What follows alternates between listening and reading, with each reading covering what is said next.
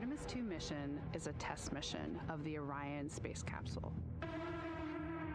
Artemis II will be the first time we put humans on this rocket. We're going back to the moon because it's the next step in our journey to Mars. We were always going to the moon. Pushing ourselves to explore is just core to who we are. That's a part of being a human. And liftoff. We shall return. Continuing to test out every bit of Orion. Coming back to Earth, 7 miles a second. When humanity sets big goals, we can bring together genius from around the world. You have the best people on planet Earth putting this vehicle together. That's what's up. To innovate for the benefit of humanity and to inspire the world through discovery. And here we go.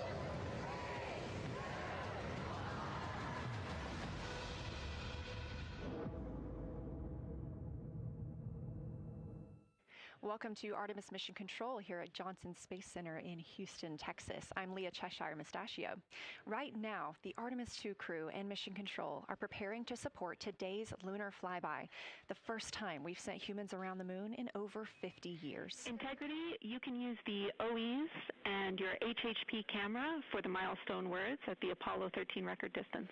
You'll notice that we pause every time we hear communications to and from the crew. They are the stars for today. This afternoon, the crew will have their closest approach of the moon and will surpass the record. That record just mentioned of the furthest humans have ever flown, set by the Apollo 13 astronauts in 1970.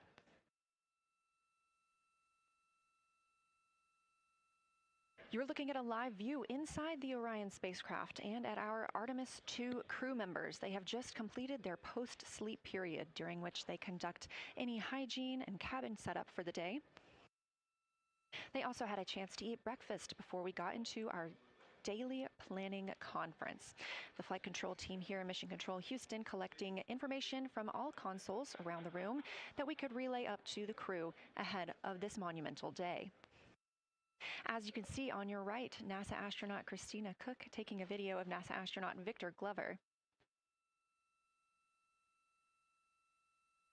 We expect to have great views of the crew throughout the day, as well as, of course, the moon.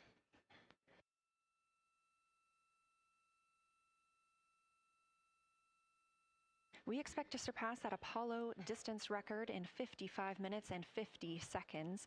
We are now looking live at a camera mounted on one of the spacecraft's solar arrays, pointed to our lunar neighbor. We are currently just 14,200 miles away from the moon and 247,672 miles away from planet Earth.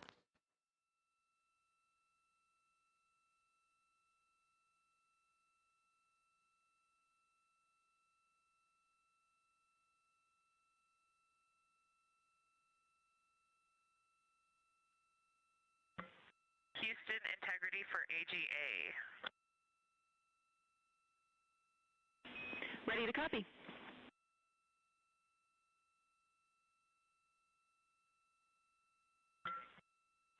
Carbon dioxide 2.3, oxygen, which has the alarm, 26.3, 73.1 degrees, 10.3 psi. And one follow-on question. We understand milestone words will be directly following the conference. Will that take the place of the PAO event, or will the PAO event still take place per the timeline?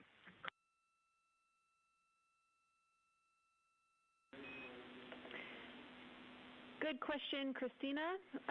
The milestone words that we exchange at the record distance at the end of the conference will take the place of the PAO timelined activity. So that'll be our moment to talk about this occasion, and after that there will be no more expected PAO words, and you can get straight into your flyby. Copy all AGA.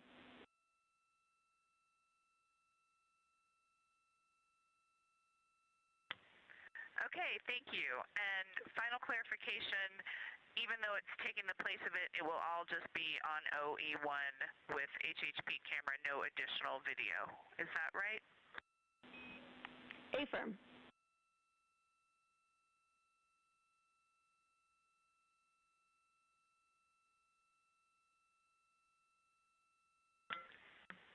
Okay, thank you. Yep, some of us had already heard that. Sorry about the second question. We appreciate it. Talk to you soon.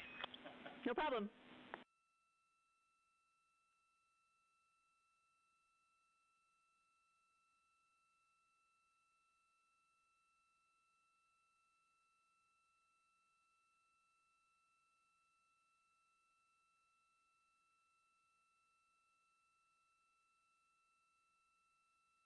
Those communications between NASA astronaut Christina Cook and Canadian Space Agency astronaut and today's Capcom, or capsule communicator, the one person here speaking with the crew right now, that is Jenny Gibbons. She is an Artemis II backup crew member here in Mission Control Houston. We are now 4 days, 18 hours, and 30 minutes into the flight of Orion for Artemis II. The Artemis II crew inside Orion lifted off atop the Space Launch System rocket on Wednesday, April 1st from NASA's Kennedy Space Center in Florida.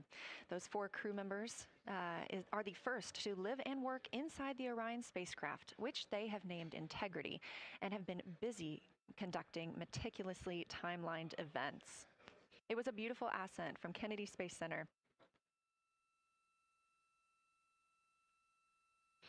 One of those early events was the proximity operations demonstration, during which NASA astronaut Victor Glover, the Artemis II pilot, manually flew Orion after having just detached from the interim cryogenic propulsion stage as if they intended to dock. This was practice for future Artemis missions, during which astronauts in Orion will dock with the lunar lander that will take them to the surface of the moon. About 24 hours after launch, 25 hours actually, Orion then conducted TLI, the translunar injection burn. This 5-minute, 50-second burn committed Orion to departing high Earth orbit and set us up for today's flyby. That translunar injection burn also served as the spacecraft's deorbit burn. It slingshots Orion around the moon and sends the crew on a free return trajectory, with splashdown approximately 7:07 p.m. Central on Friday, April 10th. Last night on Flight Day 5, the crew entered the lunar sphere of influence, the point at which the pull of the moon's gravity will become stronger than the pull of Earth's. We've also been getting some great views inside the cabin of the crew members living daily life, from working out to eating, taking photos, and making memories together. But they've also been taking some beautiful views of our home planet and of the moon, and we expect many, many more of those following today's activities.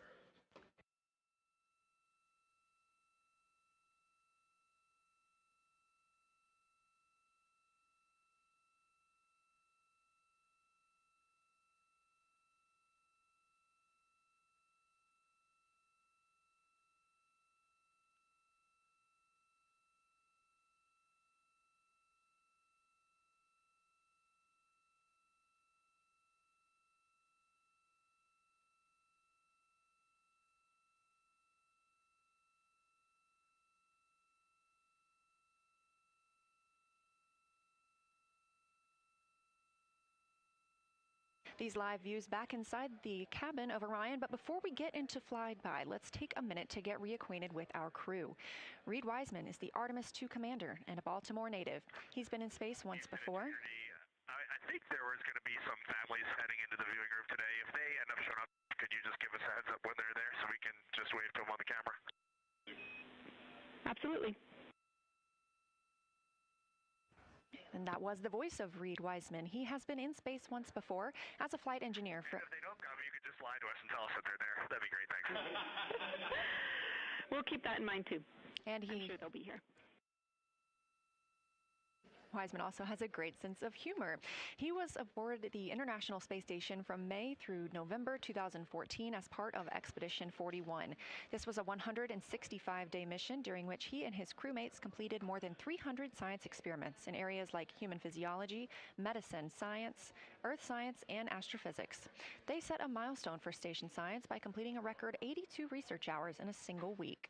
He also served as chief of NASA's astronaut office from December 2020 to November 2022, and here on Earth he has 2 daughters.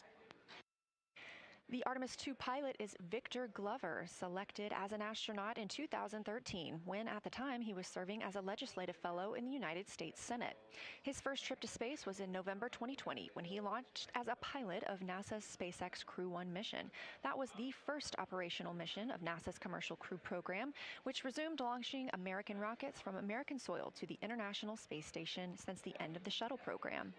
Victor is a U.S. Navy captain and naval aviator who served as a test pilot, racking up more than 3,500 flight hours in more than 40 different aircraft. He also became the first person to pilot Orion the other day when we saw the Prox Ops demonstration shortly after launch. He and his wife have 4 children. Mission Specialist Christina Cook is a native of Grand Rapids, Michigan. She was selected to the Astronaut Corps in 2013, the same class as Victor Glover. She served as flight engineer on the International Space Station from March 2019 to February 2020. During that time, Cook set a record for the longest single spaceflight by a woman with a total of 328 consecutive days in space. She also participated in the first ever all-female spacewalk with her friend and colleague, Jessica Meir, now living and working aboard the International Space Station yet again. Before becoming an astronaut, Christina helped build space science instruments and led scientific fieldwork in some of the most remote environments on the planet. Her hobbies include surfing, rock climbing, community service, yoga, travel, and photography, and she is certainly getting a chance to do that. First-time flyer, Canadian Space Agency astronaut Jeremy Hansen is flying to the moon as a mission specialist on the Artemis II mission. The London, Ontario native was selected as an astronaut in 2009. After that, he worked as Capcom at NASA's Mission Control Center here in Houston. Capcom stands for Capsule Communicator and is the single direct voice communicating with the astronauts in space. He also participated in training exercises like living on the ocean floor off the coast of Florida to simulate deep space exploration for 7 days. In 2017, he became the first Canadian to lead a NASA astronaut class, and he also enjoys getting out on a sailboat, rock climbing, and mountain biking. And he and his wife have 3 children.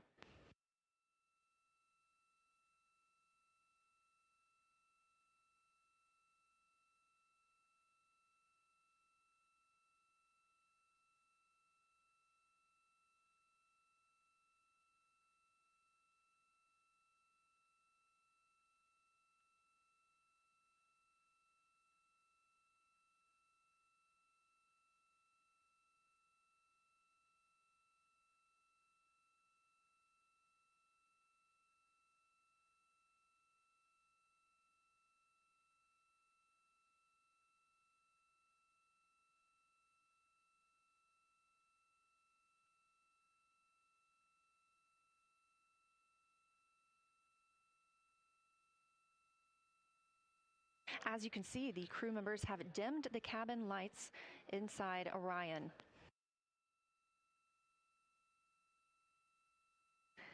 As they prepare for their lunar flyby, they'll be configuring the cabin as they'd like to have it to allow for proper positioning as they move about to and from the windows, taking photos of the moon. Dimming the lights also helps prevent reflections from inside Orion onto the windows. Ahead of this lunar flyby, let's dive in and explain what you can expect over the next several hours. The crew has about 6 hours allotted to make observations about the moon. Throughout the flyby, their activities have been precisely timelined.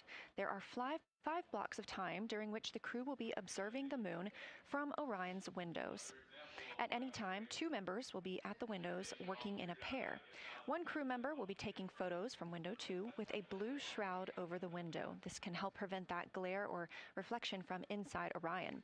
They have an 80 to 400 millimeter zoom lens to use. The other astronaut will be in window 3 using their portable computing device, you'll hear that referred to as PCD, to make annotations. Both of these crew members will make audio recordings of what they are seeing, and they'll wear headsets connected to those PCDs. Those audio recordings will be sent to the science team at a later date. We will not hear them live. The 2 crew members at the windows will swap roles and positions halfway through their timelined block. The other 2 crew members who won't be at the windows at that time will be serving in the background as support. One will be conducting the science sit reps, or situation reports. This is what we will hear live from the crew. They'll be calling down a few times each hour to discuss what they are observing. Those situation reports include how the crew is positioned, any missed targets, or anything unexpected they saw, lunar target descriptions, any hardware issues, and of course, their emotions and reactions as they fly by the moon. The other support crew member will take pictures of the astronauts at the windows and serve as camera support, providing new SD cards when needed. There's a 15-minute time frame between each observation block, during which the two support members switch places with the crew making observations.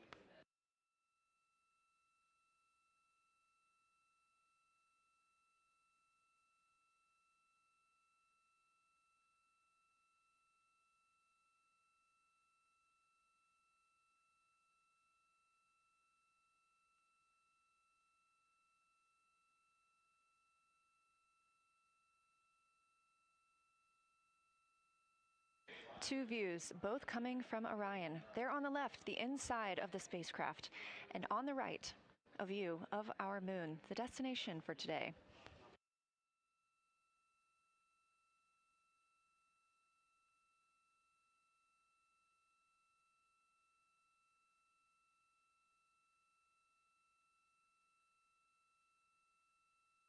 During the lunar flyby today, Orion will provide astronauts with a full disk view of the lunar surface. They'll have a higher vantage point, much farther than Apollo's lunar orbits on average. And these astronauts can observe both holes and large-scale geologic features in a single view.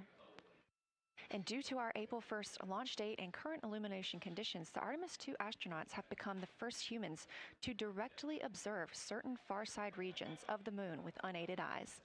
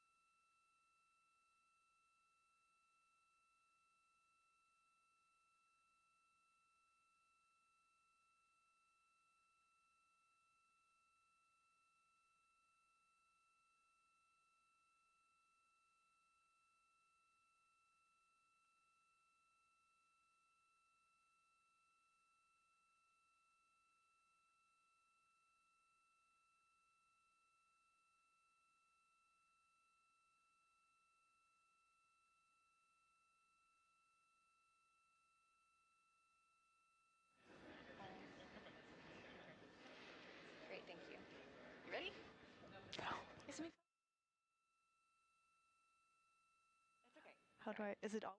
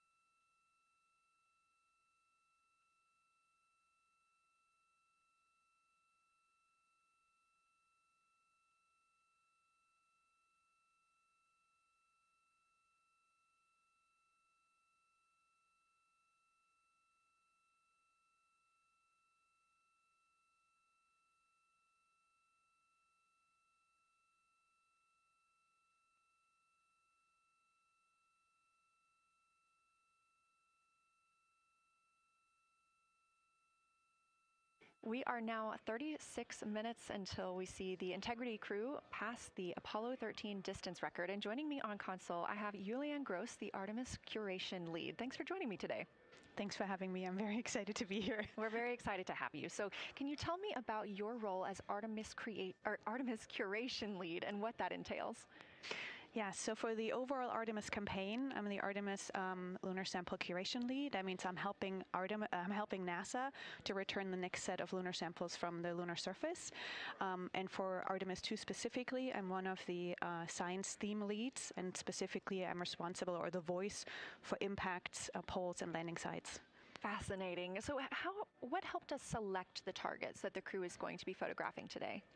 So we had a plan coming in where we basically made a list of all the available targets during the April launch window, because before you launch, we wouldn't exactly be sure which targets would be visible.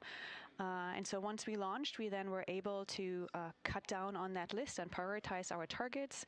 And the 5 theme leads came together and really discussed and talked through which the long lens configured for Lunar Flyby. Which targets we could then see and prioritize. And so that made it into our plan. We worked then with timeline to make sure that all the targets are visible. Some targets are time dependent, like Earthset or Earthrise, and some targets will rotate out of view when Integrity starts going around the moon.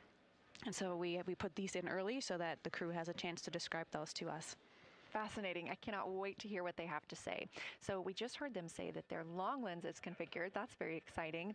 And for us, when we look at the moon from Earth, what features are we seeing that the crew will also fly by today?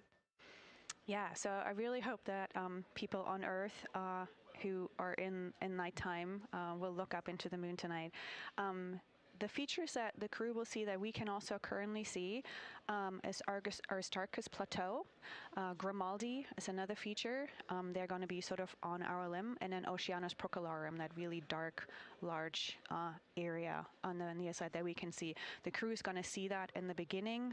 The more they fly around, the less of that they will see. So those are targets we will hear them describe early on in the flyby.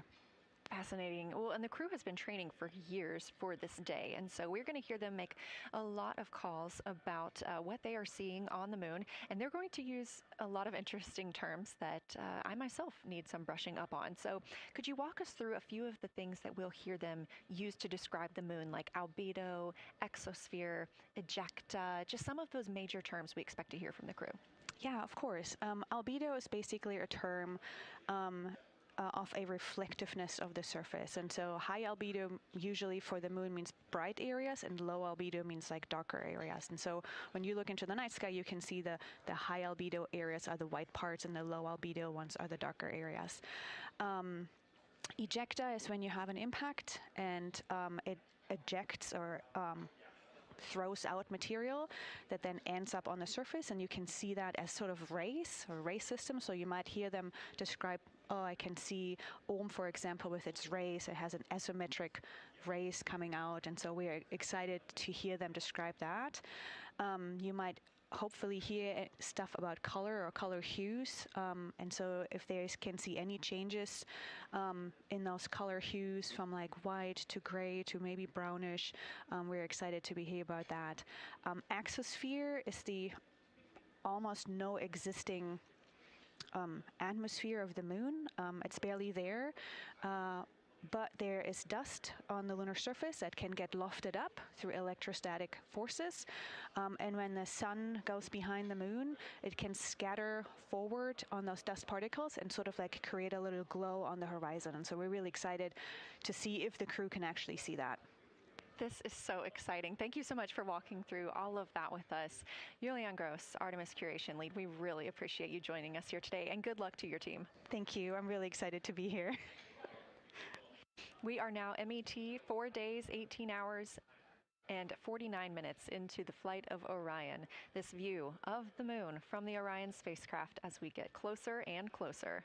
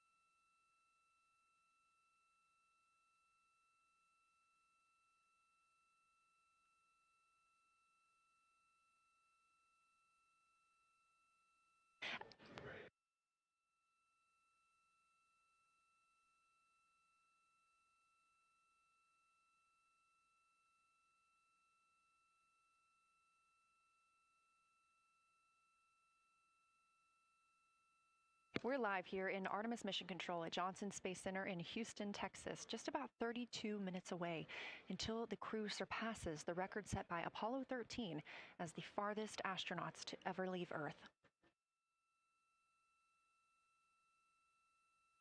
This view coming from a camera mounted on the tip of one of Orion's 4 solar arrays. Each array has a camera on its tip, and so we anticipate getting views throughout the lunar flyby.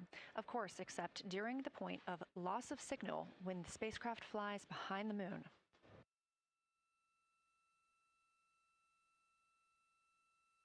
Inside the cabin, the crew are configuring the inside of Orion for today's flyby, making sure they have everything just where they want it to help them take the pictures that they are aiming for the science team here on the ground. Coming up in just a few minutes, we will have a pre-lunar flyby conference. During that Lunar Flyby Science Crew Conference, our science officer here on console, Kelsey Young, will be speaking directly with the crew members about their targets, about their goals for today, what they expect to see, and what we are hoping to hear from them.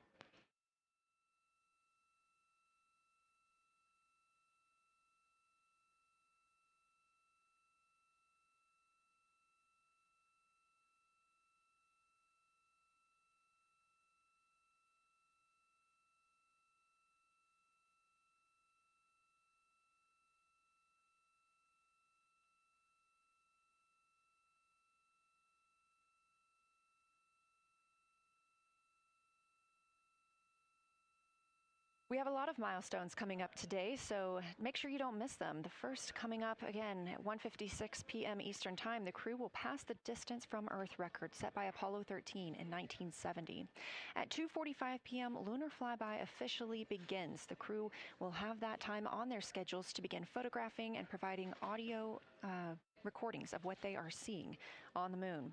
At 7:02 p.m., Orion will make its closest approach to the moon, approximately 4,070 miles away. Of course, all of these numbers are going to have to be confirmed following the flyby. These are estimates, and we are working with orbital mechanics. At 7:07 p.m., Orion reaches its maximum distance from Earth, approximately 252,760 miles away from us all. At 8:35 p.m., the spacecraft will enter a solar eclipse. The crew will become the first to see a solar eclipse from the moon.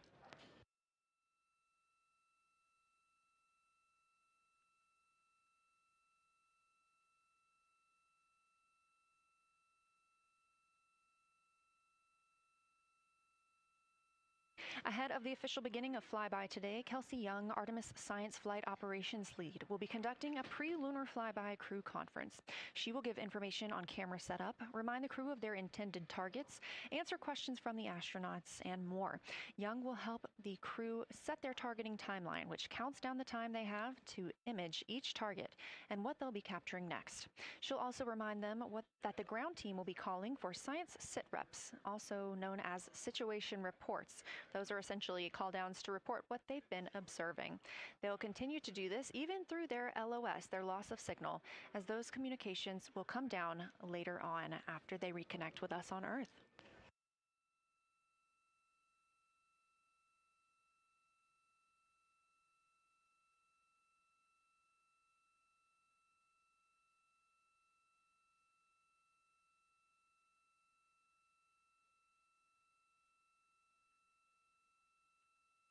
This view in the cabin, you can see the crew members are already using their cameras, getting set up, and they have dimmed the cabin lights to allow them better visibility outside of the windows and fewer reflections. Now, 28 minutes until they become the humans to travel farthest from our planet.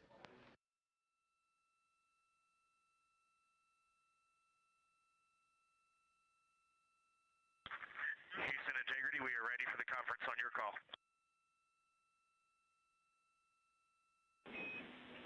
Houston is ready for the conference, passing you over to Science.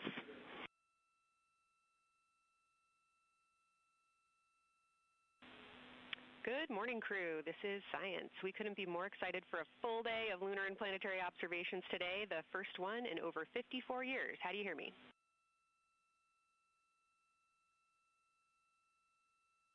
We hear you loud and clear, and Kelsey, you just got to know you're pulling us away from the moon right now, so let's go. Message received. I will keep it tight here. I did just want to start with a thank you on behalf of the Lunar Science team and the entire lunar and planetary science community, of which you are absolutely a part, for what you've already done in this mission and what you're going to do today to inspire the next generation of scientists. I have to say Moonjoy is the new term that's already become our team's new motto, so thanks for that. In this conference, we'll cover hardware and config reminders, and then I'll just briefly, as you said, cover today's science plan. I'm assuming you already have your LTPs up. Confirm that, and I'll jump quickly into the cabin config reminders.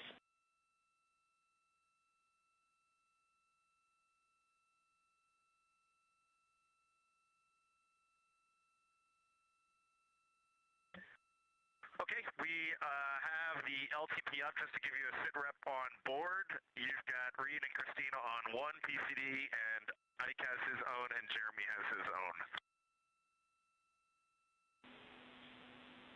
Copy that. That was going to be one of my questions for you, and I'll ask a question back. Is that the config that you and Christina plan to carry throughout the day for PCD use?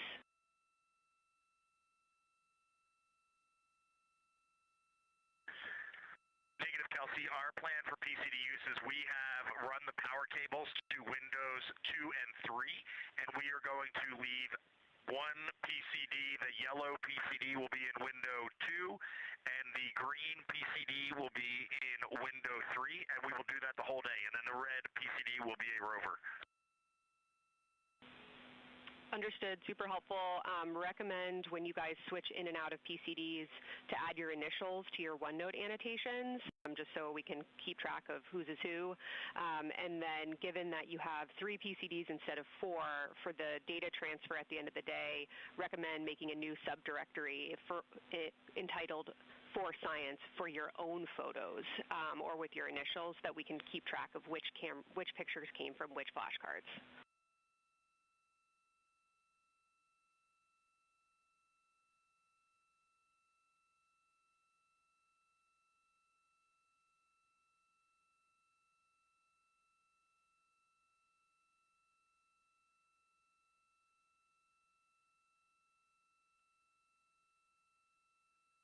This view. So, Kelsey, I just want to here's what we're doing. We have community cards in all cameras on board, and then when each astronaut approaches their camera, the intent is they will put their card into that camera for photos and then put the community card back in at the end of the session. But just know it is harder to manage cards than we thought, and we don't want to miss science, so it might end up a bit more disorganized.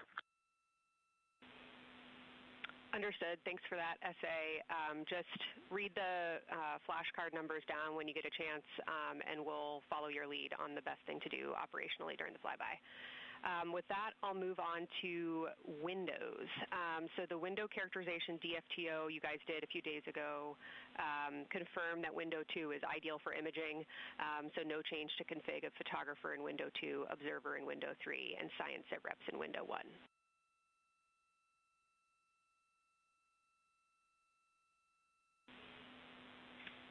Coming up on the handover. Be back. Hang on, Kelsey. The way we have it configured, tell us if this is going to be wrong. Window 2 is the long lens with a shroud. Window. As you heard, Science Officer called to the crew. We are now in a handover time period. We will regain communications with the crew very shortly. These are tracked, and we are currently on the Deep Space Network. This is the first time humans have used the Deep Space Network in over 50 years, given that we currently use the Tracking Data Relay satellite systems for the International Space Station.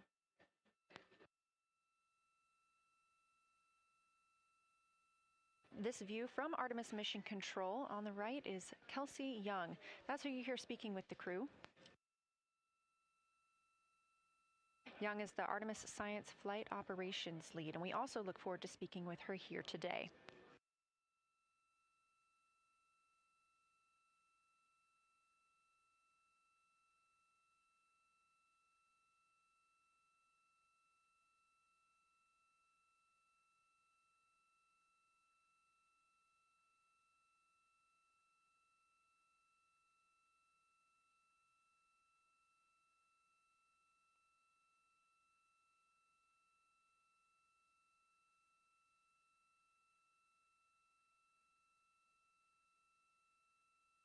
Again, we are just about 22 minutes until we reach the Apollo record. We are in a handover of satellites with the crew aboard Orion.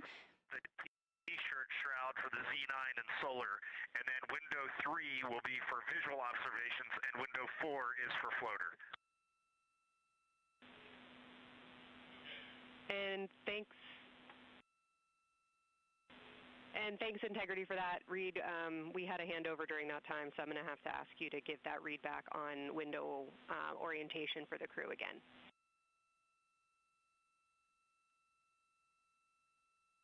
Okay, we are happy to change it, but the way we have it configured right now is window 1 has a T-shirt shroud for the Z9 for solar. Window 2 has the shroud for the long lens for both lunar and solar. Window 3 is for visual observations. Window 4 is for floater. And then the docking hatch window has had a great view, so we've done a lot of mapping through that as well. All right, copy all, Reed. A note just on the window 1 T-shirt shroud that you can remove that for the lunar observation block if you want to, if you want that extra view for another floater, but defer to you guys on that. You are go to use the full 400 millimeter zoom on the long lens, but where possible, try to keep the end of the lens flush with the window to prevent imaging through the multiple window panes at an angle. And if you have to take an image at an angle, recommend you limit the max focal length to 200 millimeters or simply acquire the images at multiple focal lengths. Last imaging update as a result of the DFTO is that if you can take the images out of the left side of window 2 where possible, that is the best half the window. Understand that might not be possible with the shroud. Any other imaging questions from you?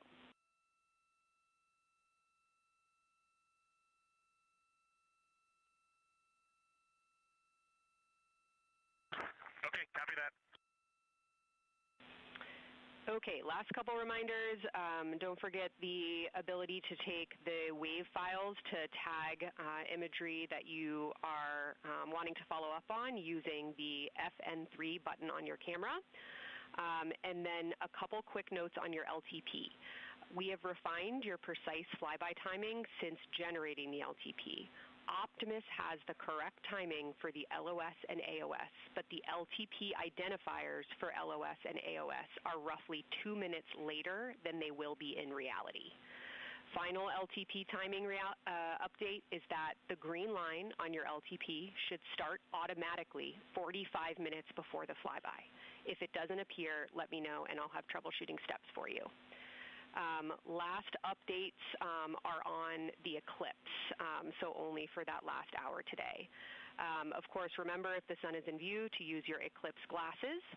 And reminder that we will have a few activities for you prior to the eclipse to reconfigure all 3 cameras for corona and deep sky observations. These activities, some of which will occur during the forward link LOS, so we wanted to flag it for you now. Any questions before I cover the last 2 reminders?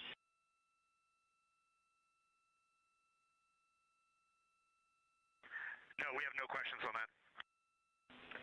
Last couple eclipse reminders, the sunset period and the first roughly 23 minutes of the eclipse will fall during that forward link LOS, but we'll still have a return link and we're still looking forward to your science sit reps and observations during that time.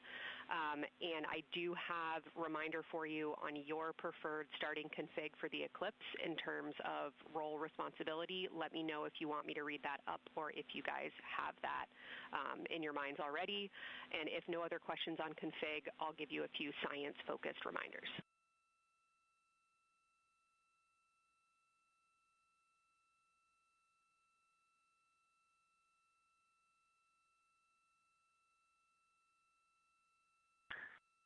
Give us a quick high level, but we see it in Optimus, and I think we got it squared away. But give us your quick Kelsey high level. Okay. A couple changes from the first LTP you studied is that Glushko is the only feature that the same pair will view twice. That's Reed and Jeremy. That's why that's the only target you see that is marked as 1 of 1 and 2 one of two and two of two. So OM and Oriental are in there twice, but they're by different pairs, which is why you don't see them marked accordingly. A note from feedback on your observations so far over the last couple days, a reminder that if you note structure and texture as well as color and albedo, please note any correlation between the two, and also a reminder that negative observations are still valuable science. So a lack of color or a lack of structure associated with color is also valuable. A reminder also that your observations so far indicate it will likely take some time for your eyes to adjust. We especially heard that around your terminator observations and your color observations. So reminder to know that your eye adaptation is going to kind of come in throughout your shift, and let us know when you start to see that nuance. Last reminder is around Earthset and Earthrise. When you're viewing us back here at home, you'll be looking directly at Asia, Africa, and Oceania. So I'm sure people watching from those places here on Earth will want to give you all a wave as you take their picture. Any other questions for me?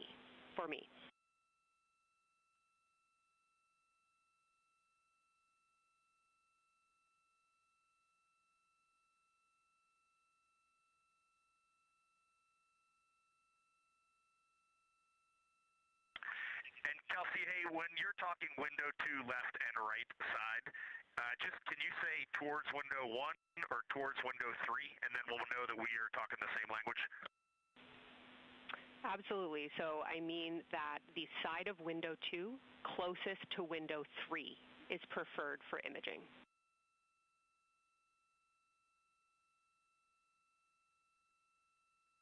Okay, the side of window 2 closest to window 3 is preferred for recording. Stand by, we'll talk to the crew.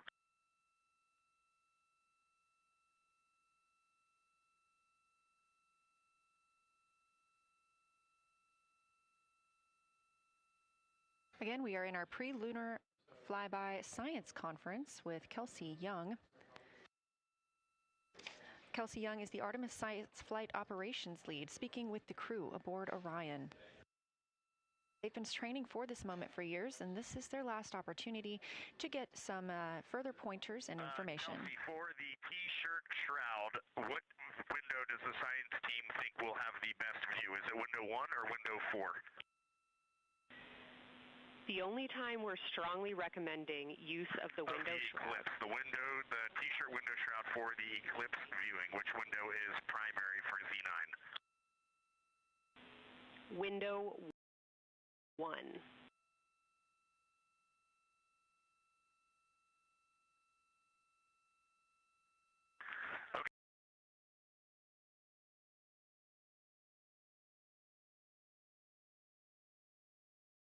Okay, awesome. So we have got that all set up. And just to be 100% sure, window 1 is the most port window by the food warmer. Window 2 is right in front of seat 1.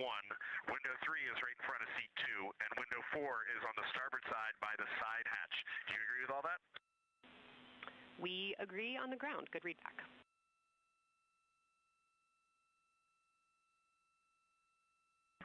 Okay, that's awesome. Kelsey, we're going to close with happy words. It's just incredible. I wish you were up here to see all the smiling faces, to hear all these terminologies being thrown around, and we are just fired up to get started on this day. Let me pass the mic around if anybody has anything to add. Kelsey, it's so great to hear your voice on the loops. I just want to channel everything that you guys are probably feeling right through my eyes and heart. It is awesome to see the side of the moon. You guys made us excited for this day, and we couldn't appreciate it anymore. And we are ready to hopefully deliver on all the awesome training you guys have provided. I'll just add, Kelsey, it is blowing my mind what you can see with the naked eye on the moon right now. It's just unbelievable. Kelsey, and to the whole Lunar Science team, all of you, all the work you put into this, we're just grateful. Can't wait to get going. And thank you for the tipper, for Carol Crater, and for Integrity. We can see them, and we've imaged them, and can even see with the naked eye. Quite impressive. Thank you so much. Beautiful words, you guys. Thanks so much. And I got video of the science team right now, and they are all absolutely buzzing. Looking forward to today.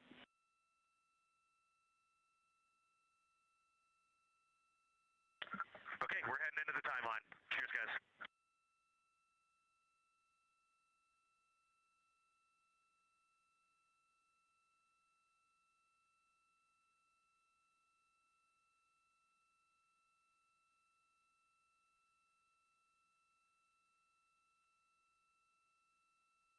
of the Pre-Lunar Flyby Science Conference with Dr. Kelsey Young.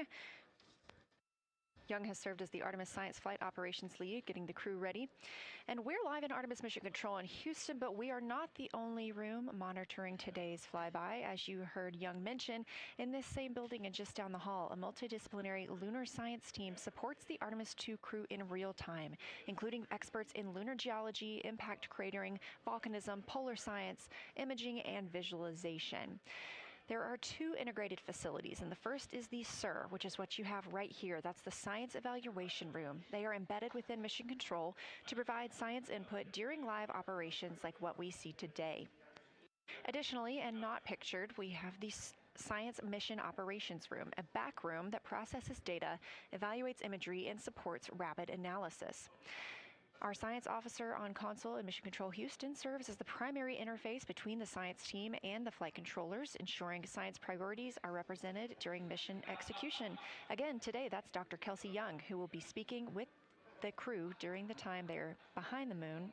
We will be speaking with her once the crew is behind the moon and out of communication with Earth.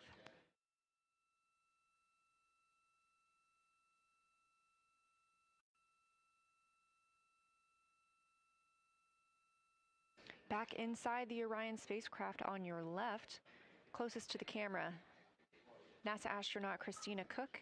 To her left, NASA astronaut Reed Wiseman. To his left, Canadian Space Agency astronaut Jeremy Hansen. And all the way in the back, NASA astronaut Victor Glover, our Artemis II crew.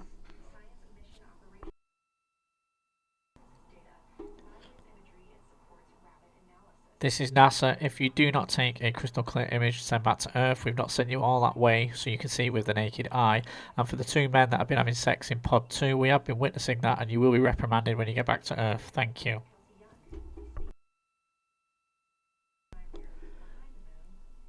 You have exactly 10 minutes to send a real good image back to Earth to prove that the moon isn't flat, or we're going to dump you out into space like a Vindaloo on a Friday night. Thank you.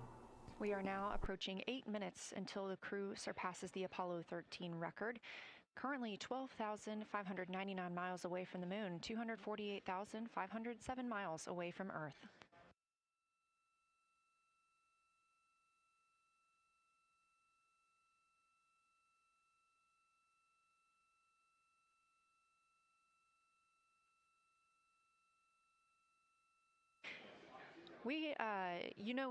You may also hear the Orion spacecraft referred to today as Integrity.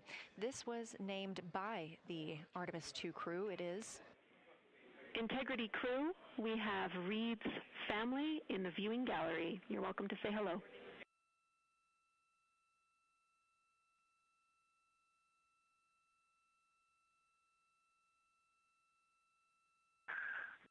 Well, whether you're being serious or you're kidding around, that is awesome to hear. Thanks, Jenny. And hello to Ellie and Katie. I don't know who else is there, but it's great to know that you're in mission control right now, following along. We are having a blast up here, and the view of the moon is absolutely amazing.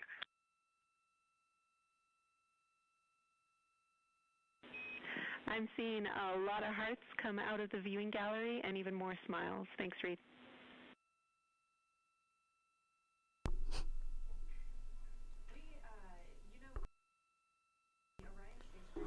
You'll be seeing your ass go out the viewing gallery if you do not send an image back very soon. Copy Goodbye. heart, copy bracelet.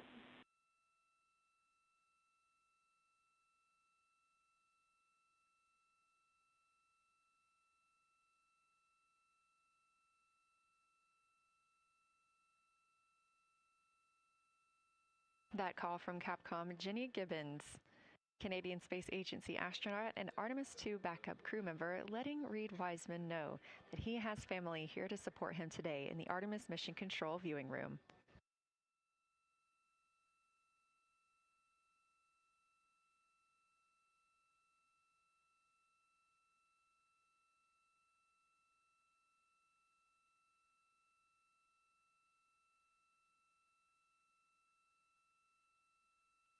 As I was mentioning, we have the Orion spacecraft flying today. However, the Artemis crew members named their Orion spacecraft Integrity, so you will hear calls to this entire crew with the name Integrity. They say that the name Integrity embodies the foundation of trust, respect, candor, and humility across the crew and the many engineers, technicians, scientists, planners, and dreamers required for mission success.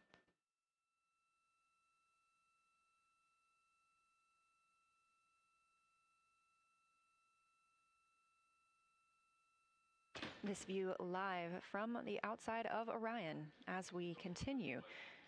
Preparing for our lunar flyby, now less than 5 minutes from surpassing the record set by Apollo 13 astronauts for the farthest humans to travel from Earth. This will not be the farthest that Integrity travels today. They will continue until they reach approximately a distance of 252,760 miles. That would be about 4,105 miles farther than Apollo 13. However, these numbers are our targets, and we will get confirmation on those numbers as soon as we possibly can and share them with you all.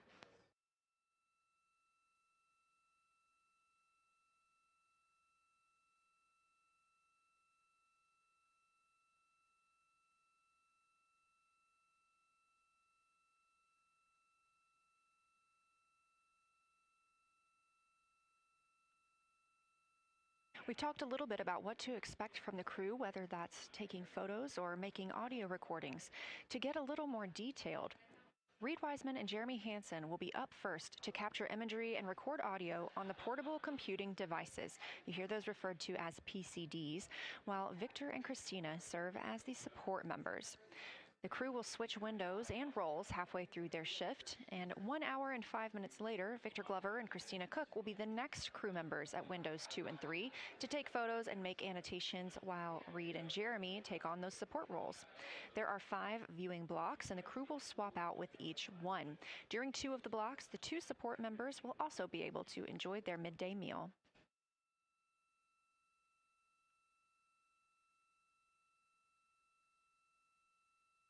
At least 3 times per block is a science sit rep. Again, situational report. This is partially an operational status, reporting back if they missed any targets or gotten any specific ones, if they have issues with their camera or any other operational items.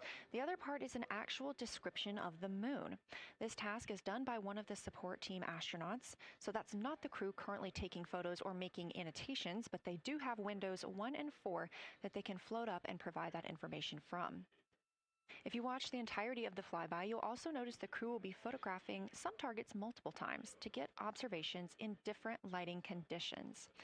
This is due to Orion changing their location throughout the flyby.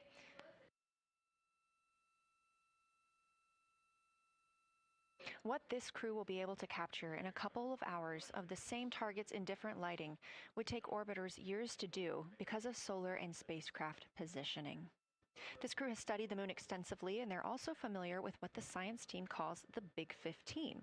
These are 15 features that they've memorized, so at any time, they'll be able to see 5 of those and help orient themselves and where they are around the moon. Those targets are diverse and complex in their geologic history, and observations of them could help answer some big picture science questions.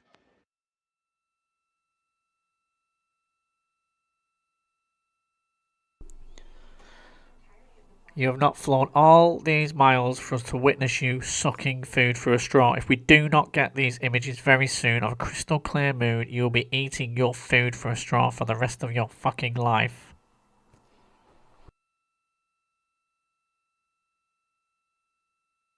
If you've been following the mission, you can see that the configuration of the cabin is a little bit different than what it looked like on launch day.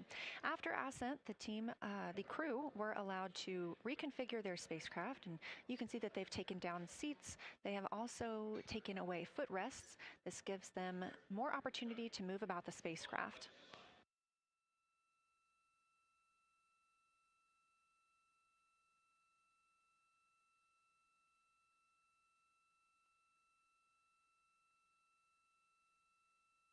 Orion itself has 330 cubic feet of habitable volume. That's about the size of 2 minivans and is 60% more cubic volume than the Apollo spacecraft. We are standing by for the Integrity crew aboard Orion to surpass the Apollo 13 record.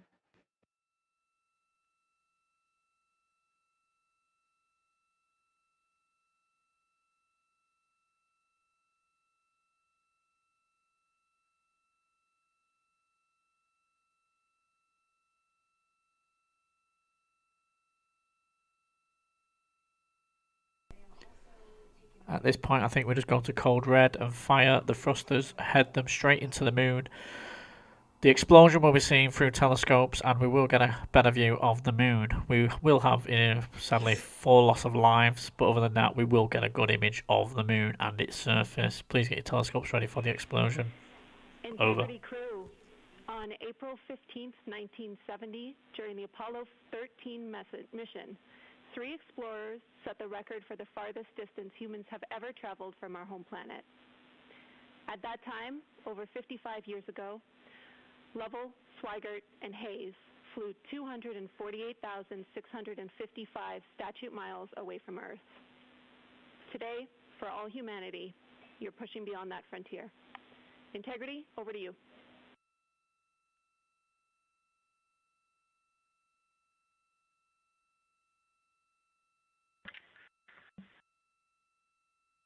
From the cabin of Integrity here, as we surpass the furthest distance humans have ever traveled from planet Earth, we do so in honoring the extraordinary efforts and feats of our predecessors in human space exploration.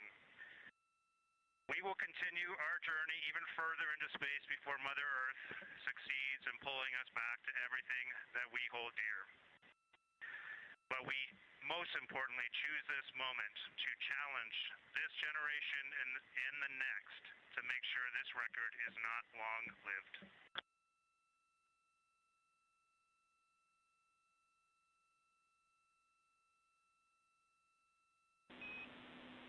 Thank you, Integrity, and congratulations to you and the rest of the Artemis II team.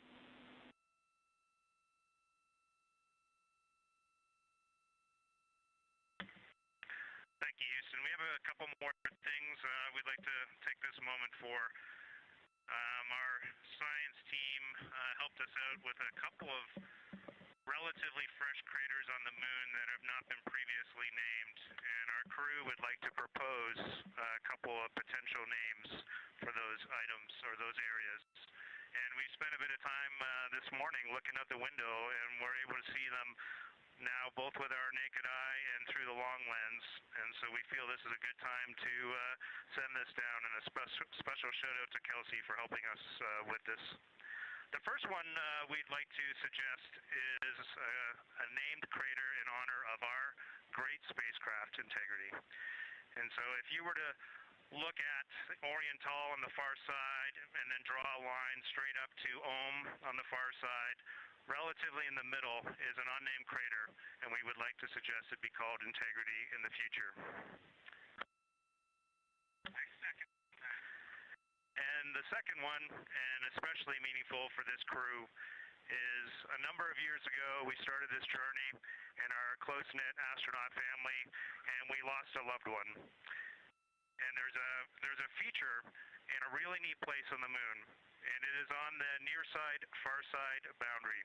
In fact, it's just on the near side of that boundary, and so at certain times of the moon's transit around Earth, we will be able to see this from Earth. And so we lost a loved one. Her name was Carol, the spouse of Reed, the mother of Katie and Ellie. And if you want to find this one, you look at Glushko, and it's just to the northwest of that, at the same latitude as Ohm, and it's a bright spot on the moon. And we would like to call it Carol, and you spell that C-A-R-R-O-L-L.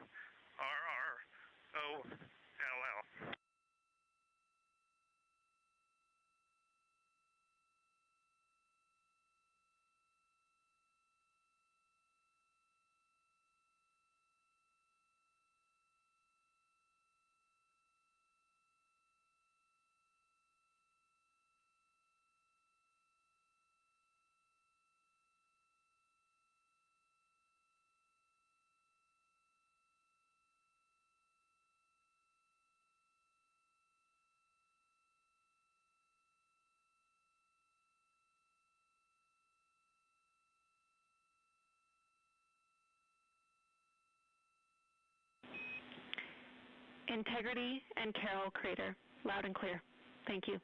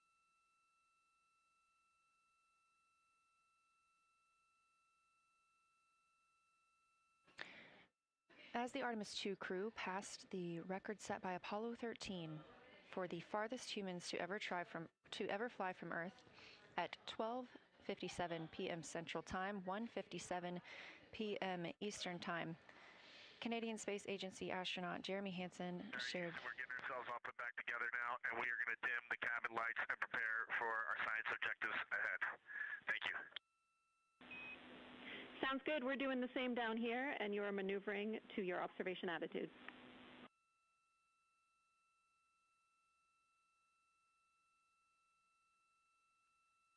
As we pass that Apollo 13 record of the furthest humans to ever fly from Earth at 12:57 p.m. Central Time, 1:57 p.m. Eastern Time, the Artemis II crew shared some poignant words, specifically Canadian Space Agency astronaut Jeremy Hansen. The crew also called down 2 craters not yet named that they would like to name. One, Integrity, in honor of their spacecraft, which they have named. That's near the Ohm crater. Another near Glushko, which is a bright spot, named Carroll, in memory of Reed Wiseman's wife.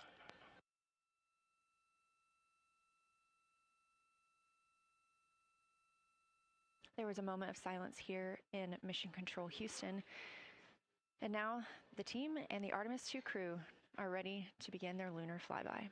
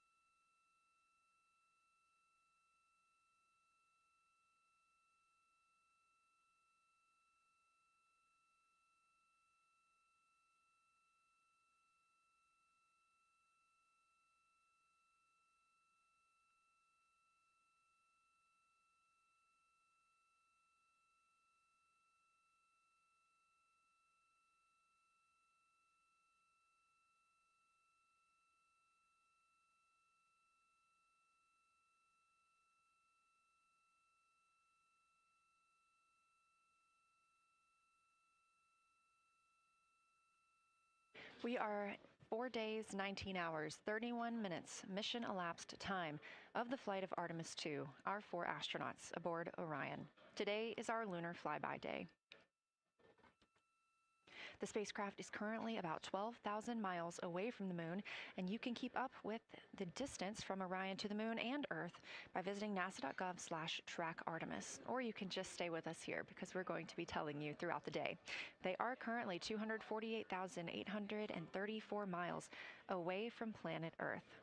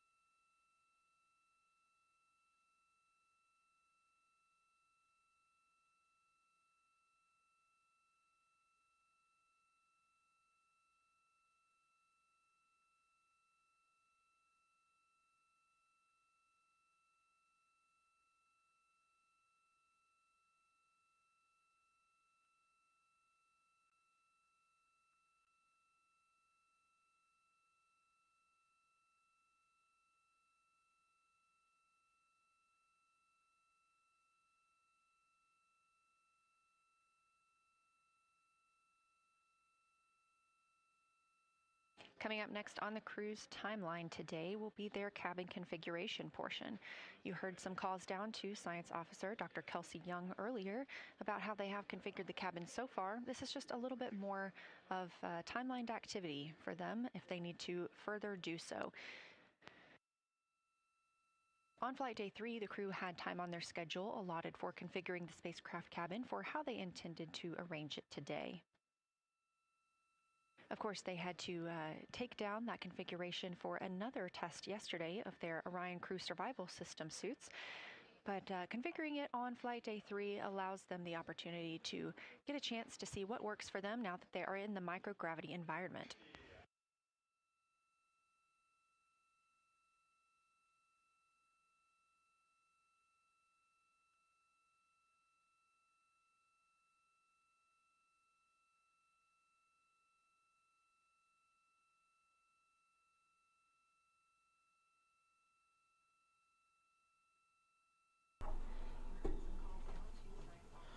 This is Houston. This is fucking shit. I quit.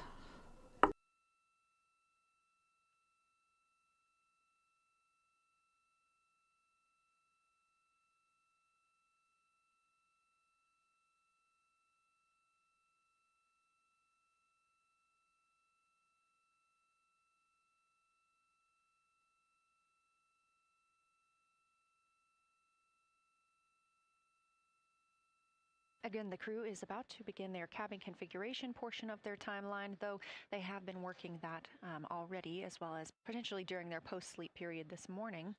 The official Lunar Flyby observations are slated to begin in just about 40 minutes.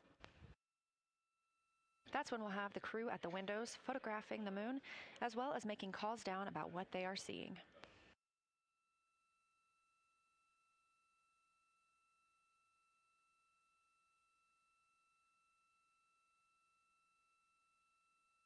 Again, we are live here in Artemis Mission Control for the duration of the flyby.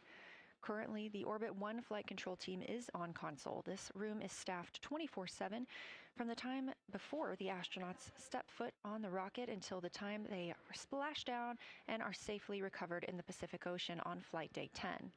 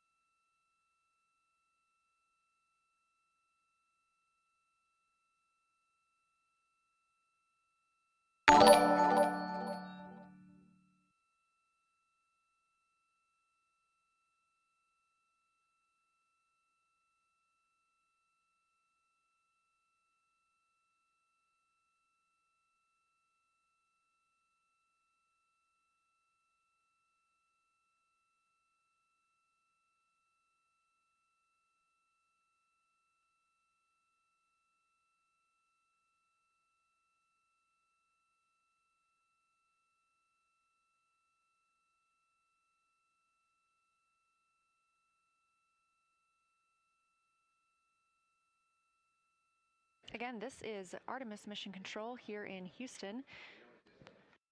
We are now 11,777 miles away from the moon. We did pass the Apollo 13 record of farthest humans away from Earth at 12:57 p.m. Central Time, 1:57 p.m. Eastern Time. That distance, 248,655 statute miles from the Earth, continuing to be exceeded by the crew. They will reach their farthest distance from the Earth around 6:07 p.m. Central Time. At that time, they will be in an LOS, or a loss of signal, with us on Earth, as they'll be flying behind the moon.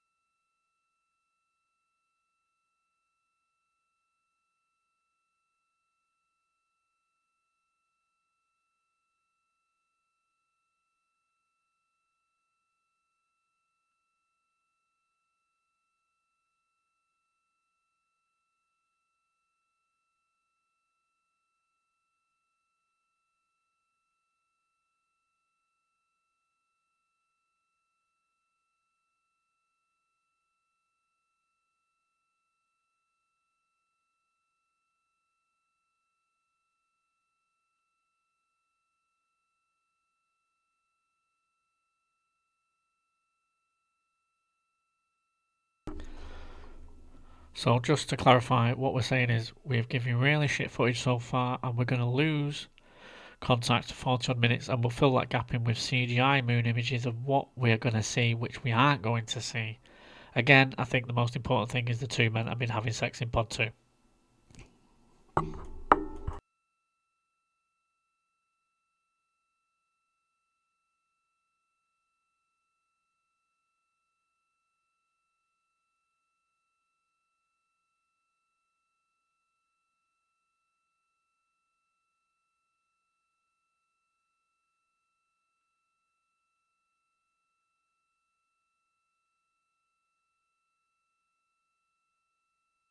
As the crew gets into their cabin configuration preparations, we are joined by Dr. Sarah Noble, the Artemis Lunar Science Lead. Thanks for joining us here today. Yeah, it's quite a day. Yeah, we are very excited. I can only imagine how you guys are doing over there. So tell me a little bit about yourself and what your role is for Artemis II. Sure. So I'm the Artemis Lunar Science Lead, so over the entire campaign, and my job is basically to make sure that as we have this big adventure back to the moon, we actually learn new things about the moon. Fascinating. So why is the moon such an important destination today? Yeah, so the moon is a pretty amazing place. It is a great place to learn about basic fundamental processes that happen on like all the planets, like cratering and volcanology. And also it is, part of our Earth-Moon system. And, the Earth recycles its rocks pretty well, right, through plate tectonics and weathering and whatever. Most of the rocks on the Earth are geologically young. But on the moon, we have the entire record that goes back 4.5 billion years since we formed. And so if we really want to learn about what was happening in that period, like the moon is really the only place we can go. We're also thinking about going back to the moon, and we want to go to the lunar South Pole. So what makes that such an interesting destination? Yeah, the South Pole is cool, right? It's far away from the places we went during Apollo. It's different kinds of rocks there, some of the oldest rocks on the moon. It's also a place where we think there might be resources like water.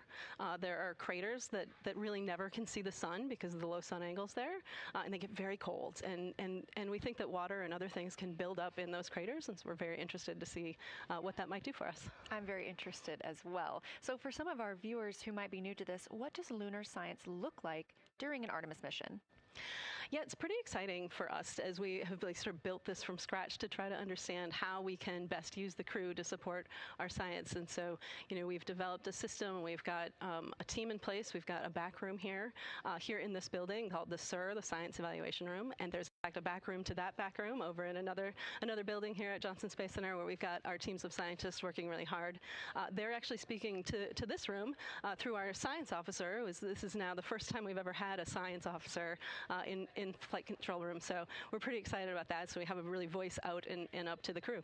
I know, it's been so exciting to hear Dr. Kelsey Young speaking directly with the crew today, now so close to the moon. And we have a live view here of the science operation, or the science evaluation room. So this is where the majority of your team is today. Is that right? Yeah, that's right. This is a big chunk of our scientists. You can see them in there now working hard, trying to get ready for the day. And then again, there's a second room where we have a lot of our data folks, where the data will first come down and they'll sort of sift through the data and get it ready for this team to take. What's the mood like right now in the SIR? It is, I would say, giddy. I think we've worked very hard for this. They have done simulation after simulation. They have worked really hard over the last couple of years to get ready for this moment. And I think everybody's just really excited to see. Even already we've had some descriptions from the crew coming down, and it's so great to see their joy and our joy, our love for the moon come through. Yes, we are in for a real treat today if it's been anything like their observations the past couple of days. So how are the lunar science teams using this test flight to prepare for future missions to the moon? Yeah, absolutely. This is the way that we are building our foundation for the future, from everything from, how do you train a crew to be a geologist, right? And so, working through that, getting them classroom training, field training, building the science team, building these physical rooms that we are in, designing the software that the teams are using, and then, figuring out what happens to that data. They're going to take this data and it's going to... Oh, just shut up. Imagine going all that way to the moon and that's the image we've got so far. I hope it gets better. I hope they're going to tease us with something miles better. Like, this is dog shit. Like, I'm not impressed. I'm fuming. They've got UFOs, for fuck's sake. Who can blame them? It's a pretty They're great playing flight. us. One more question for you. How does the science that we're doing on Artemis help support long-term exploration and including our sustained presence on the moon? Yeah, you know what? We have a saying in the Science Mission Directorate that science enables exploration and exploration enables science, right? So you need the scientists because we are the ones who are the experts in, landing site and doing analysis of landing site and making sure we can find a good place to land, to understanding the properties of the soil so we can, design our systems to manage that, understanding the radiation environment, keeping our astronauts safe, all of these things, right? But, in return, you provide us with opportunities where now we're going to be able to collect this data and collect samples and deploy our instruments and all of that. So it's a symbiotic relationship. That makes perfect sense. Well, Dr. Sarah Noble, Artemis Lunar Science Lead, thank you so much for joining us here today. Best of luck to you and your team, and I hope that you get to enjoy today too. Thank you so much. We are now getting closer and closer to our lunar neighbor. This live view coming from the Orion spacecraft and a camera mounted on one of its solar array wings.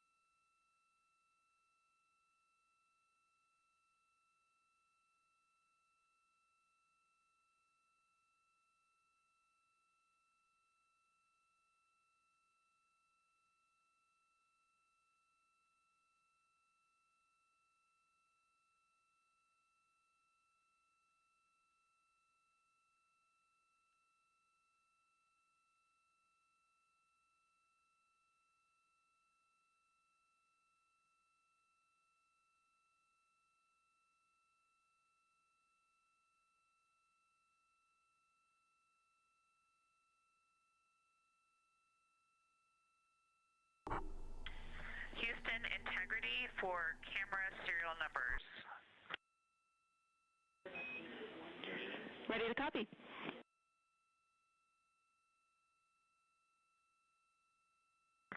Hey, Jenny, these are card numbers for the various positions.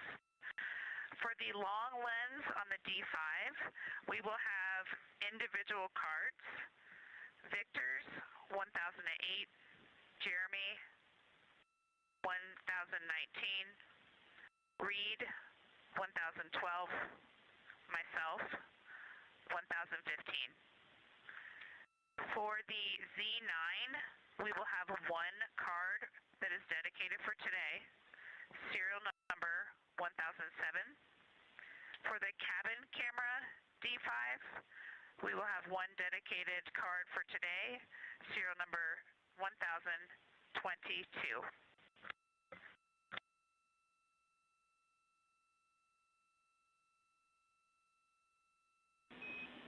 All right, Christina, we copy all. Thank you.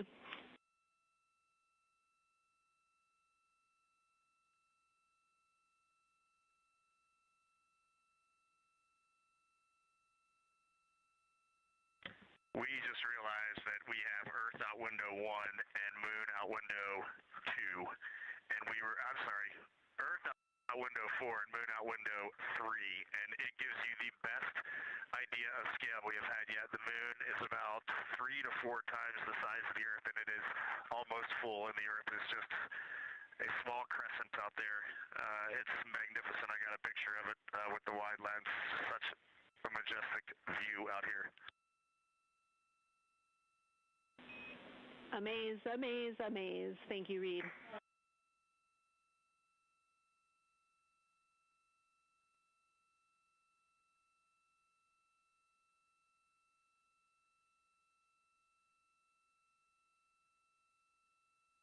Those are some of the communications we're excited most about today. Commander Reed Wiseman calling down their view right now. Obviously a little bit different than what we can see from the solar array camera. They are looking through the windows of the Orion spacecraft, able to see at the same time Earth and the Moon. You also heard NASA astronaut Christina Cook calling down some of the cameras that they will be using today. The crew is in that cabin configuration portion, and we expect the Lunar Flyby observation period to start in just about 20 minutes.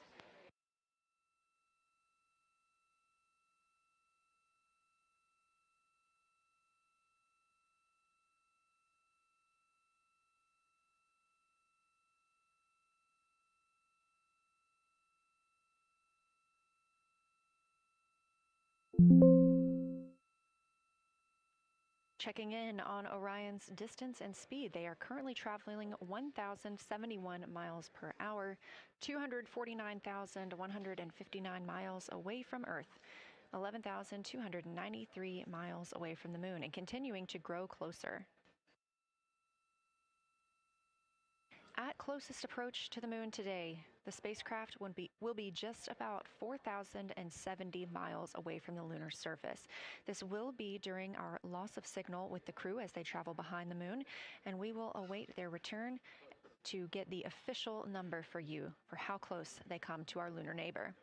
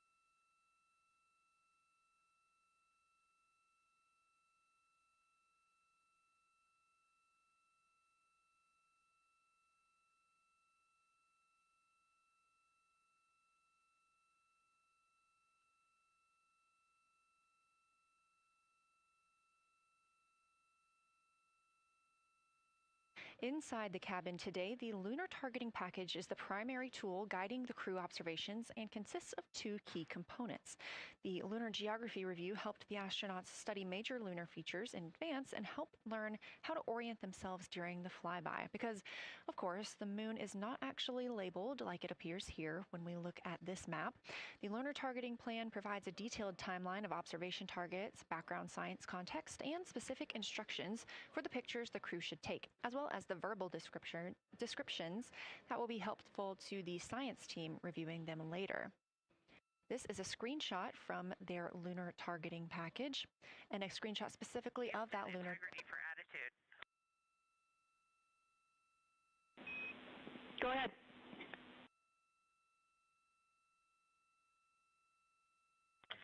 Hey, Jenny. Understanding we are in final attitude now for the Lunar Flyby. Would it be possible to pitch the vehicle down 5 degrees? That would allow us to get the D5 long lens flush and have the least amount of window distortion. We're checking. That call from Christina Cook, NASA astronaut and mission specialist on Artemis II. Copy. The Orion spacecraft is positioned in a specific attitude to allow the crew to best see the moon outside of their windows today for this imaging opportunity. That call was a request for a potential attitude shift just slightly, another 5 degrees, to give them a better view and to give them a better opportunity to use their long lens camera. They'll also be using that lunar targeting package we were discussing. I am following along with that real time, so I'll be able to share with you exactly what targets the crew is looking at and when. They also trained with a lunar science passport. It's a little reference guide used on Earth to reinforce recognition of key lunar features. It is not on the flight, but it was a significant study tool for the crew to get them ready for launch. The apparent size of the moon will change throughout the flyby, and it'll appear roughly like a basketball held at arm's length at the crew's closest approach. That reinforces the need for careful planning and practiced observation techniques.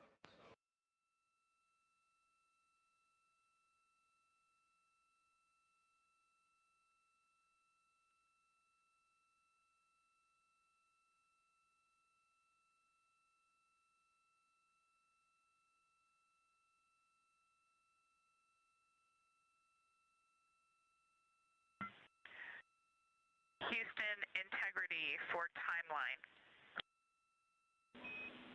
Go ahead.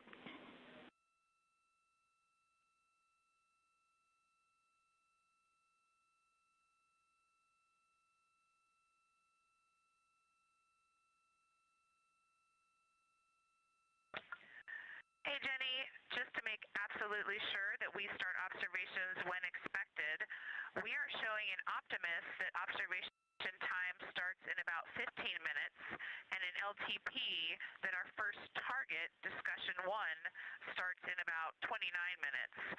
Can you confirm you'd like us to start discussion 1 in 29 minutes at 1900 GMT?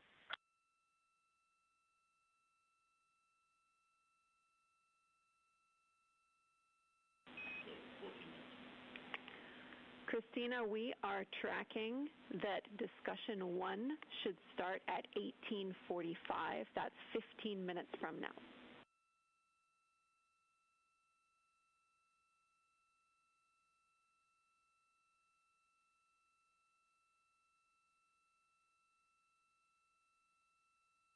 Okay, copy all. It may be a granularity issue with LTP, but understand that we start that observation in 15 minutes, and I bet when we get there, the green line in LTP will match the start of the white band for discussion 1.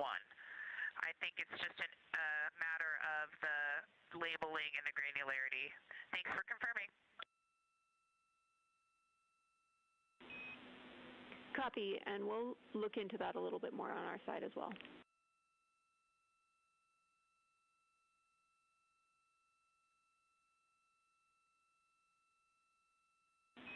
Christina, can you verify for us that your green line is moving on the timeline page of your LTP?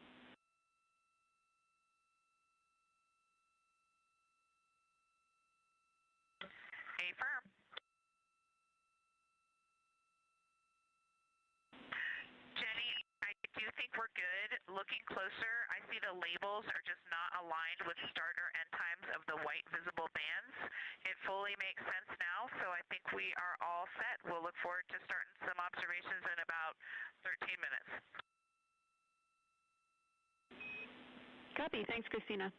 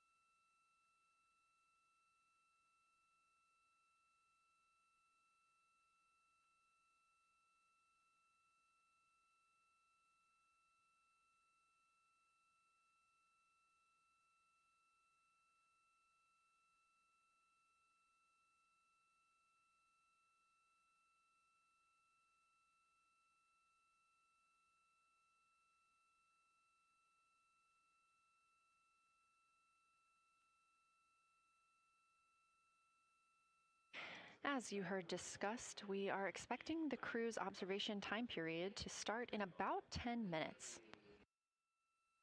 First, they'll be conducting a warm-up, warming up to their science observations of the moon.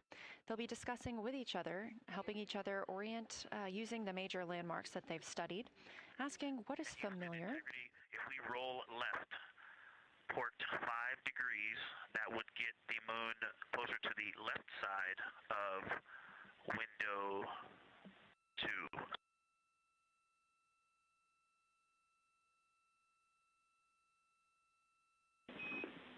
Copy, Victor. We'd like to know if it's pitch and roll or one or the other.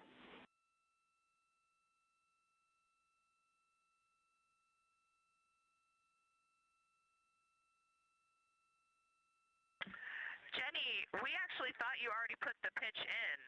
Had the pitch been put in already? No, we need a little while longer to talk about it.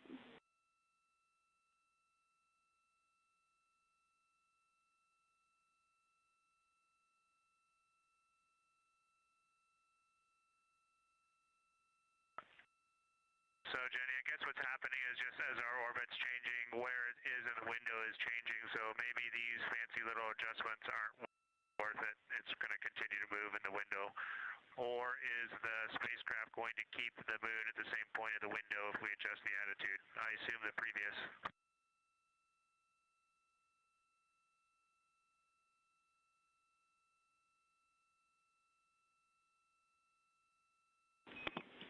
Right now, we are pointing the center of the window to the center of the moon with 2 degrees of deadband.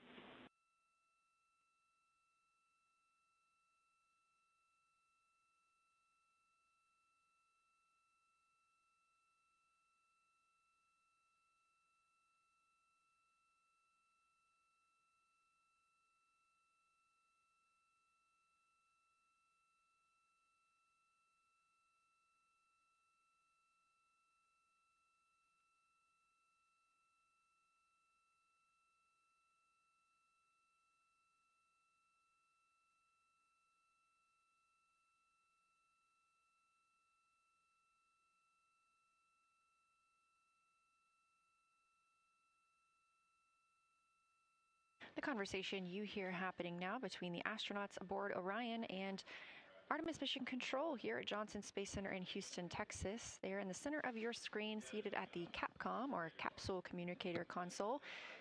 That's Jenny Gibbons, Canadian Space Agency astronaut and Artemis II backup. She was also the lead CAPCOM for Expedition 63 aboard the International Space Station.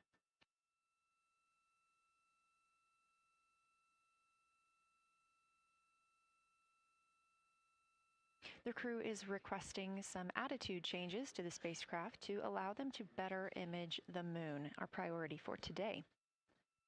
Of course, those have to be discussed on the ground before they are put into work aboard the spacecraft, so the team is taking some time to do so. You also heard Gibbons reference that we are in two dead bands. Dead bands are essentially keeping us in the lane in which we're traveling. If you're familiar with lane assist in your car, very similar in this case.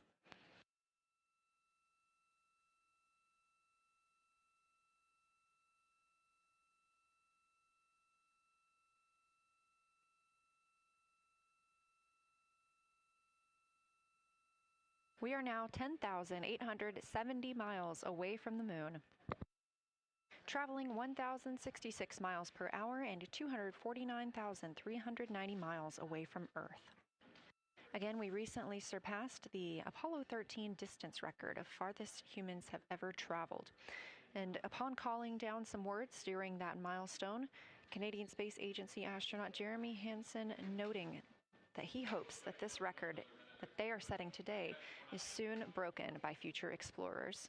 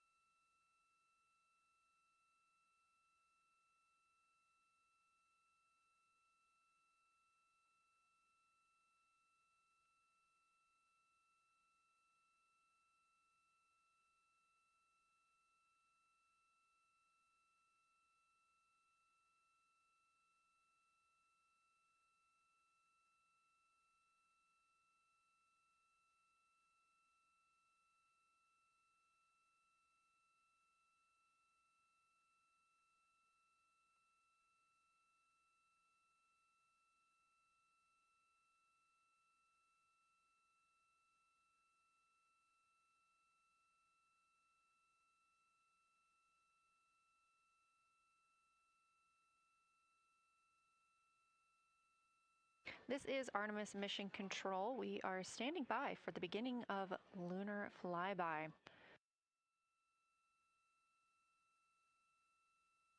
Expecting that to start in just a few minutes when the crew will begin a warm-up discussion preparing for the day. They will be capturing images along while discussing what they find familiar about the moon and what looks unexpected to them.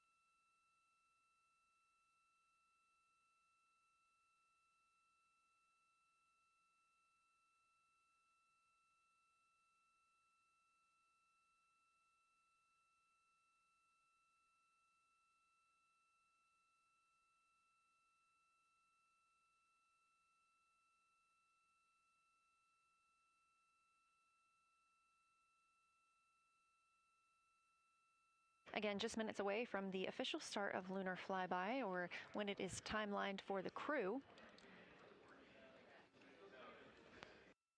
We are currently 10,726 miles away from the moon. This view on the left side of your screen coming from the camera on one of Orion's solar arrays.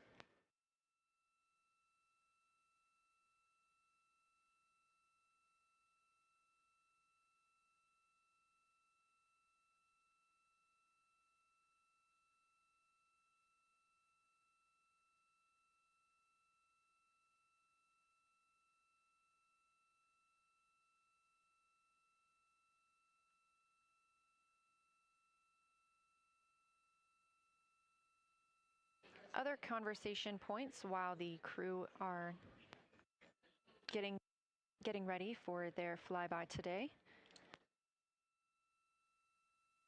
They'll be looking to orient themselves using major landmarks and annotating their observations along with their discussion. They'll have 10 minutes for that warm-up discussion.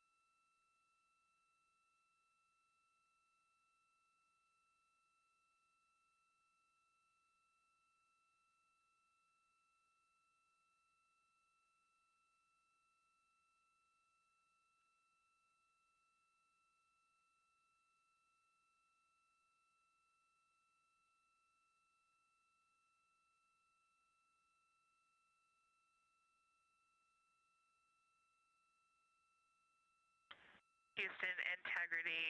We have two folks at the window deep in discussion talking about all of the awesome features that they're seeing. We just had a huge moment realizing that Hertzsprung is about the same size as our incredible Oriental. We're really excited about this target that's kind of new to us. We're orienting on things like how we talk about albedo, finding some of the prevalent things that we're used to from all of our training, and just overall taking in this view. We also are noticing that the moon is still getting noticeably bigger as we go, even when you're watching it continuously. It's great to see these two guys get warmed up. We love the report, Christina, thanks. And you nailed it on why we added Hertzsprung. As you'll see in the prompts, we're looking for comparisons to the comparatively much older Hertzsprung compared to the younger Oriental. Great words.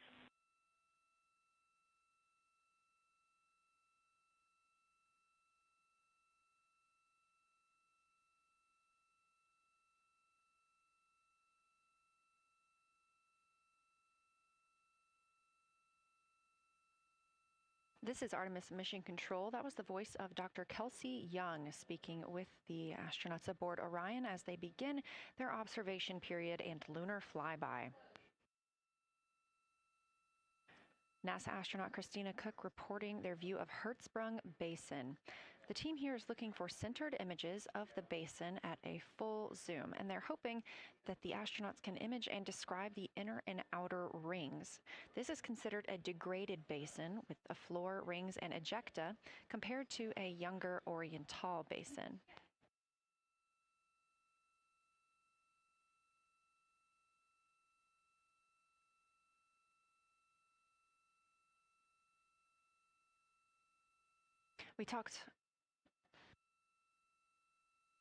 We spoke earlier with Julian Gross, the Artemis curation lead, about some of the terms we will hear the crew use today. One of those just called out, that's albedo, looking at surface brightness, or the amount of light a surface reflects.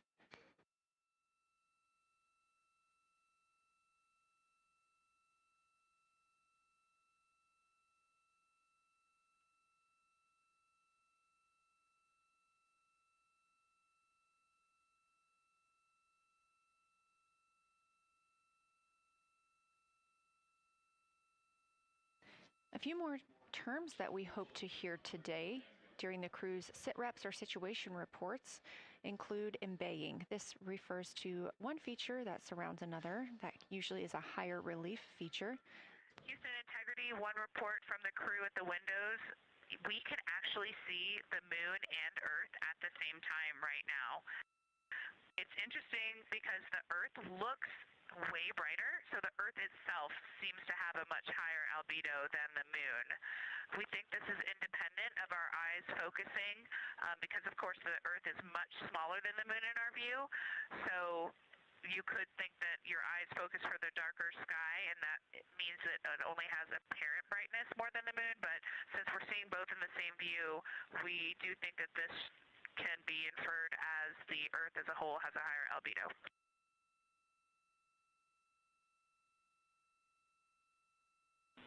Great observation, Christina, and reminder that as you're starting to look for those subtle color and albedo variations on the moon, the relatively bright albedo Earth might make those a little bit difficult, but as your eyes continue to adjust, we expect you to start to see more nuance on the moon. Thanks.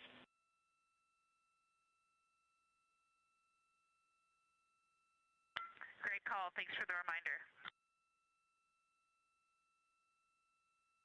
We're all going to be experts in lunar terminology by the end of the day. Another one we expect to hear is mare. These are dark regions paved or filled by volcanic deposits.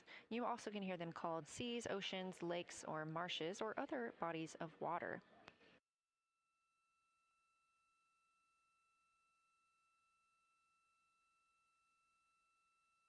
Again, we are live in Artemis Mission Control, but on the right side of your screen, that is the Science Evaluation Room, team members who have been preparing for this day for years.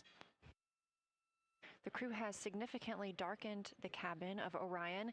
This allows them better views outside the windows and fewer reflections from inside.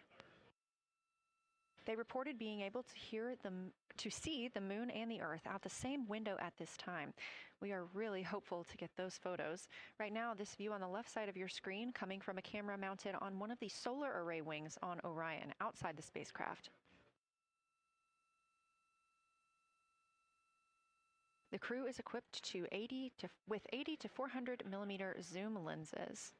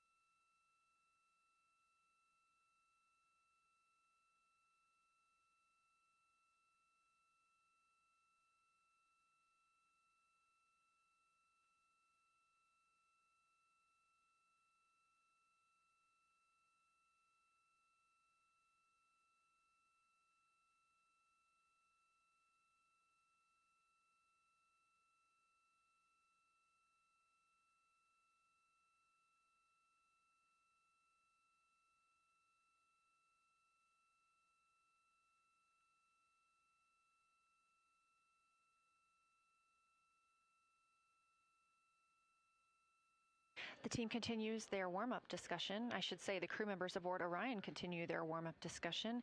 However, they are about to be prompted to move on to discussion number 2, which is near side and far side.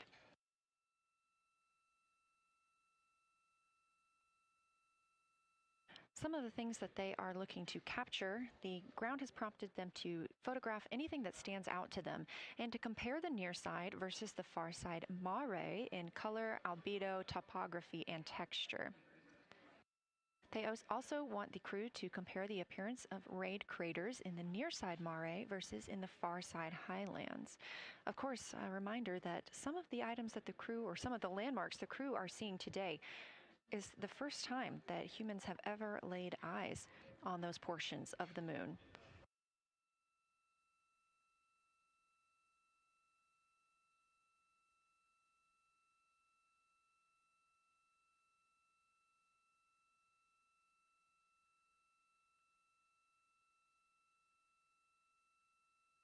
In the targeting package, there are a few reminders of the crew.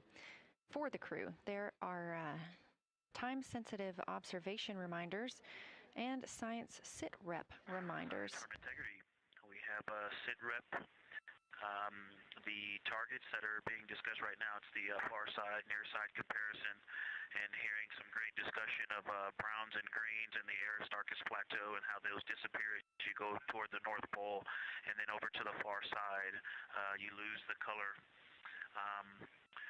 You've got Jeremy in window 2, Reed in window 1, having a great discussion. Christina's under window, I'm sorry, Reed is in window 3. Christina's under window 1, documenting the discussion. And we've got the lights completely off in the cabin. There are some LEDs that we cannot put out that do provide some light scatter. But we have all of the internal lights off. And are letting our eyes adjust as best we can. The window 4 view, you only get about a third of the moon. Tycho is going to go over the horizon soon, and you can see Aristarchus, and then you start to lose the view as you go to the west in Oceanus and Procellarum. So far, the team is on the plan, and the long lens is being put to good use, and recordings are being made, and internal documentation of the configuration and the observations is ongoing. Science, do you have any questions for us at this time? Integrity Science. Victor, very glad that you provided the first formal science sit rep, as these were indeed your idea. One follow-up question, any relationship between those browns and greens you described? Do you see them blending into one another, and do you see any topography associated with either color?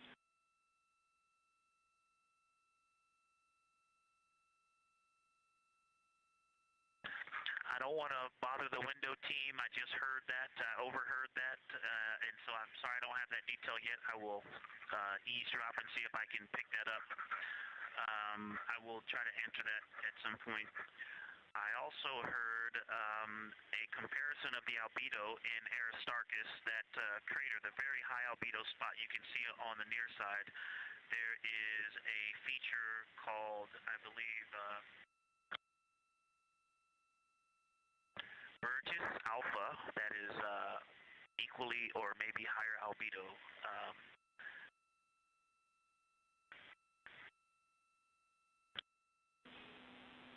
I apologize for the gaps. I'm trying to listen and talk at the same time, but I will try to get some more information to correlate those colors from Aristarchus for you.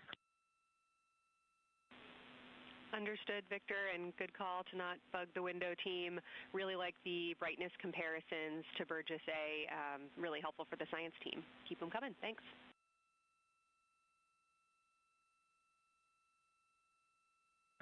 I also heard a discussion about the albedo of Grimaldi being a 10, and how many of us, when we were a little further away, saw that as the darkest albedo, and that the bigger mare off to the to the east was still dark, but maybe a 7-8. We still think that, but you are seeing color variation, albedo variation inside of Grimaldi as well, and that even on the west side there's still a very dark part of it.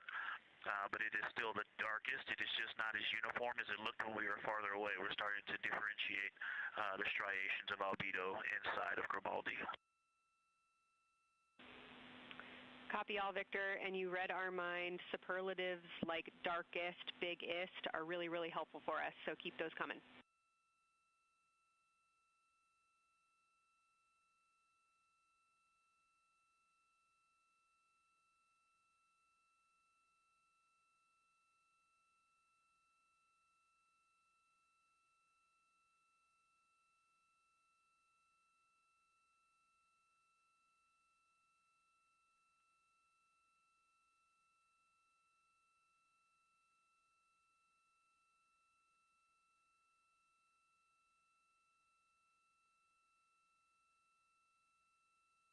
As we were just mentioning, the crew is slated to perform these science sit reps. They are prompted to do so by an icon in their lunar targeting plan.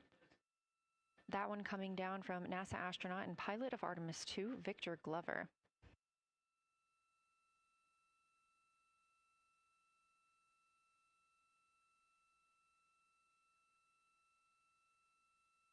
As we discussed, the Capcom is usually the only person in the room speaking with the crew, the capsule communicator. However, today, the science officer, Dr. Kelsey Young, she is the Artemis Science Flight Operations Lead, is speaking with the crew during the flyby to ask any questions that the team may have. To her right is Trevor Graff. He is one of 3 science officers. Those would be Kelsey Young, Trevor Graff, and Angela Garcia, who will also join us later for an interview.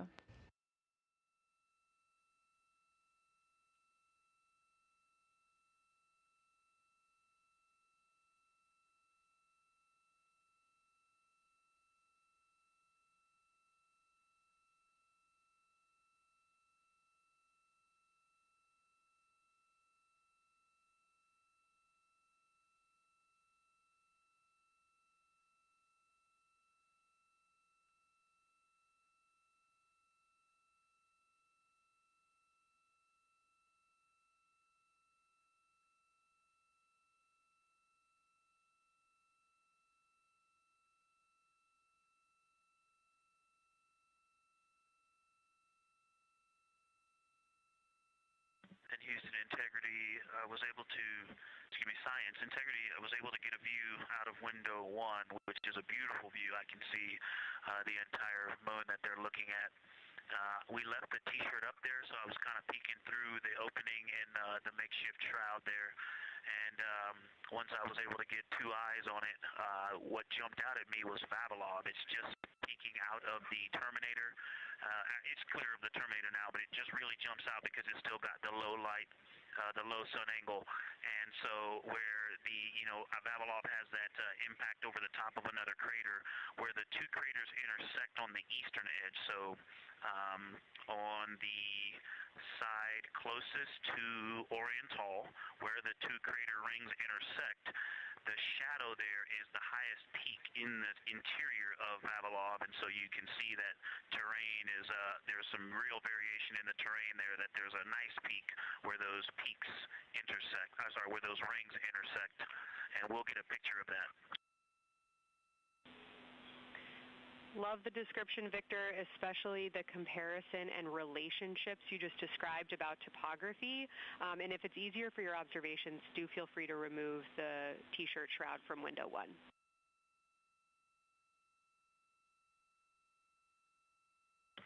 Yeah, absolutely, we will do. Thank you.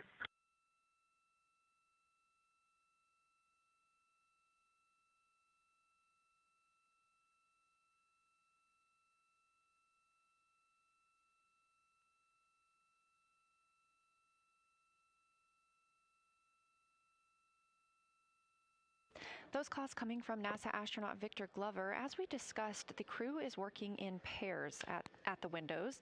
Right now, taking photos are Commander Reed Wiseman and Mission Specialist Jeremy Hansen. Serving as their support team are pilot Victor Glover and Mission Specialist Christina Cook.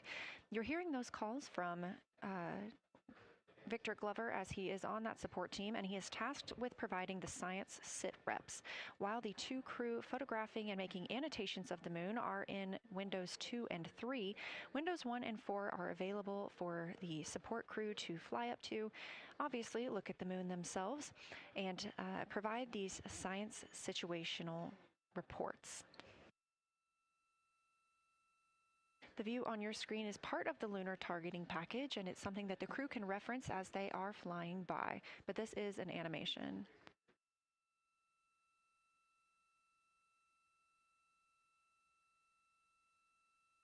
You also heard Glover mention Oriental. Oriental is a major feature that the team is interested in today, and it's known as the Grand Canyon of the Moon. Until this mission, the Oriental Basin had never been seen in sunlight by human eyes. Oriental Basin and its surrounding ejecta could fit within a straight line distance from NASA's Johnson Space Center, where we are at today, to Kennedy Space Center.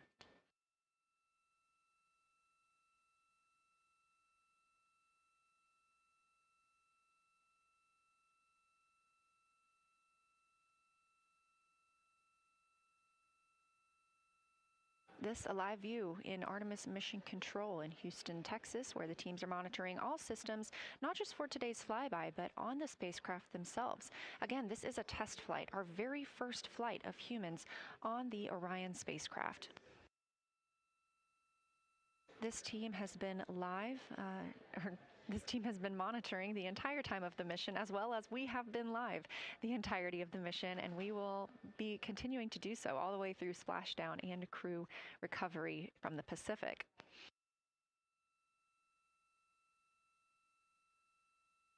This is a visualization from ARROW, the Artemis Real-Time Orbit website that you can also access at any time by visiting nasa.gov/trackartemis, showing us that we are now under 10,000 miles from the moon, 9,948 to be specific, and continuing to count down.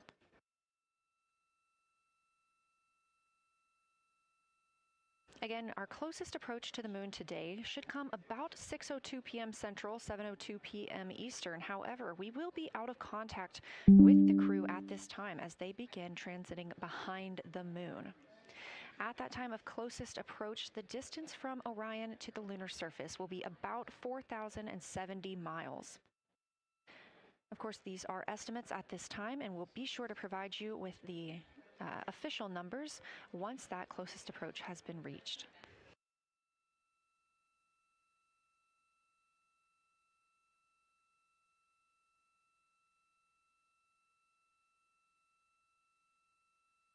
This shot live inside the Orion spacecraft, where our 4 crew members are continuing with their lunar flyby activities.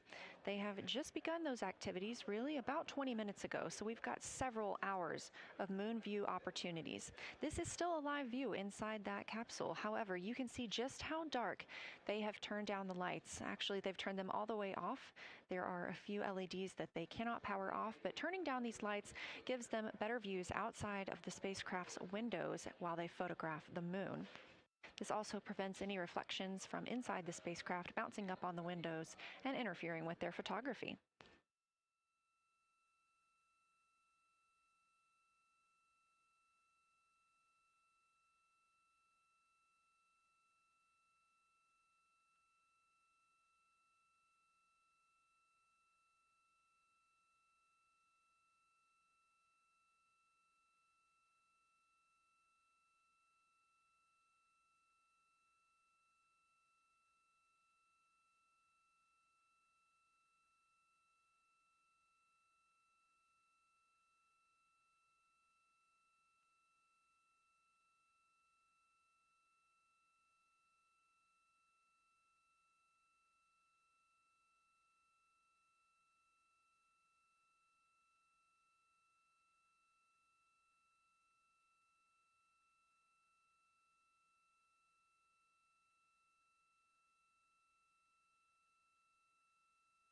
As we were previously discussing, the crew members are serving on teams. The first team being Commander Reed Wiseman and Mission Specialist Jeremy Hansen at the windows photographing what they see. We heard reports earlier that they could see both the moon and the Earth in the same view, and we are looking forward to seeing the moon and the Earth in the same view as well. That Earth set coming up in just a few hours. While Wiseman and Hansen are at the windows photographing, Glover and Cook are serving as support crew. They are able to assist with cameras. They are also providing those situation reports, letting us know how the team is working inside the spacecraft, what they're seeing, and how they're feeling about it. Those first blocks of teams will last about an hour, and the crew members are approaching the halfway point into their first observation block. A reminder, we have 5 of those blocks today. So they're approaching this halfway point, during which the crew at the window will switch roles. One will begin taking pictures, and the other will be making annotations on their PCD, that's portable computing device.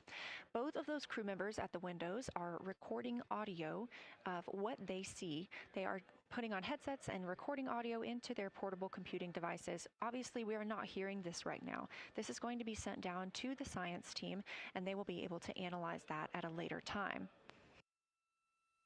What we are hearing, though, and will continue to hear, are those science sit reps a few times every block. Once this block is complete, about 40 minutes from now, we will have the teams switch.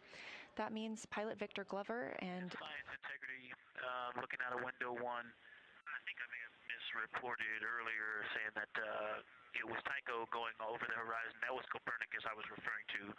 Apologies. It was Copernicus is what is farthest bounding to the east, and that is now like on the horizon or just past it. And Korolev is now a few degrees from going over the horizon. And then, next it'll be Aristarchus Plateau. And so on the west, we are getting a much better view of the Terminator. It looks like we have about 80% illumination of the moon. And Vavilov and 1 Vavilov diameter to the west is where the Terminator is right now. And so other features are starting to peek out there. The center of the illuminated part of the moon is to the lower part is Oriental, and just around Oriental, a lot of light structure is starting to show up. A lot of high albedo, similar to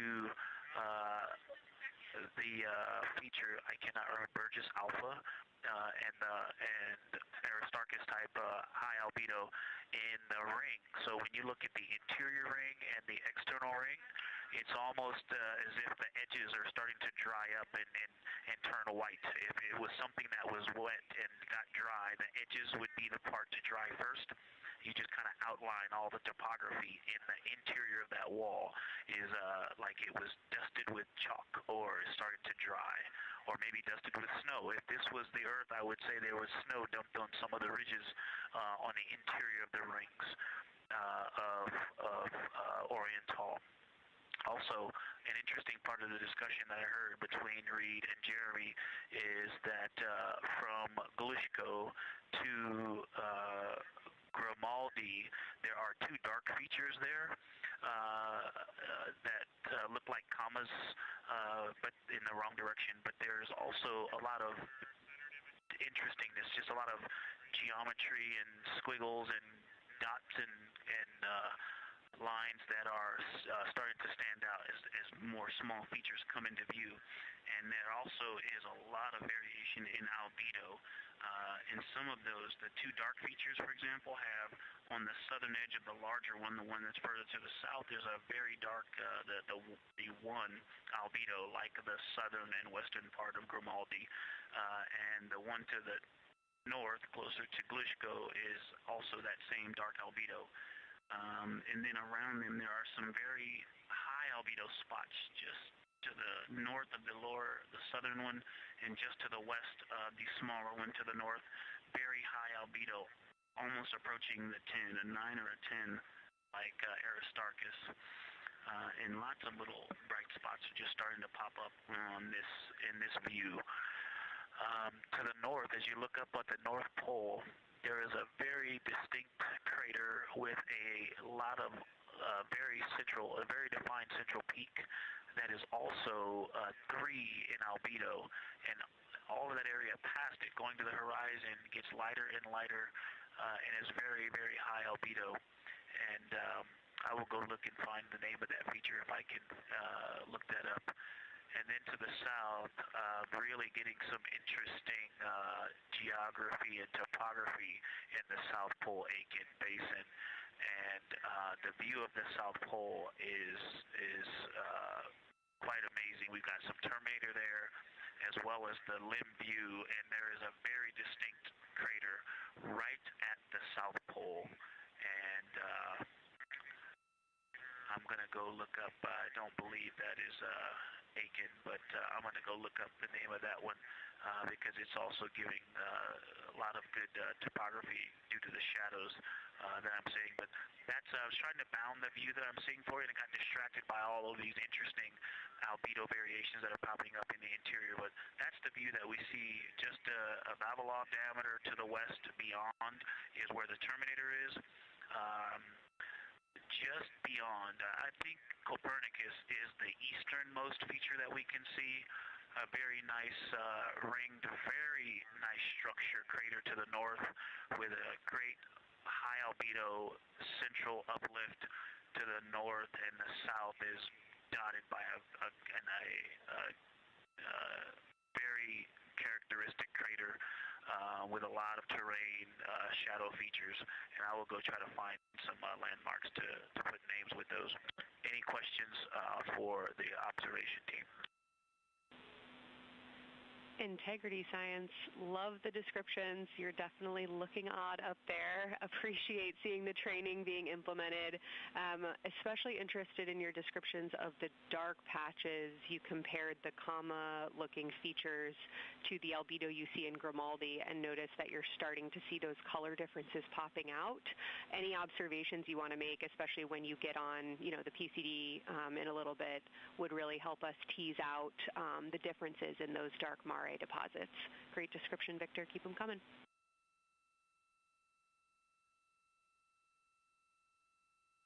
Absolutely will do, and I know you've got descriptions on both of the window observers right now as well. Keep them coming.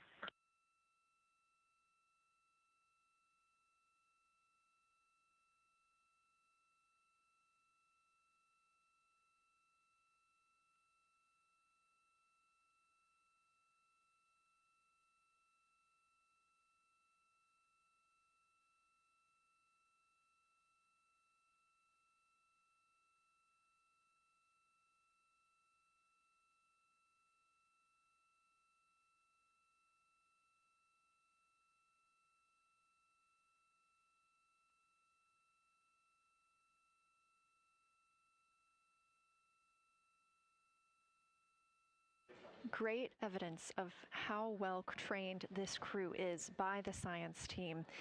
NASA astronaut and pilot of the Artemis II mission, Victor Glover, calling down a situation report, noting several different features on the moon and such descriptions, even saying that it looks like snow on some of the peaks. Obviously, we do not expect that to be snow, but referencing that as some of the lighting on how it looks to the Artemis II crew from their current position.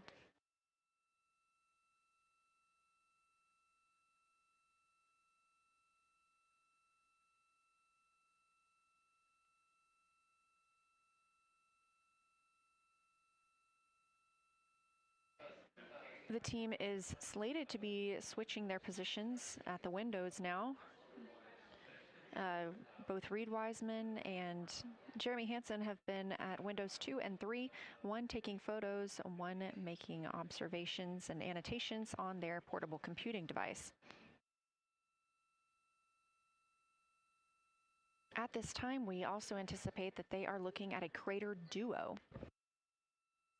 One of those is Glushko, and the other is Ohm. The team is looking to know the extent of Glushko's ray system and how its rays differ in the mare versus the highlands.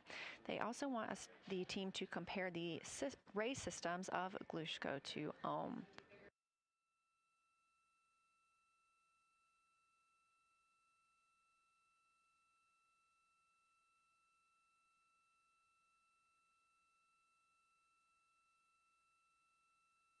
Ohm is considered a young crater. And if you've ever seen a photo of the Richat structure, it's also known as the Eye of the Sahara. It's 40 kilometers in diameter, and that could fit within Ohm's interior.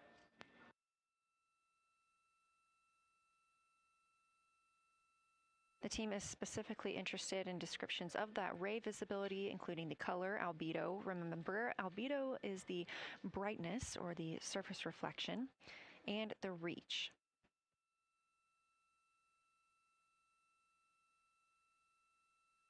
Again, I am using the same lunar targeting package that the crew is referencing on board right now. This helps keep them on time as well as prompt them for when they need to make a call down to the science team and report what they're saying.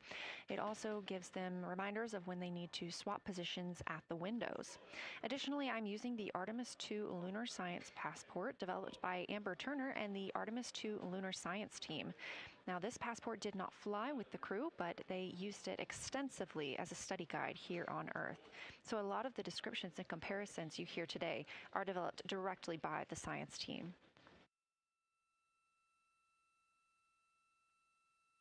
We are now 4 days, 20 hours, and 43 minutes. Science, integrity, that crater to the north, that is, it's like we've got one in the north that looks like just a textbook crater, and one on the South Pole as well.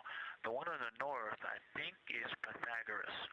And what I wanted to highlight about that is it is either a very distinct central uplift or just a very defined area of high albedo. If a majority of the crater, especially the floor of the crater, is, say, an albedo of 5, this center, and gosh, only a tenth of the diameter of Pythagoras is an albedo of 2, maybe 3, but it is very bright and it stands out.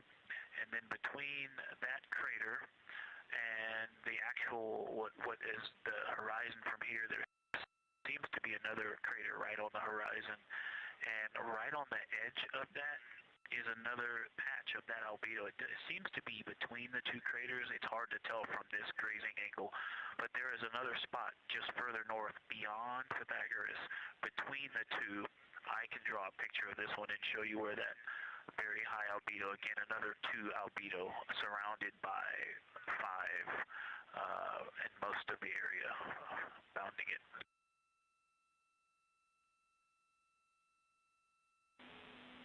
Integrity Science, thanks for that. We agree with the Pythagoras assessment.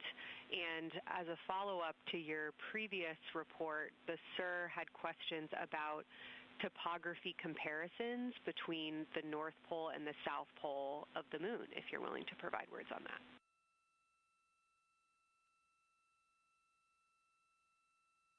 Topography comparisons, absolutely. And if you have any idea what, if you draw a line between Pythagoras and the western edge of the outer defined ring of Orion, it intersects a beautiful textbook crater on the south. I would love to know the name of that. The topography differences, now the South Pole has a little bit of a benefit that it has more of the terminator, and I can see a little more shadowing there, but there's a nice crater right at the South Pole, so that's the main thing defining the topography there. Seems to be quite a bit of elevation change. I can see some very jagged shadows, a 90-degree just to the west of that crater at the South Pole. I can see a very distinct change in the shadow directions, indicating, I don't know, a very high wall or a very deep canyon just to the west of that. And in the north, it seems to be that from sort of the edge of the mare that's dark, which is maybe 1 Pythagoras diameter south. If you draw a ring about that, maybe the top 7 degrees of the moon, and just draw a ring around that. The near side is an albedo of 5 and looks quite smooth from here. And then along the same edge of the mare, the edge of the mare that kind of Grimaldi's just outside of, Glushko is just outside of, Carroll Crater is just outside of, and you start to see the stark differences between the darker 7/8 and the 5s and 6s. The 4s and 5s. If you follow that line up to the north, that line is also where the change in topography happens at the North Pole. The line defining the light and dark on the edge of the mare that you can see from Earth. Draw that line, roughly the midpoint of all that, straight to the North Pole. And on the side facing the Earth, you see smoother topography and dotted by Pythagoras and its next door neighbor crater.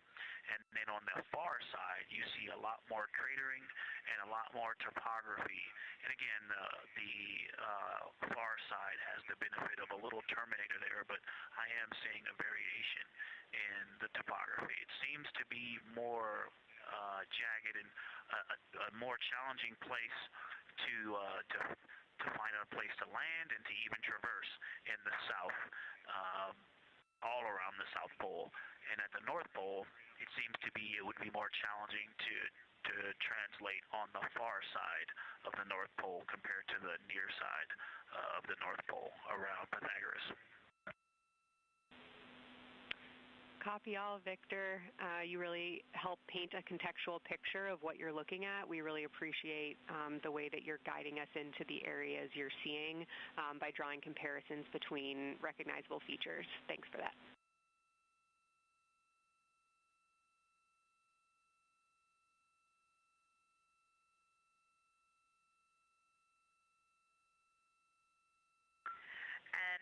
Kelsey, another little science sit-rep moment, something I just heard from the window team is the more I look at the moon, the browner and browner it looks. I thought that was an interesting observation. The 2 observers have been on timeline, no hardware issues. They did start to talk a little bit about another feature that you'll hear more about on the recordings that they call the handprint. That was at the end of their Glushko and before they moved into their current target. They thought that was worth chatting a little bit more about. And they're preparing to switch after this. Houston copies and concurs.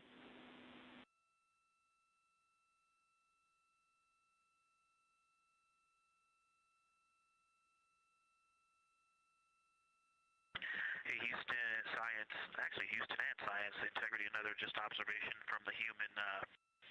My eyes have shifted a little bit since I've been up here. I've been wearing my reading glasses to look at the PCD. Well, this is a very taxing event on the eyes, looking out the window and seeing the very bright moon, then coming back inside to the dark cabin and trying to work cameras and microphones and logistics and lunch and those kinds of things, and then looking at the PCD, which is dimly lit. It's just been an exercise. It is a difficult thing to manage it. I'm up and down on the glasses and then having to wait as my eyes adjust when I come back in. As soon as I look back into the cabin from looking out the window, I can feel my eyes adjusting, and I just have to work through it as they adjust.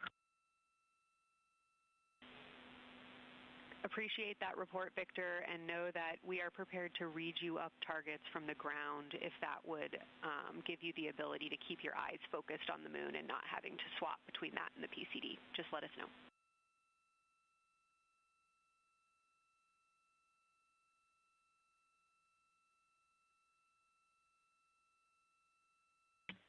Yeah, we appreciate that, Science, and we will also do that for the window teams, and we'll back each other up that way as well. But we appreciate that. We may take you up on that. Thanks.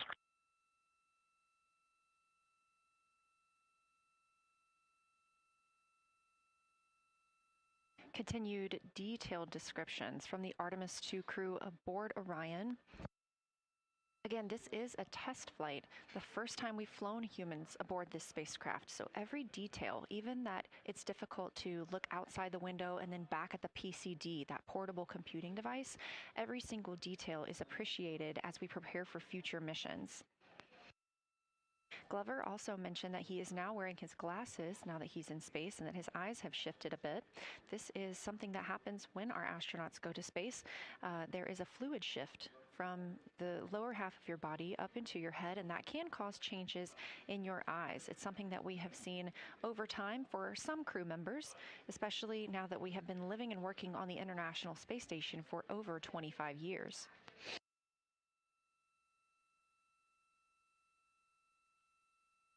Again, it's clear that these Artemis II astronauts have undergone extensive lunar science training, including classroom instruction, fieldwork, and high-fidelity simulations. Training expeditions even took place in analog environments like the Icelandic Highlands and the Kemasassen impact crater in Labrador, where crews practiced identifying and describing geologic features under varying conditions.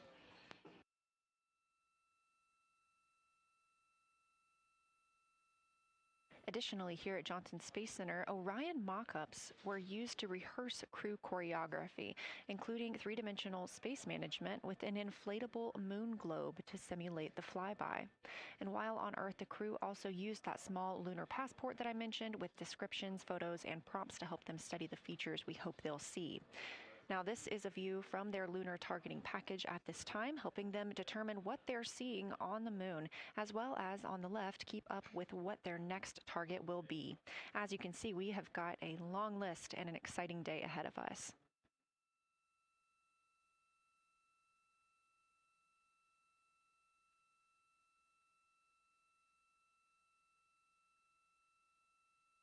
It's now been 4 days, 20 hours, and 53 minutes since Orion launched atop the Space Launch System rocket from Kennedy Space Center in Florida with our 4 crew members aboard.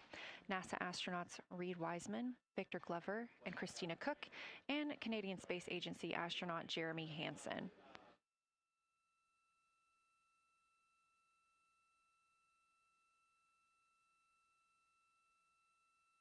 The Artemis II crew passed a major milestone today when they passed the Apollo 13 distance record at 12:57 p.m. Central, 1:57 p.m. Eastern. That Apollo 13 distance record was 248,655 statute miles from Earth. And Houston, another observation, whole moon. When you look at the moon, something I've never seen in photographs before but is very apparent, all the really bright new craters. Some of them are super tiny. Most of them are pretty small.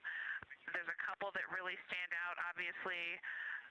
And what it really looks like is like a lampshade with tiny pinprick holes and the light shining through. They are so bright compared to the rest of the moon. We copy, Christina. Thank you. Looks like you guys might be doing it, but remind you to swap positions at the window and take your SD cards with you. We're loving everything that you're calling down, so keep it up.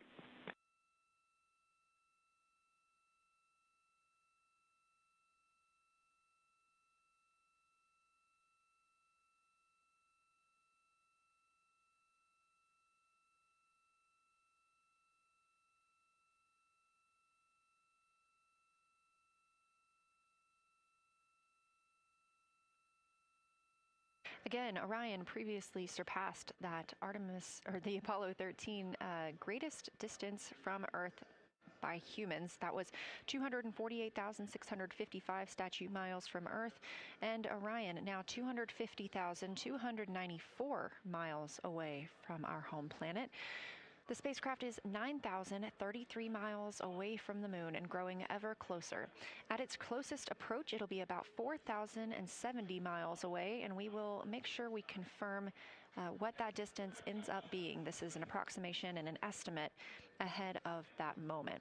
We're anticipating them to make that closest approach at 6:02 p.m. Central, 7:02 Eastern, when they are in a loss of signal, transiting behind the moon. They will be the first humans in over 50 years to fly behind the moon and lose contact with Earth. We will regain that contact about 40 minutes later as they reconnect to the Deep Space Network, emerging from behind the moon, and we will look forward to seeing an Earthrise.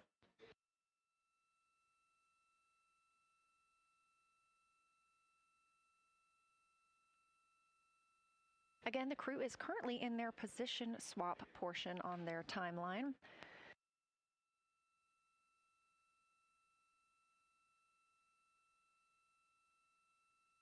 This allows crew members the opportunity and the experience of all roles necessary during today's flyby.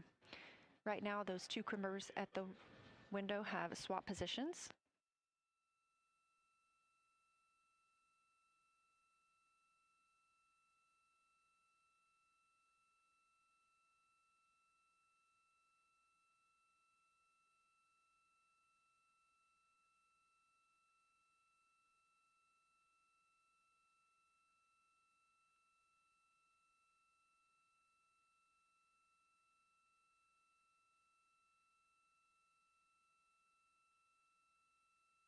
Again, the crew at the windows swapping positions. Right now, that crew is Commander Reed Wiseman and Mission Specialist Jeremy Hansen, while Victor Glover and Christina Cook serve as their support flyby crew members. That's why you are hearing Victor and Christina during those science situation reports. Those voices will change in about 30 minutes when they take a turn, taking photos and making annotations while at the window.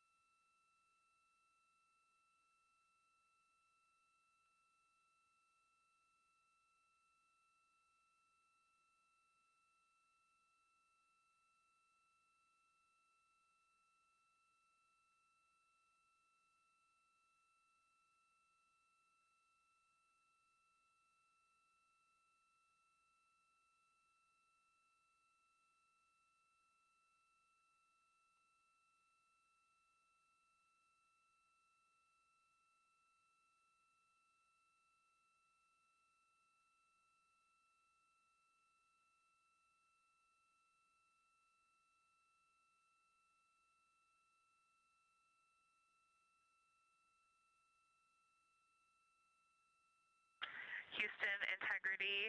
I wanted to provide an observation or a little bit of descriptive nature on something that we saw on the first day we had good moon views. This was when we saw more of the near side, and the ground helped me out with identifying Mare Imbrium. Mare Imbrium, when you have the western limb also in view, looks completely different than the normal view we have of the near side. It is the most striking feature of the western limb view that we had. And the mountain chains that form its eastern side are very prominent, but they actually stand out more than I'm used to seeing even on the western side, and the whole thing just feels like a big bump. It actually looks like a large healing wound with a high albedo forming the mountain chain around the impact basin. And I just don't think I had enough chance to describe how striking it was on that western limb view as we were coming in a couple days ago. Christina, science, absolutely love that, especially since that's a feature that all of us here on Earth can observe from home. So I'm sure tonight everyone's going to be going out and looking for evidence of that beautiful topography you just said. Thanks for those words.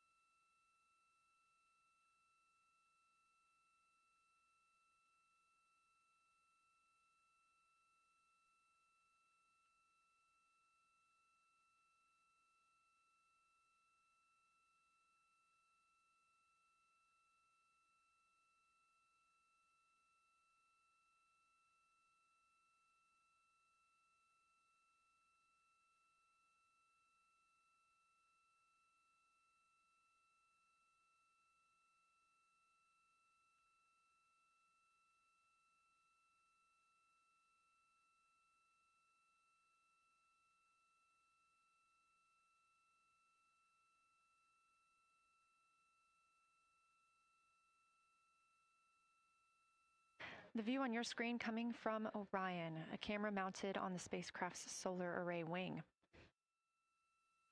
Toward the right of your screen, the near side is the hemisphere we see from Earth. That is identifiable by those dark splotches, which are ancient lava flows. Science integrity. A question and a comment. Question is it possible that we're seeing a Schrodinger basin from this vantage point in the Terminator at the South Pole? And the comment is the rays coming out of Ohm are less distinct. We are not seeing the bright rays coming out of it, but the sort of 9 o'clock wedge that is formed by the change in albedo from the interior portion that is to the northeast to the surrounding lighter mare that's 270 degrees to the west. That 90 is very distinct and interior. You got some great descriptions from the two at the window about the colors in there, but in that darker part, in that wedge, you've got some really interesting color, even though the rays, the distinct difference in the albedo almost look like rays, but it's not the rays coming out. It's the just change in that albedo.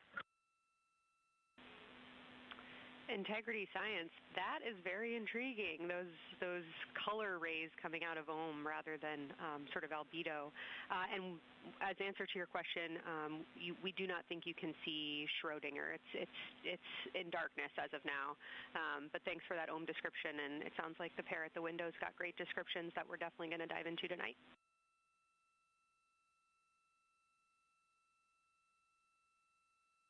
Okay. If you could help me, I would still love to know what it is. There's a very nice crater. You're going to likely have a lot of pictures of it. What would be right in the Terminator at the South Pole or close to the South Pole, where it's intersecting the Terminator right now? Yeah, Victor, we're assuming you're talking about, kind of if you're looking at the Terminator, it's basically like 70% down from the North Pole. Is that where you're looking?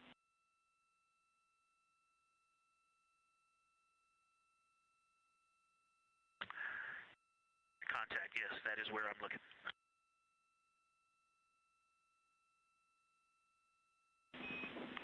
Integrity Houston, that is an enabled caution for wastewater dump required. We have hit our limit. As expected, no crew action.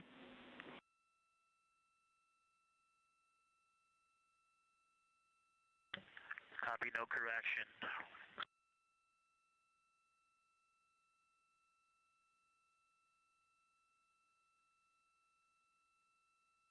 You are. And integrity science, we're trying to figure out what you're looking at there. Is it like right on the Terminator, or is it in the eliminated portion next to the Terminator?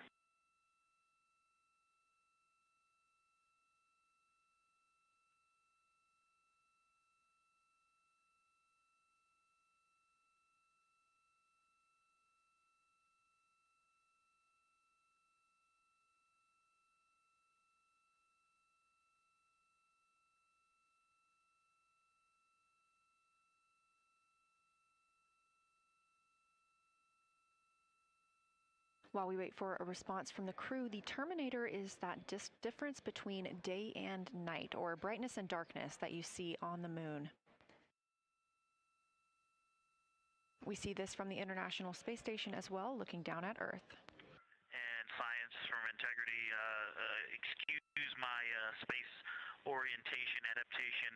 If you draw a line between Glushko through the center of Oriental, and then another line from Glushko through the southern tangent of Oriental, that line would almost perfectly intersect tangentially the crater that I'm talking about, and it is on the Terminator. So yeah, I think I'm not looking at the South Pole. I was a little twisted. That line description was really helpful. I have eyes on the SIR right now, and they are actively discussing lunar geography. We will be back with you shortly.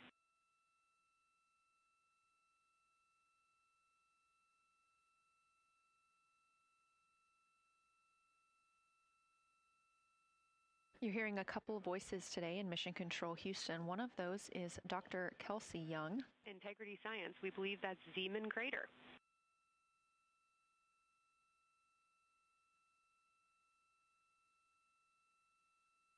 Oh, I floated away from the speaker. Say it again, please. We believe that that is Zeeman crater.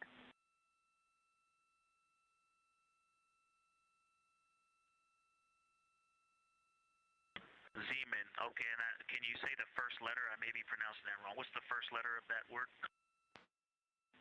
Zulu. It's Z-E-E-M-A-N.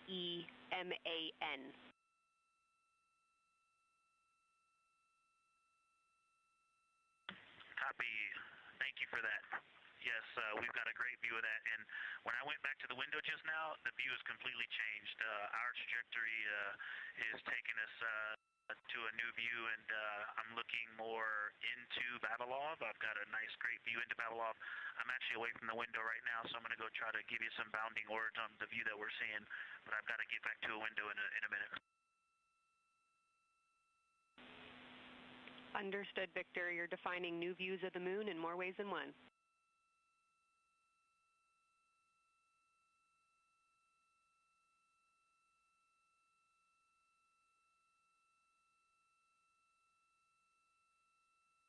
Again, when you hear calls down to science or from science, that's Dr. Kelsey Young, the Artemis Science Flight Operations Lead here at a console in Mission Control. You also hear communications with the crew from Canadian Space Agency astronaut Jenny Gibbons. She is the Capcom for today. She is a backup Artemis II crew member. Those calls from pilot Victor Glover asking about a feature he was seeing, specifically a crater on the moon. Meanwhile, the team here in the science evaluation room was actively working together to determine which feature he was describing.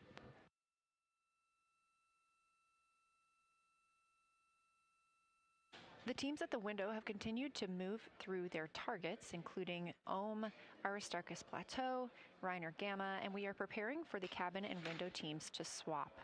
That's when we'll hear more from Reed Wiseman and Jeremy Hansen when they take on these support roles, while Christina Cook and Victor Glover are at the windows photographing and annotating.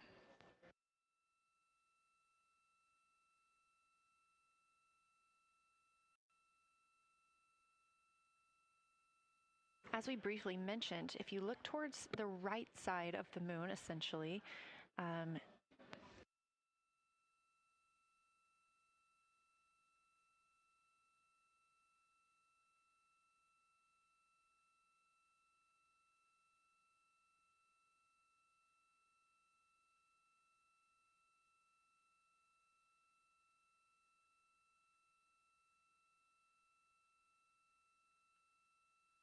this live view coming from a camera outside the Orion spacecraft, and if you look on the right side of the moon where you see those dark patches.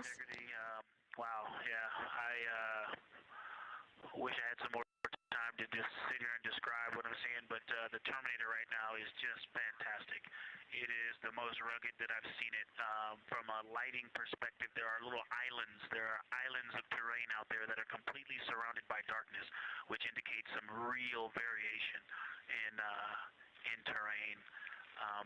Up to the north, there is a very nice double crater. It looks like a snowman sitting there, in the 5-10 degrees below the pole in the Terminator. And then on the southern edge, there's almost like a hole. Looks like a hole, and it's the diameter of Vavilov size, just blackness, and then a wall of bright, and then it goes back to the black beyond the Terminator. So there's it looks like there's just a gigantic hole right there, 1 Vavilov diameter east of the Terminator. And as you go south, the Terminator is not a nice smooth arc. It's just jagged. There's almost a 110-degree turn in the shadow as opposed to the nice smooth arc, again indicating some really interesting variations. And I'm sure we'll get some photos of that. And then one of the craters further to the south of Vavilov, maybe halfway down to the South Pole, is not only looks like just a deep hole, and then there's like two island rays pointing off to the west and north that indicate very high ridges and very deep canyons coming up out of that crater. So again, just some really interesting visual illusions going on with the shadows there. Like I said, there look to be islands out beyond the terminator because some of the things, maybe even a Vavilov diameter into the terminator are catching sunlight on the peaks up to the north and to the south. It's very, very interesting to see. Integrity Science, oh my gosh, that was an amazing picture you just painted. I glanced over at the SIR video and I literally saw fist pumps in the air. Those types of observations are things that humans are uniquely able to contribute, and you just really brought us along with you, so thanks for that.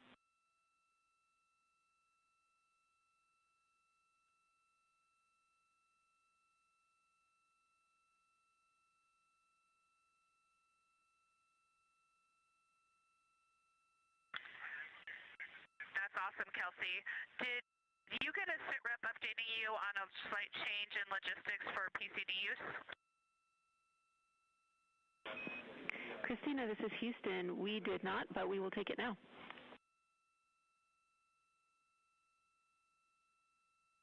We slightly changed the PCD plan for the window observers. The two window observers kept their PCD.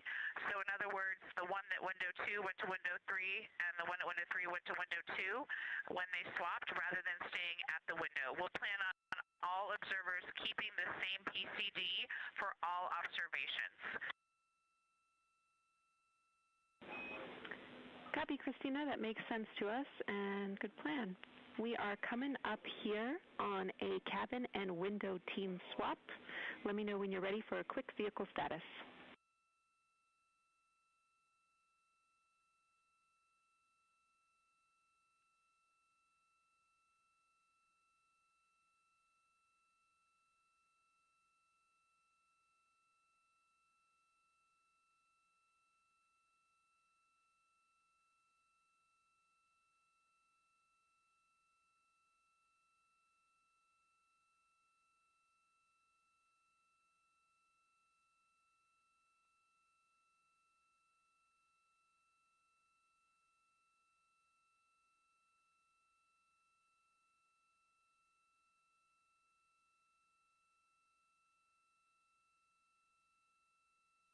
As you heard, Science. Houston, go for the vehicle system update.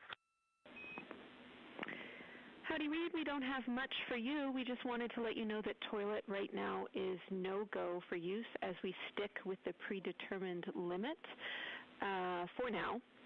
All crew members, please use CCUs. Otherwise, Orion is looking very good.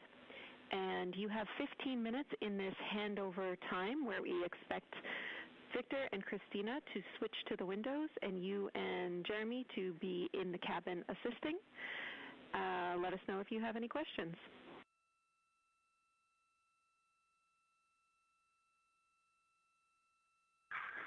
No questions at all, and they're in the swap right now. The first thing I'll tell you, I floated up to the docking hatch window and just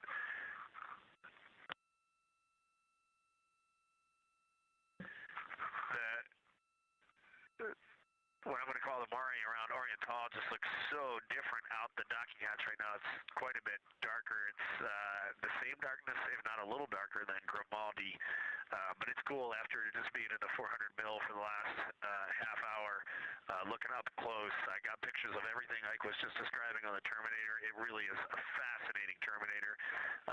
And then Oriental just looks so dynamic right now. It's very three-dimensional out the docking hatch compared to what I was just looking at through the 400 mil. We love it. We are getting a sneak preview from one of our SAW cameras at what you're looking at, and we see some of what you're describing. We cannot wait to see your photos. Thanks.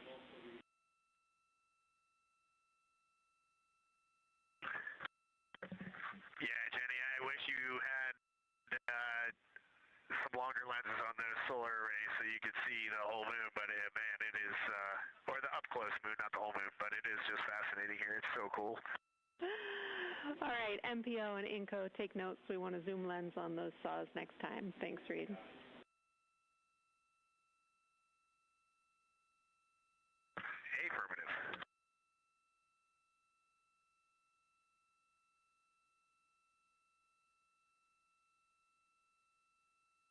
As the crew gets ready to switch positions from the window crew going back to the support crew and the support crew flying up to the windows. This view inside the room, Capcom Jenny Gibbons speaking with the crew, Canadian Space Agency astronaut. The crew has continued to provide excellent descriptions of what they are seeing on the lunar surface. In this picture, or in this live view actually, from Orion and a camera mounted on its solar array wing, if you look at the dark portion on the right side of the screen, those are visible from Earth. That's considered the near side. Those are ancient lava flows from a time early in the moon's history when it was volcanically active.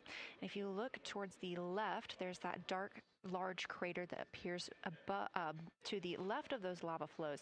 That's Orion's Hall Basin. It's about 600 miles wide, and it straddles the moon's near and far side. And this mission is the first time that humans have ever been able to see this with their eyes in the daylight. Again, you hear conversation about that terminator. You have a great view of that as well. That's the difference between light and darkness on the moon. Victor Glover explaining that as a very jagged looking terminator due to the peaks that they're seeing and the craters that they're seeing as they prepare to cross over the far side.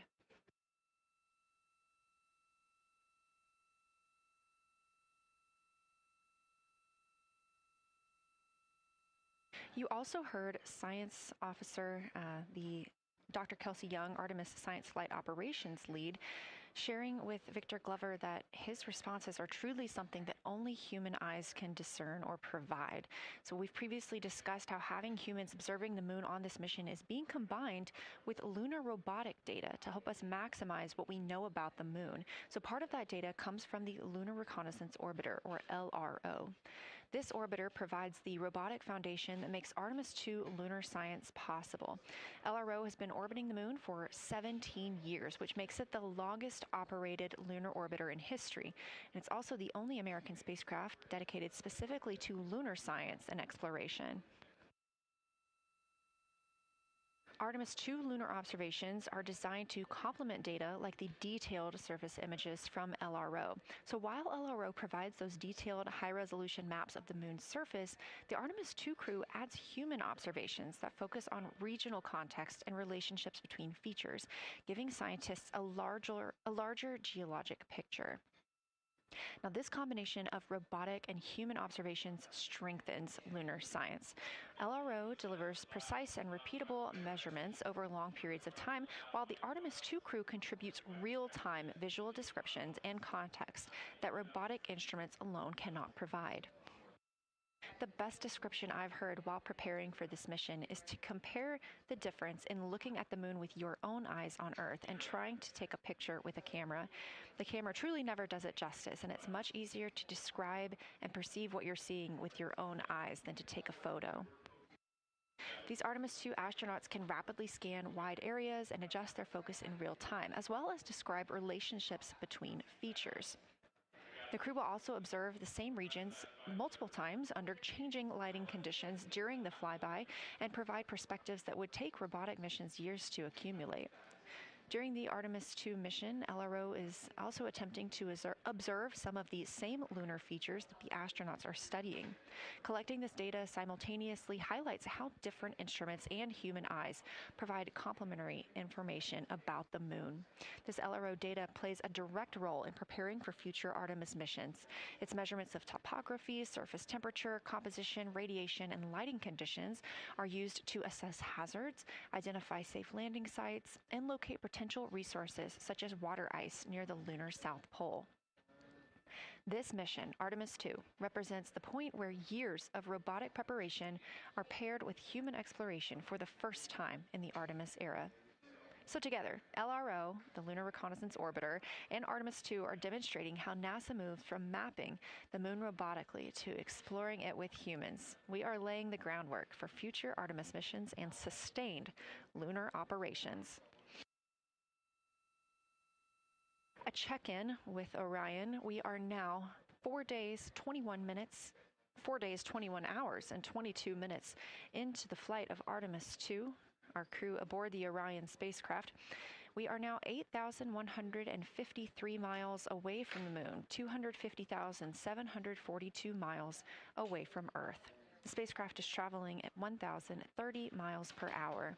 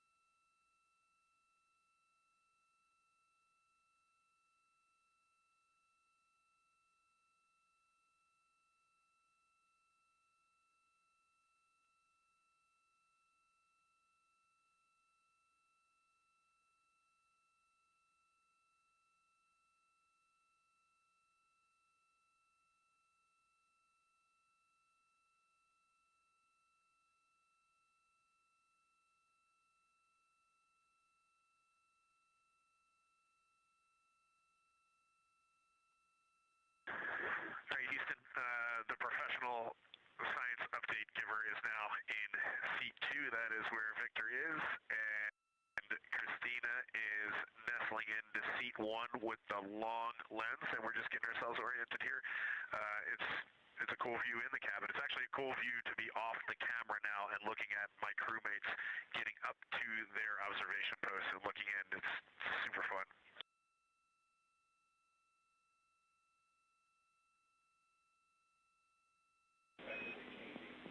Copy all, Reed. We like it.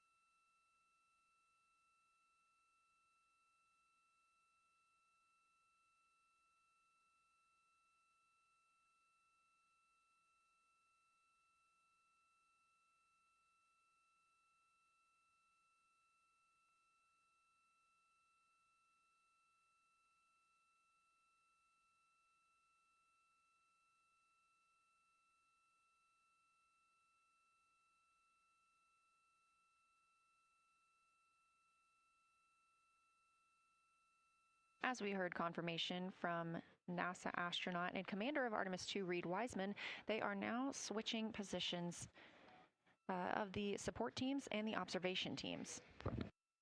So initially, Reed Wiseman and Jeremy Hansen were at windows 2 and 3 in the Orion spacecraft, taking photos and making annotations in their PCDs, portable computing devices. They were also giving audible descriptions into their PCDs, wearing headsets with microphones and providing recordings that the science team will be able to listen to later. We were hearing from NASA astronauts Christina Cook and Victor Glover as they made observations as part of the support team. Now, as these teams are swapping, we anticipate hearing more from Reed and Jeremy as they'll be on the support team, while Victor and Christina will be at the windows taking photos and making annotations.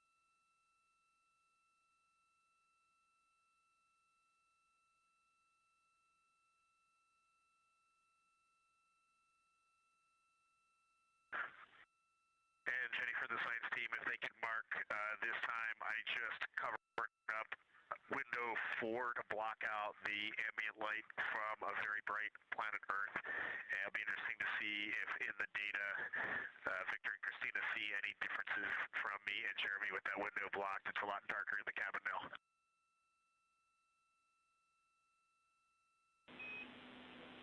Copy, Reed. We're taking note, and we'd be curious too.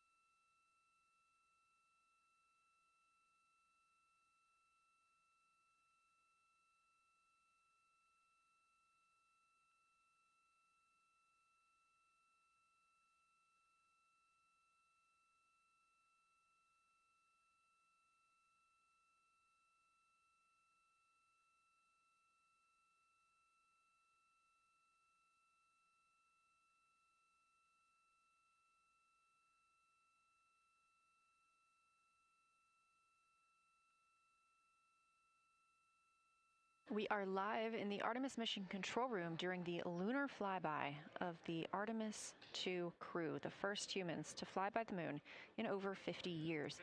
Orion launched 4 days, 21 hours, and 30 minutes ago atop the SLS rocket, Space Launch System rocket from Kennedy Space Center in Florida.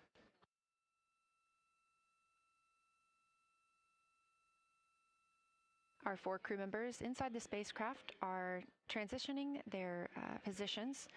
The cabin and window teams have swapped. Currently at the window, we have Victor Glover and Christina Cook, NASA astronauts, and serving as support, Reed Wiseman and Jeremy Hansen.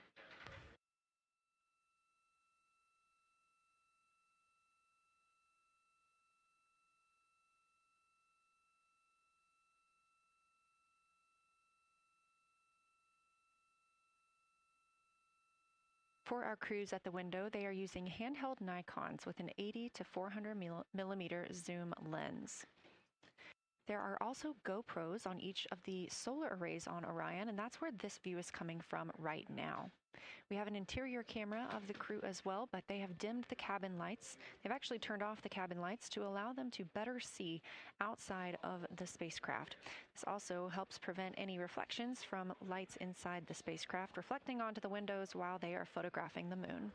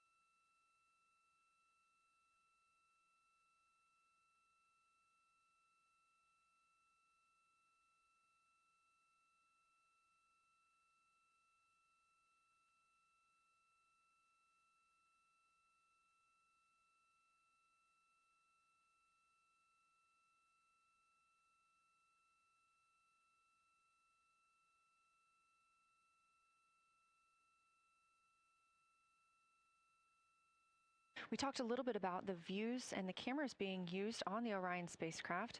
And again, we do have GoPros on the tip of each solar array wing. Now, the bandwidth is a little bit limited because having a crew on board, we do have to downlink a lot more data. That includes their environmental control and life support system. We are not the only data, this view that you see, coming down from the spacecraft, and so we do rely on sharing some of that with the other flight controllers in mission control. This helps the team monitor all systems aboard the spacecraft and ensure the safety of our astronauts.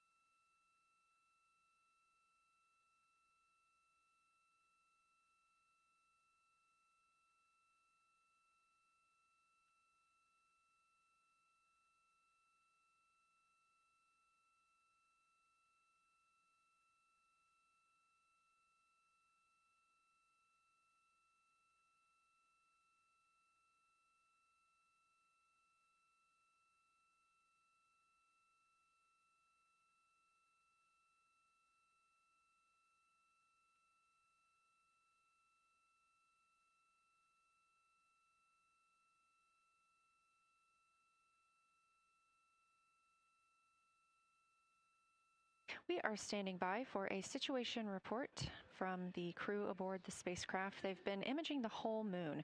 There is now a new crew at the window. That would be Victor Glover and Christina Cook. And so being it's their first time since they have moved up to the window positions, they have a chance to orient themselves and describe and take pictures of any color or albedo variations across the surface. Reminder, albedo is the brightness or reflectiveness. Integrity science for a science sit rep when you're ready.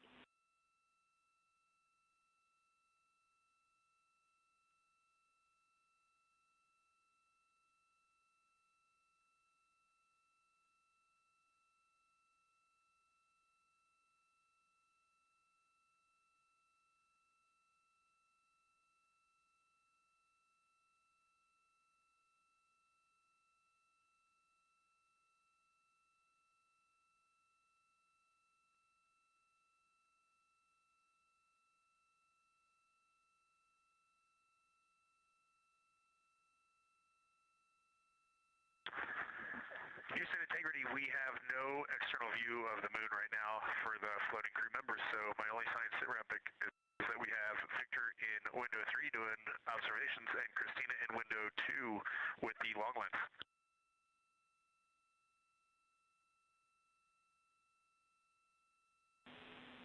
Integrity, we copy.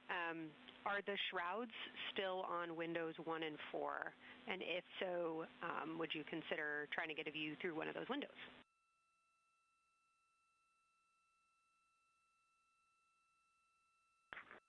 We cannot take the shroud off of 4 because the Earth is too bright and it's impacting Ike's peripheral vision. And then I can get a grazing glimpse out the docking hatch window. I can see Oriental south down to the South Pole. And the primary thing that I see from Oriental right now is just the long trenches that come out. And, you know, when you come out the north side of Oriental, the ejecta kind of boulders across the northern half of the far side. But coming out the southern half of Oriental, I just see those large, here they look like gorges. They're almost like rain when it comes down the Grand Canyon and fingers off into the desert, kind of what it looks like. Also, Burgess Alpha is extremely bright. It's the brightest thing that I can see. Even brighter now than Aristarchus, which is heading off to the Terminator. It's almost impossible now to see Aristarchus, the thing that Jeremy and I looked so much at. I can just barely see the crater rays from Ohm, and I would say for albedo right now, I would go back to Grimaldi is still extremely dark, especially in that southwest corner, and there are parts of Oriental and the outer ring of Oriental that reach that same level of darkness, especially the rings of Oriental reach the same level of darkness as Grimaldi. And then south of Grimaldi, Jeremy and I were noting a few other just really dark areas of cratering, Mare there, and those have that same darker albedo, but Burgesshoff is the brightest, and Grimaldi is the darkest. Integrity Science, that was a great description. Thank you, and thanks for the docking window geometry to give us that description. Any comments before you go on the annular ring in Oriental?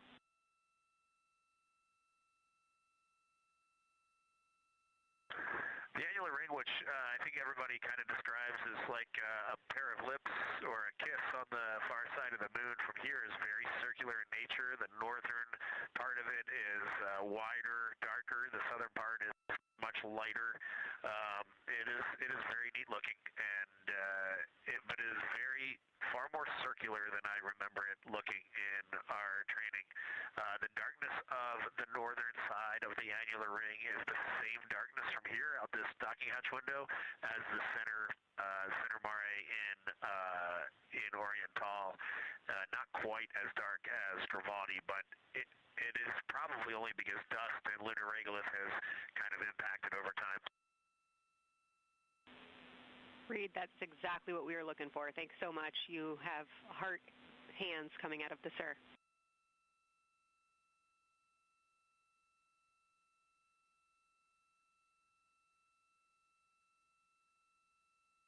Say that again, Kelsey. Just saying that the SIR was really excited about that. That annular ring was something we were really eager to hear about, so thanks.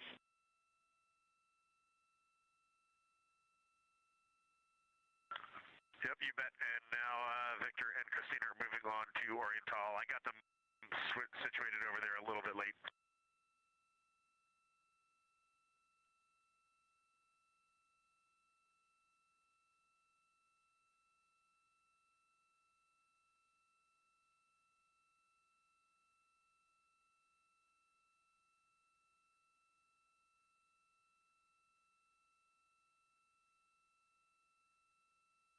That was NASA astronaut Reed Wiseman, now providing a science sit rep as he is away from the windows most of the time. He is working as the support person along with Jeremy Hansen in the spacecraft, as Victor Glover and Christina Cook are now at windows 2 and 3, able to photograph the moon.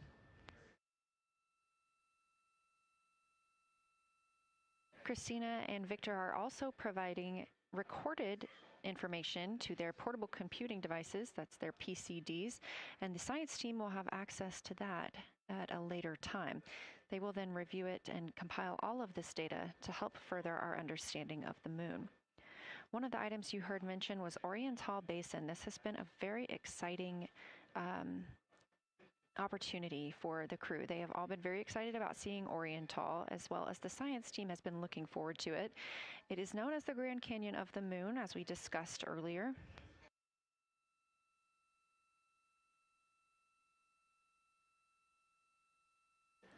From the pictures, the science team is hoping that the crew will take centered images of the entire basin and surrounding craters in a single frame, but also use those 80 to 400 millimeter zoom lenses to create a mosaic entire basin.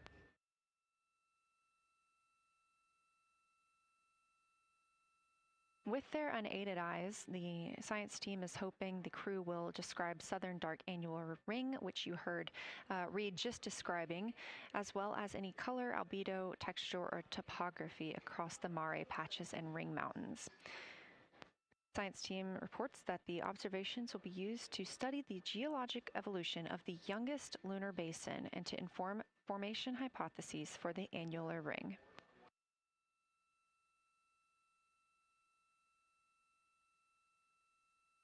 And again, another fun fact about Oriental is the diameter is the same distance between Johnson Space Center, where we are today, and Kennedy Space Center, where the crew launched on April 1st.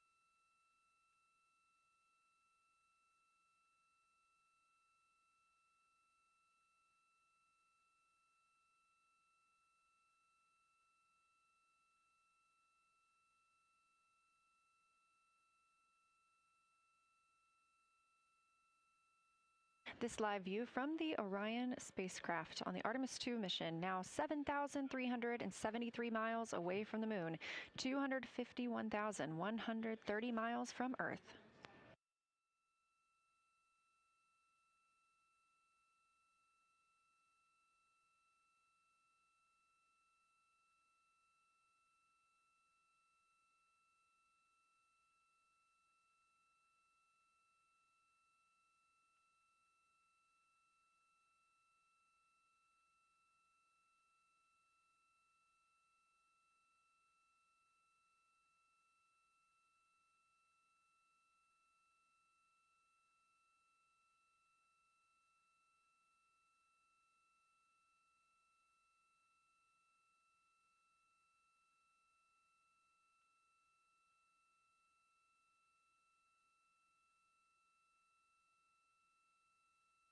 Again, the Artemis II crew passed the Apollo 13 record of the humans farthest from the Earth today at 12:57 p.m. Central Time, 1:57 p.m. Eastern Time.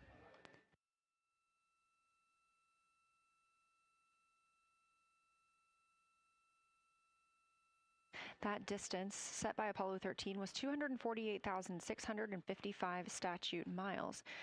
We have clearly passed that, and we expect to pass that by about 4,105 miles.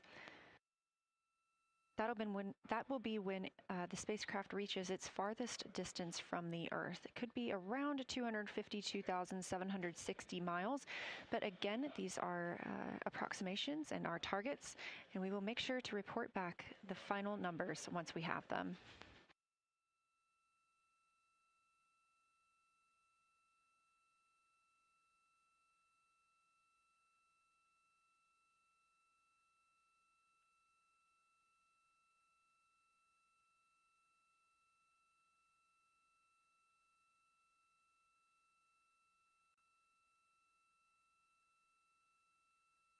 We have some refined times of when we expect to have Earth set of Earth behind the moon while Orion flies behind the moon. That would be about 5:41 p.m. Central, 6:41 Eastern. The spacecraft would make its closest approach to the moon at 6 o'clock Central, 7 Eastern, and that would be about 4,066 miles. And then at 6:02 p.m. Central, and the spacecraft will reach its farthest distance from the Earth. We anticipate that'll be about 252,755 miles, which would be 4,111 miles farther than Apollo 13. We would see Earthrise again at 6:21 p.m. Central Time, and a few minutes later, regain communications with the crew.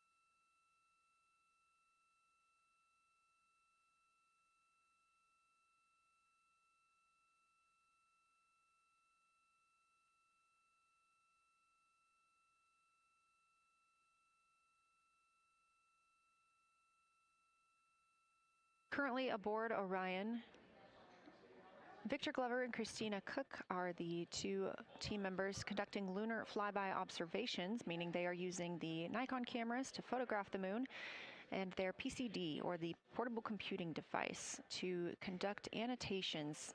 They are both recording information that will be downlinked to the science crew, and tomorrow morning the science team will have a conference with the team while the information is so fresh. They'll be speaking with the crew about their observations and their data collection.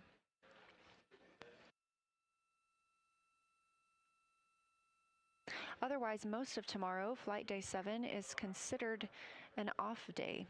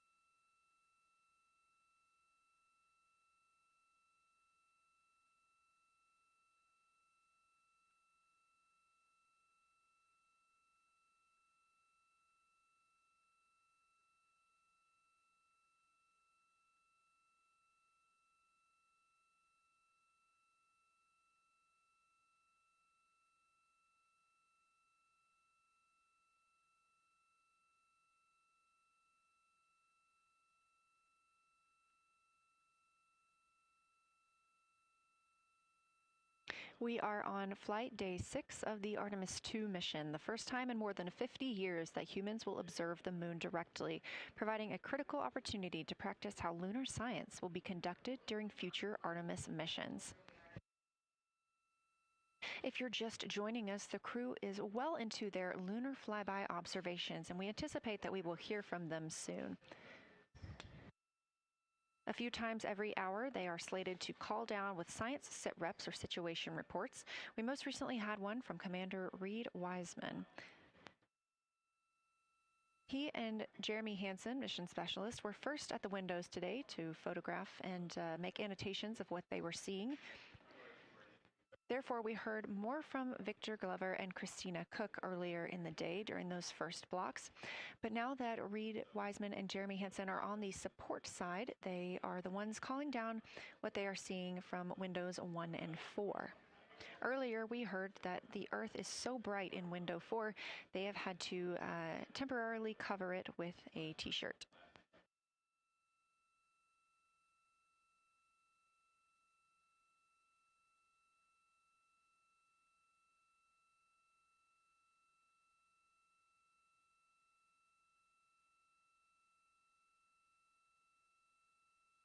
The moon preserves a near-continuous record of solar system history that has been erased on Earth because the moon doesn't have an atmosphere. So things that we experience on Earth, like weather or plate tectonics, don't really apply. So the lunar surface retains evidence of ancient impacts, volcanism, and solar activity that scientists can study today. And studying the moon helps scientists understand how planets formed and evolved, how the moon influenced our own planet Earth's history, and how the sun shaped conditions across the inner solar system. The moon also serves as a unique platform for studying the broader universe. Artemis science is designed around questions best answered by humans, working alongside robotic systems, combining decades of robotic lunar data with real-time judgment, context, and adaptability that only humans can provide. This mission, Artemis II, is serving as a proving ground for lunar science operations, which allows NASA to test how science is planned, executed, and supported during a crewed deep space mission ahead of our future Artemis flights.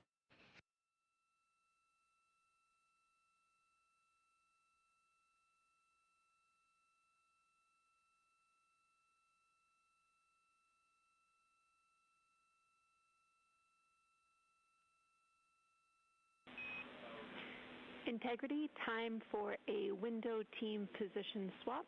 So Victor and Christina, please switch places if you've not done so already, and remember your SD card for the camera.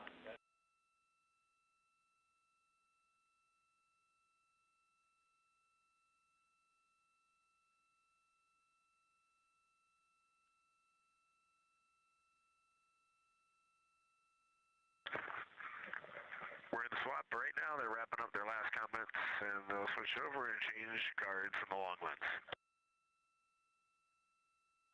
Copy.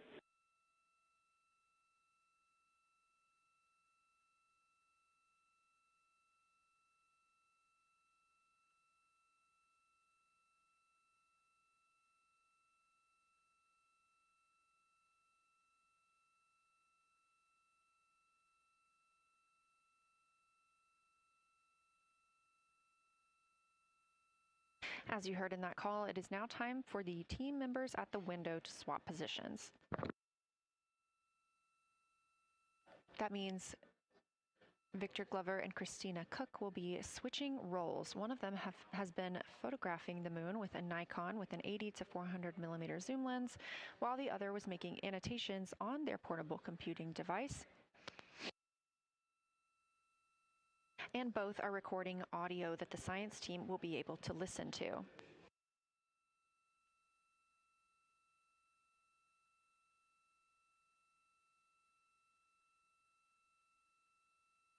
We are now 2 hours and 10 minutes until we expect to lose signal with the spacecraft as they fly behind the moon. And the next target for the crew is considered a crew choice event. They have the option to focus on any regions or patterns or features that interest them. The science team has asked the crew to capture pictures that illustrate their choice, as well as at different zoom levels, and to describe why those certain features or regions caught their eye.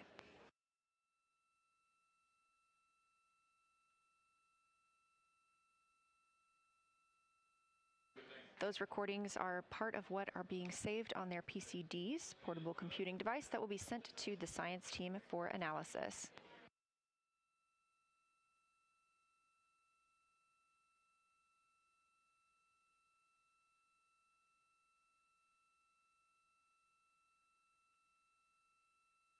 The crew has been allotted 8 minutes for this crew choice event, and it's also a time for a scheduled sit rep or situation report.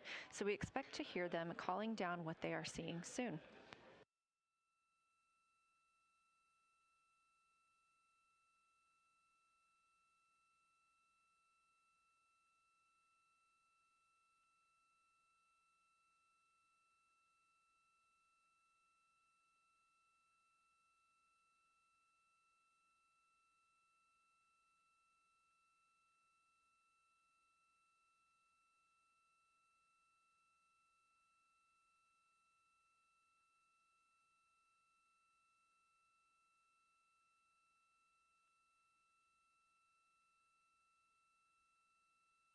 Something that the crew or that the science team has used to help prepare the crew is a cue card.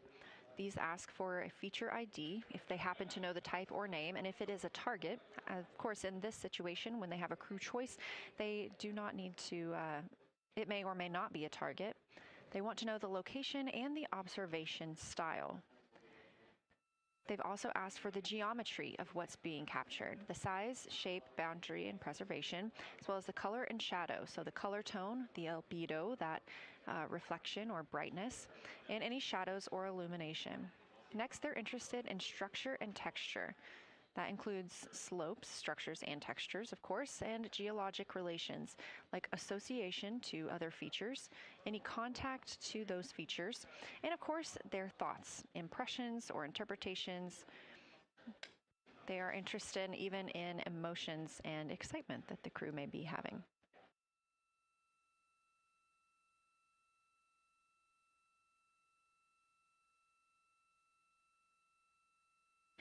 This flyby day has been practiced in many ways, even in sims here in Mission Control Houston. The team also conducted some field work, learning how to look for specific geologic features. They also photographed a large globe, and the science team helped them determine which features they would be targeting and how to look at those.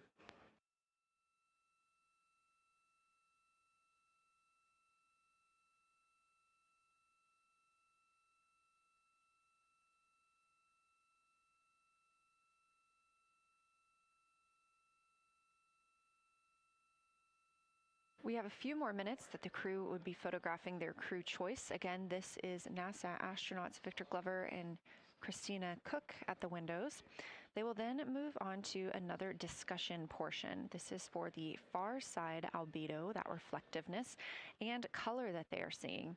We heard earlier about some browns seen on the moon, which is very interesting, especially here from Earth, where we are just seeing whites, grays, and maybe even black at some points. When they get into that discussion for far side albedo in a few minutes, the theme is looking to know how that color and albedo is, what those variations look like across the far side.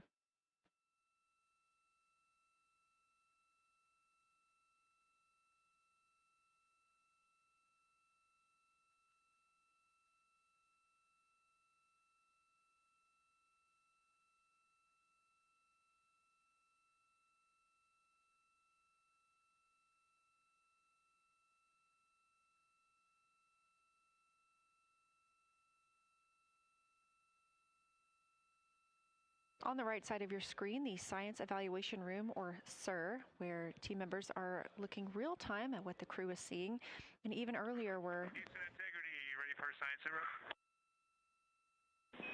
We'll take it.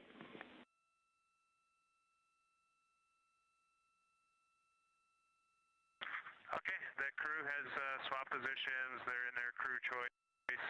element. I've been listening to both of them for a little bit, and they're really enjoying.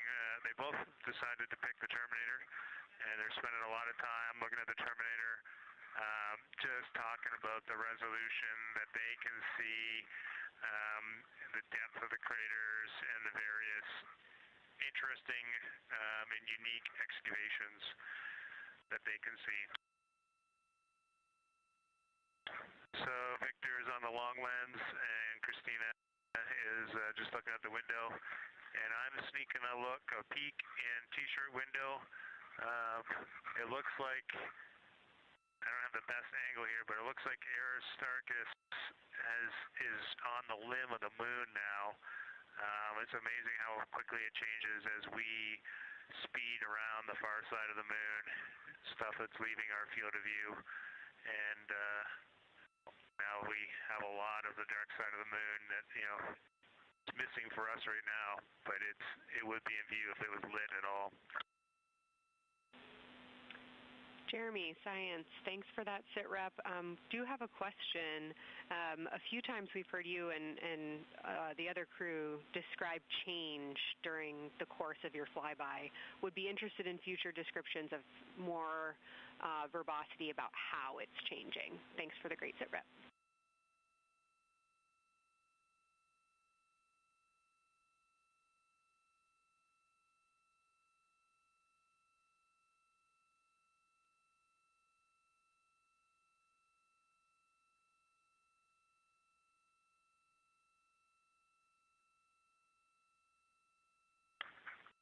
Yeah, Kelsey, sounds good. We are definitely keeping an eye on that.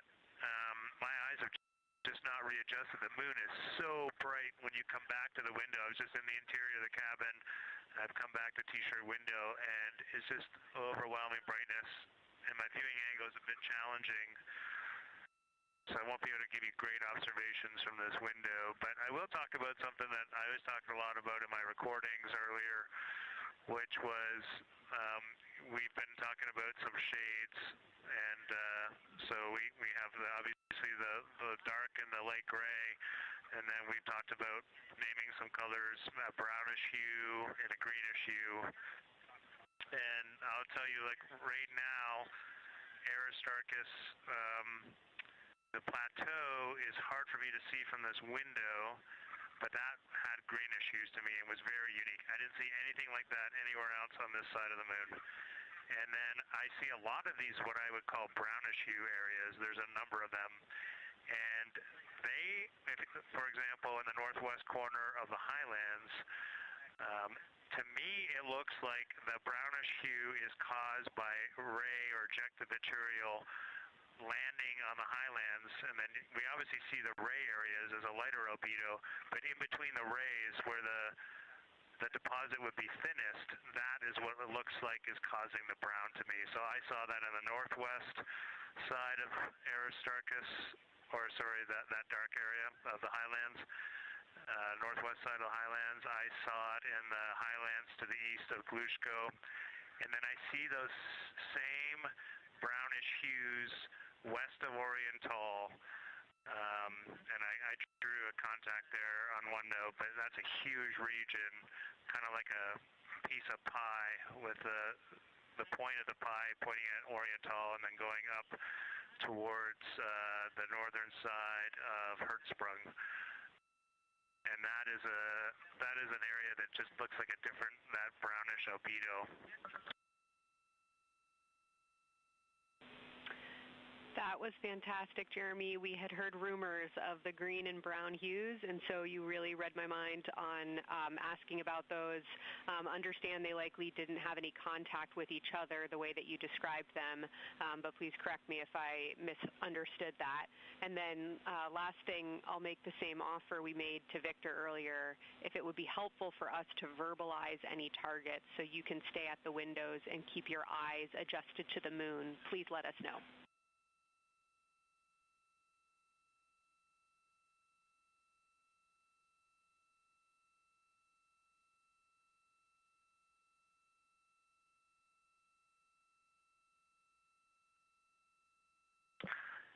If you got something you want us to look at, Kelsey, you can send it on up.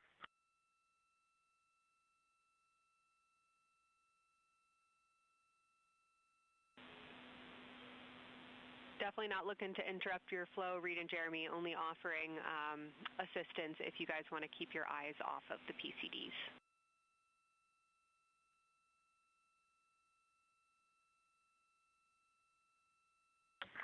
Oh, I see what you're saying. Okay.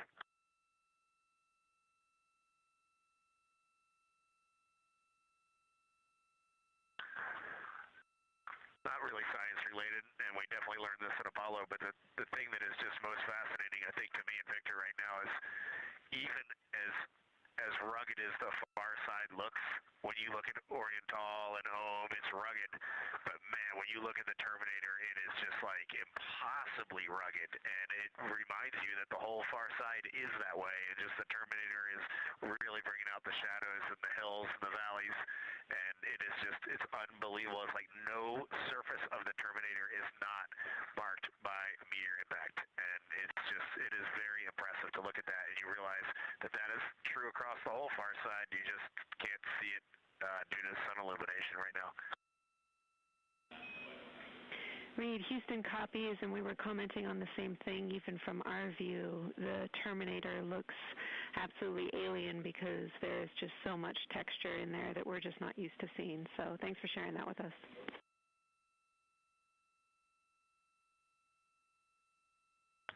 There's also, I don't know the name of it, coming out the south-southwest of Oriental, right on the southern Terminator, is just a massive crater. I don't know the name of it. Maybe you can look on the solar array wing video and tell me it's right. It's the southernmost crater you see on the Terminator right now. We're looking for you.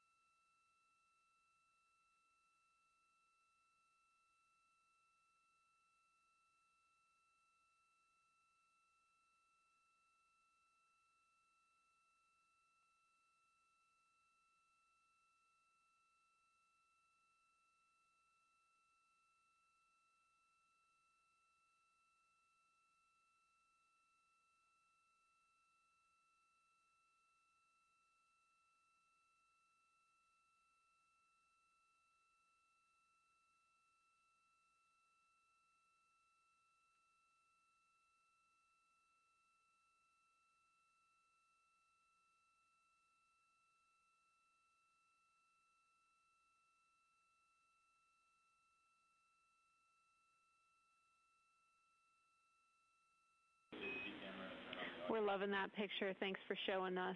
And Reed, as an answer to your last question, we believe that that is Chebyshev crater. And the sir agrees with that.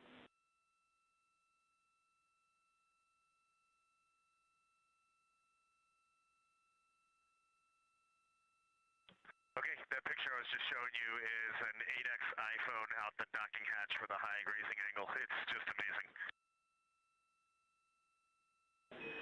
We love it. Thank you.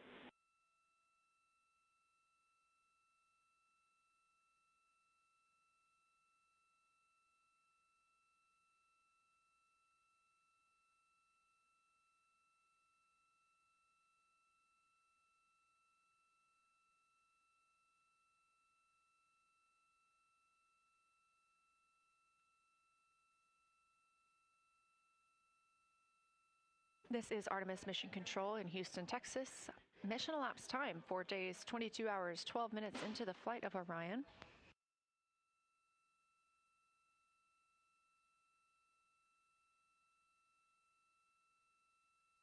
This is Lunar Flyby Day for the crew aboard the spacecraft. Reed Wiseman, Victor Glover, Christina Cook, and Jeremy Hansen are now the farthest people to have ever traveled from Earth.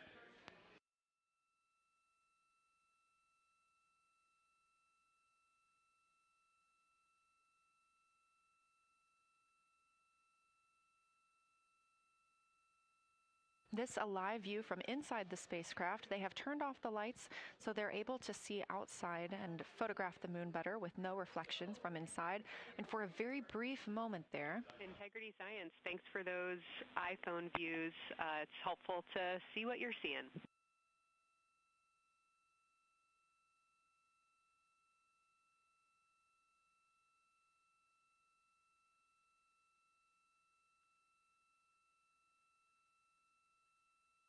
We very briefly saw NASA astronaut Reed Wiseman showing a picture he took on his phone of the moon. We do expect to get all of the photos that the crew is taking today, and we cannot wait to share some of those with you. But pretty cool in the meantime, just to see one quick shot from what the crew is seeing. And this view from outside the spacecraft on Orion's solar array wing. Orion is now 6,643 miles away from the moon and continuing to grow closer. Again, their closest approach will be about 4,066 miles. The best comparison is if you held a basketball at arm's length. That's about what it would look like to the Artemis II crew at their closest approach.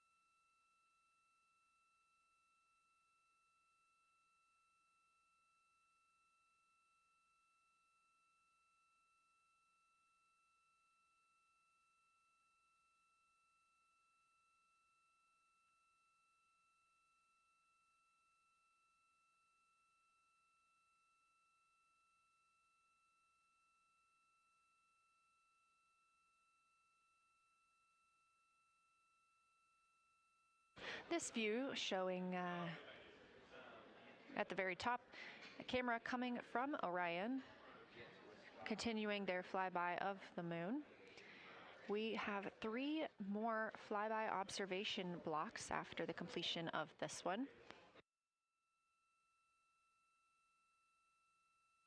Down on the bottom left of your screen, that's the SIR, the Science Evaluation Room, where team members are continuing to work through all of the targets that the crew is photographing today, and they've helped identify some of the craters and some of the other items that the crew has seen on the moon's surface.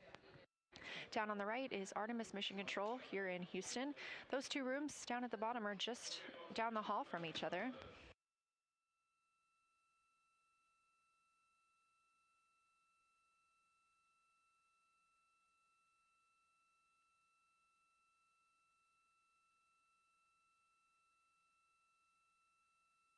And we are just a few minutes away from the next cabin and window team swap. That means Victor and Christina, who have been at the windows, will fly to the cabin, the background essentially, and be their support crew for Reed and Jeremy. Reed and Jeremy will move back up to the windows.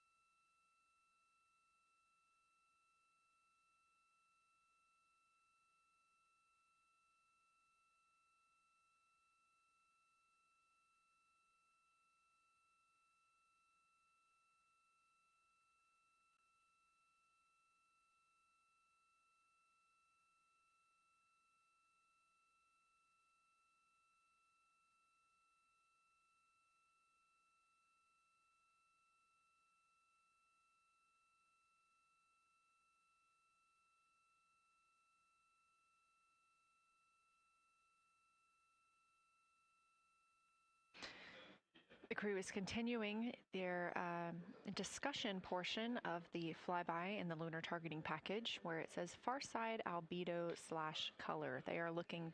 The science team is looking to get a good understanding of what the crew can see on the far side at this point, and its brightness as well as any colors. We did hear earlier Canadian Space Agency astronaut Jeremy Hansen reporting that they could even see browns and even greens on the moon. I'm really looking forward to seeing those photos. And in just a couple of minutes, the teams will swap from the cabin to the window.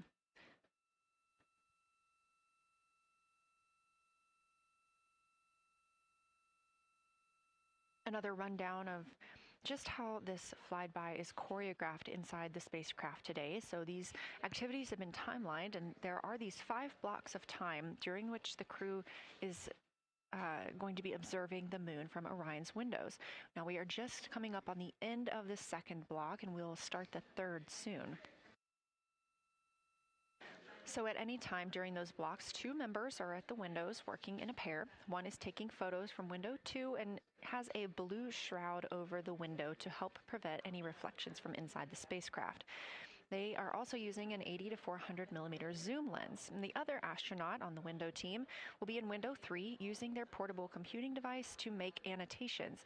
Now, again, both of those crew members are making audio recordings of what they are seeing, and we are not hearing that right now. Those are going to be downlinked later to the science team, who will evaluate them and use that data to inform our understanding of the moon. Those 2 crew members at the windows swap roles. Integrity Houston, it is time for another swap between the cabin and the window teams. So we have 15 minutes of handover time, and then we will expect Jeremy and Reed at the windows and Christina and Victor at the cabin. I have no new vehicle updates for you, but I do have a photo location for some photos on Ike's PCD, and I want to let you know that Jeremy's family have arrived in the viewing gallery.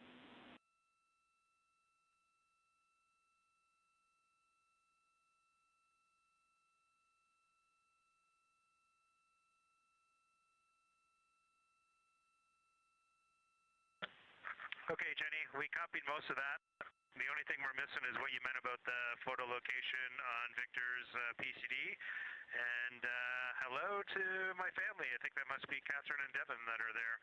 And I'm glad they made it into the viewing room. And we copy, it's time for crew swap. The A team's coming out of the windows and the B team's going in.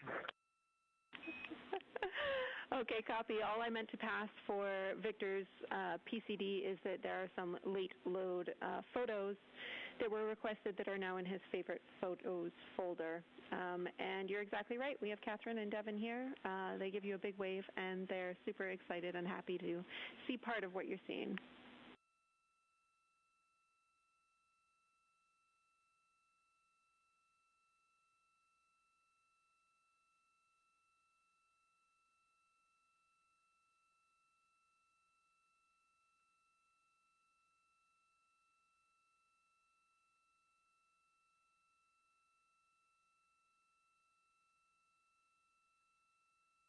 Okay, copy, Jenny. We're not sure what we're looking for in the PCD, but we're going to poke around, and we may be calling you back about that one. All right, that's no problem, and it's unrelated to flyby.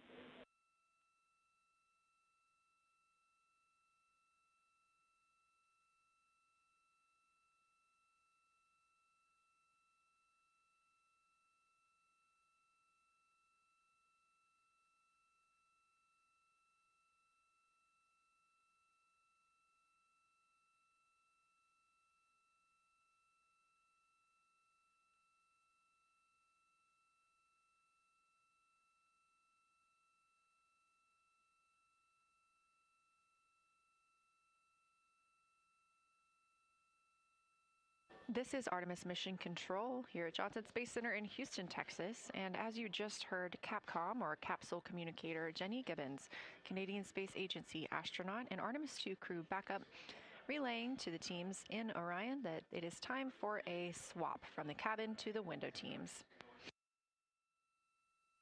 We're now at the tail end of the second lunar flyby observation block. Again, we have 5 of these today. Most recently, Victor Glover and Christina Cook were at the windows photographing and making annotations, while Reed Wiseman and Jeremy Hansen were in the cabin providing support, whether that is SD card help, but also science sit reps calling down any situation reports for what they are seeing on the moon or anything about the vehicle status. With that call to make a swap, Reed and Jeremy will be back at the windows, making observations for what they see at the moon and taking photos.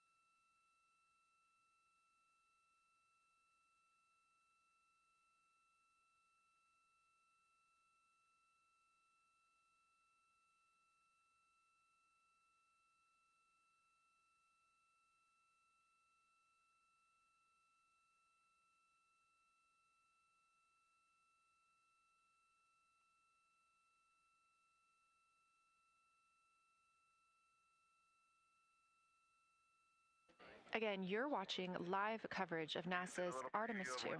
But something that's really awesome up here is we now have the moon and the Earth in window 3 simultaneously, and the moon is a gibbous, and the Earth is a crescent.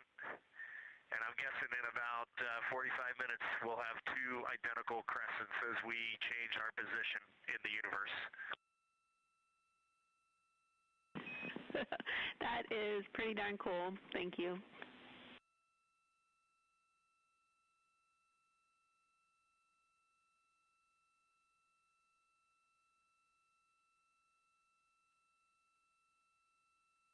That's the Artemis II crew, the first astronauts to fly by the moon in more than 50 years, reporting that when they look out of window 3, one window, they're able to see both the Earth and the moon at the same time now.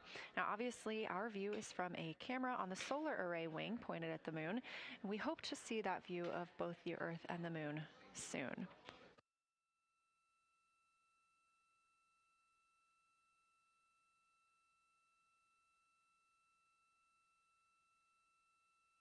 Some upcoming times for what you can expect. In about an hour and 40 minutes, we will have Earth set. And during that time, we will have a view of Earth going behind the moon. Shortly after, just a few minutes later, we will lose signal with the Orion spacecraft. This is tracked as it is going behind the moon and out of reach of the Deep Space Network. At 6 o'clock p.m., the spacecraft will make its closest approach to the moon at a distance of about 4,066 miles.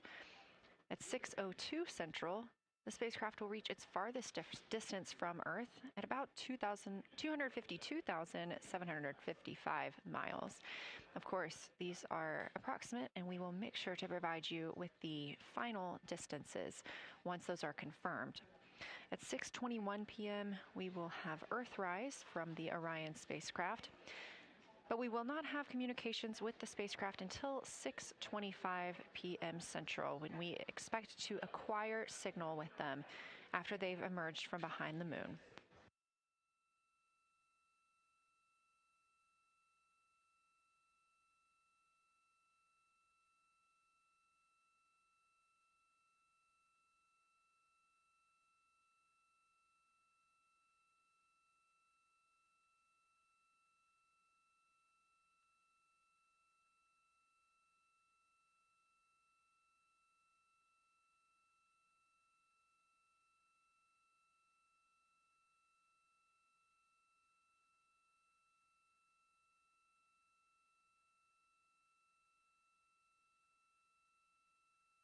Again, you're watching live coverage of NASA's Lunar Flyby for the Artemis II mission, first crew to fly beyond the moon in over 50 years. The astronauts inside the spacecraft are switching positions, 2 at the windows and 2 serving in support roles, before they start their third timelined flyby observation for today.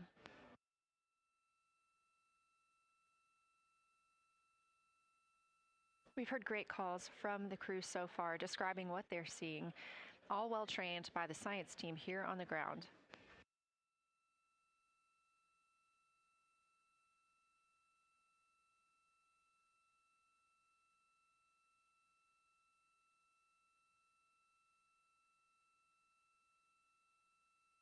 Another major milestone for the crew today will be to experience a solar eclipse from their capsule.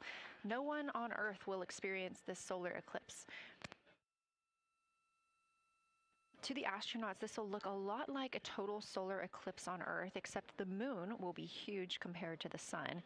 Whereas if you're standing on Earth and looking at a solar eclipse, the moon and the sun appear to be about the same size in the sky.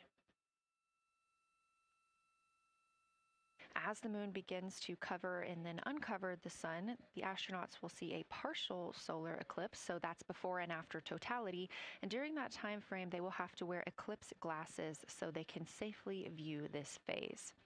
They also intend to capture images of the sun's corona during the eclipse. This is a rare glimpse at the innermost corona that will only be captured by the astronauts' cameras. During the eclipse, we also look forward to the crew members describing what they will see, which includes unique light features like the shape and size of the corona and potentially even lunar dust. At the same time, Venus, Saturn, Mars, and Mercury will be near the sun, so they may be able to identify what part of the sky they're looking at. This can help train future Artemis astronauts on what part of the sky they're seeing, which is useful knowledge in challenging situations when they may need to rely on that information instead of instruments for navigation and orientation. That eclipse window will last about an hour, and it'll happen near the end of the day today, closer to 7:35 p.m. Central, 8:35 Eastern.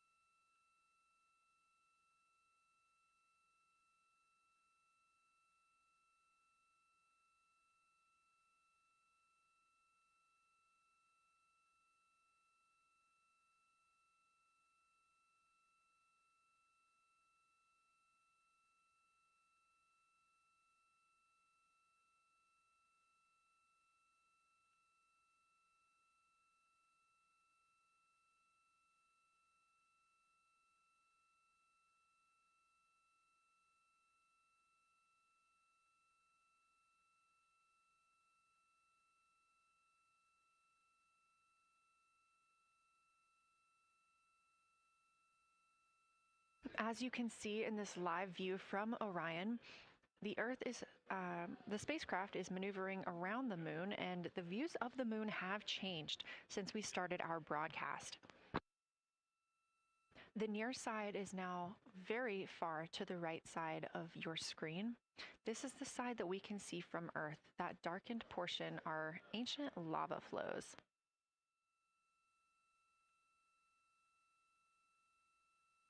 The crater down towards the bottom of the moon is Orion, and this is a crater that was previously never seen before by human eyes until this mission.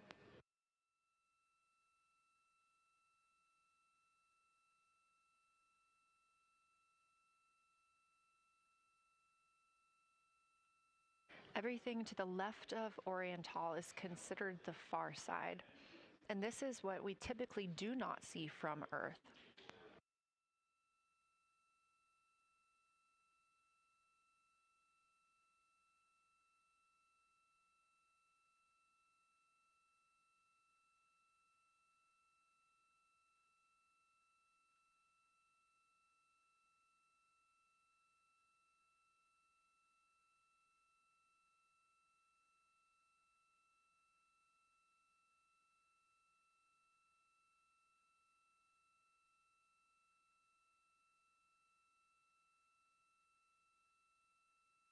Just a reminder about this view. This is coming from a GoPro camera mounted on the tip of one of Orion's 4 solar arrays.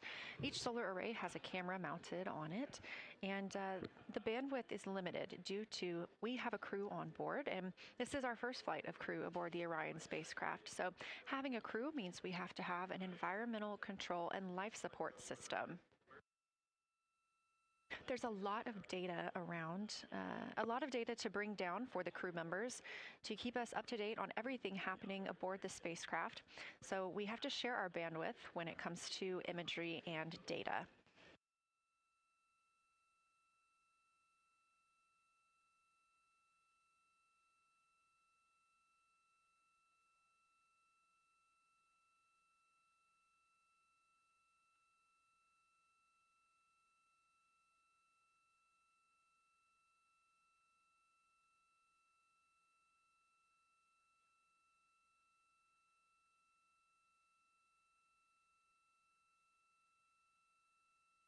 Inside the Orion spacecraft, the astronauts have completed their cabin and window team swap, meaning we have moved into the next block of lunar flyby observations. Jeremy Hansen and Reed Wiseman are now back at the windows, taking photos and making annotations. About halfway through this block, they will switch positions at the windows and will be prompted by the ground to do so.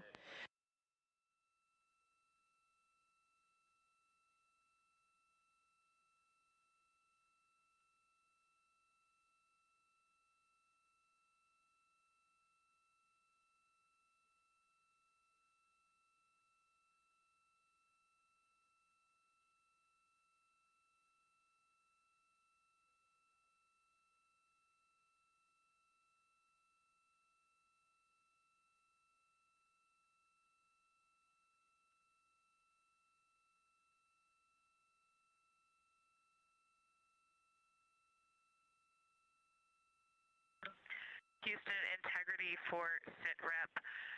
First of all, I'll just talk about the experience that I had during Victor and my observation time. It was an incredible experience. We definitely noted how much more you can see with the zoom lens. Even though we have a great visible eye image, there's just a lot of texture that just pops right out at you when you can zoom in. So almost just using it like a telescope, the camera lens. We really enjoyed our discussion time. That was a great innovation on the lunar targeting plan. We were both able to describe a lot more kind of with flow, I would say, when we were talking to each other.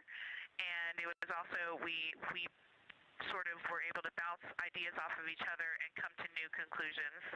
We had, I think, a very successful talking through of some contacts between different color areas, both in the mare and in the highlands, and we identified some really unique texture areas as well. At one point, towards the end of the images of my time in window 3, I just had an overwhelming sense of being moved by looking at the moon. It lasted just a second or two, and I actually couldn't even make it happen again. But something just drew me in suddenly to the lunar landscape, and it became real. And the truth is, the moon really is its own body in the universe. It's not just a poster in the sky that goes by. It is a real place.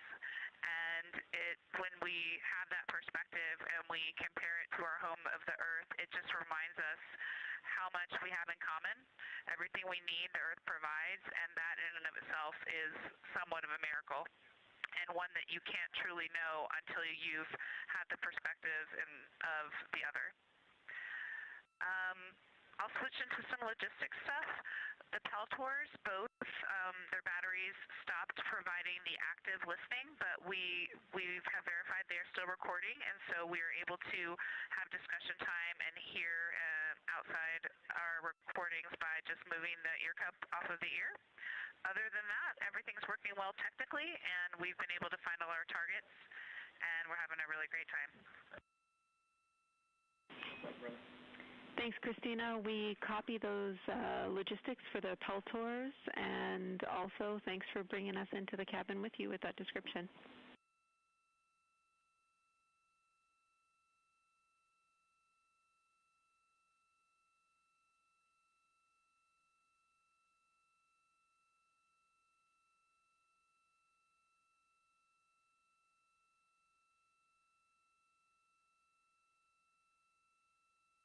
Right on time. NASA astronaut Christina Cook, a mission specialist for Artemis II, calling down a science sit rep, a situation report. Good news, reporting that she and her teammates have been able to capture all targets that were listed.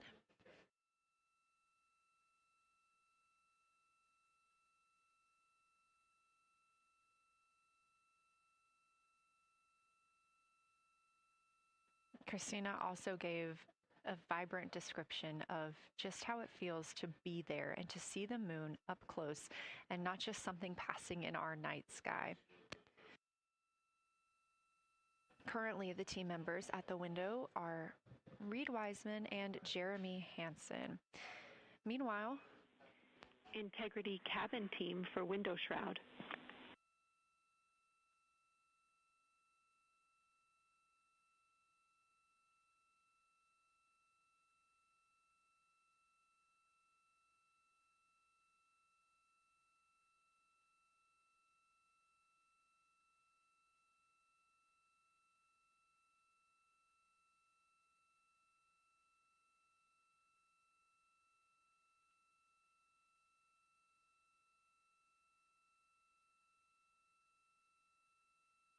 We're listening. Go ahead, Jenny.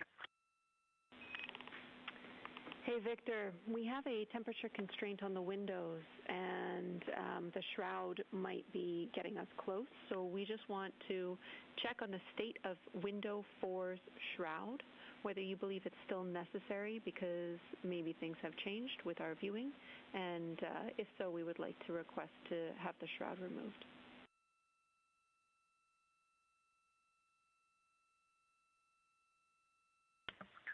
Houston, we believe it is necessary. We pulled it off just as a corner. It is very bright. It definitely would affect our night vision and maybe comfort. But is there a time? Can you tell us when we would have to take it off by?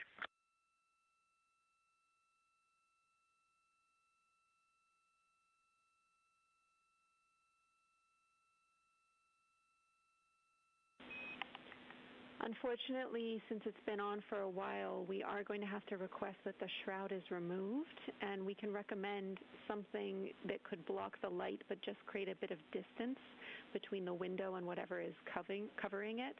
Something like a t-shirt would do the trick and help.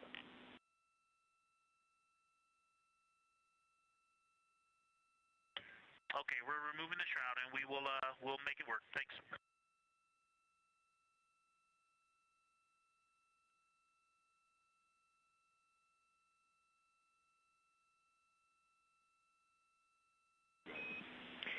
Thank you, Victor.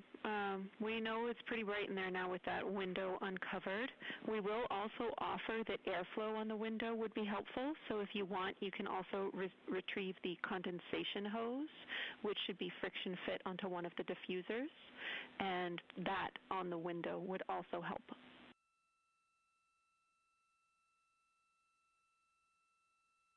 We can easily point a diffuser at the window, so we're going to start with that, and it's pointing at the window now.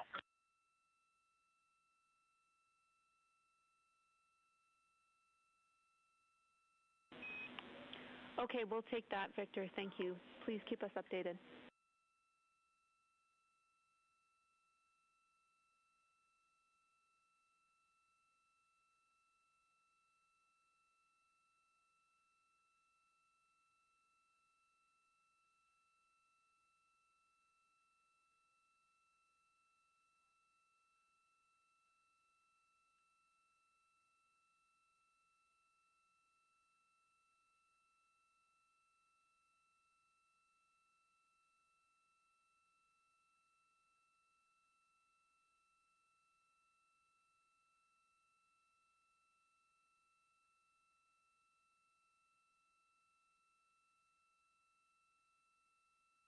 That call from Capcom, Jenny Gibbons, CSA astronaut and Artemis II crew backup, to the crew aboard Orion, letting them know that they will need to remove the window shroud they had placed on window 4.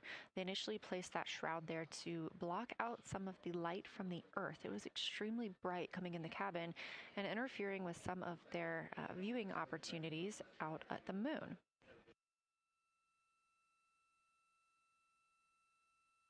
This was a request from ground teams to ensure that they are protecting other systems, and the crew has been offered the opportunity to use something else to cover the window.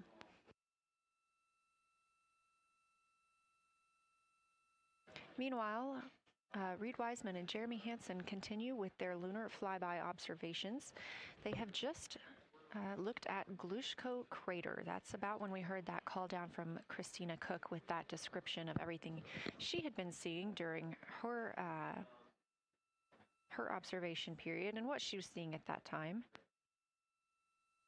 The science team asked this crew to take centered images of the entire crater and their ray system in one frame.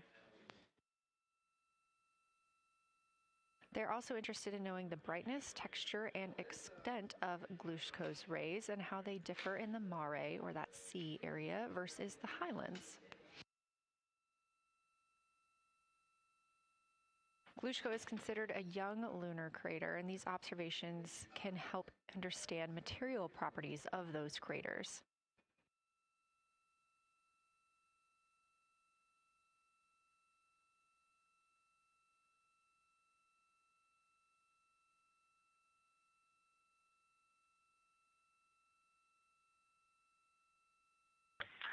Science, integrity. First, I wanted to start off with connecting with what Christina said, that it was very moving to look out the window.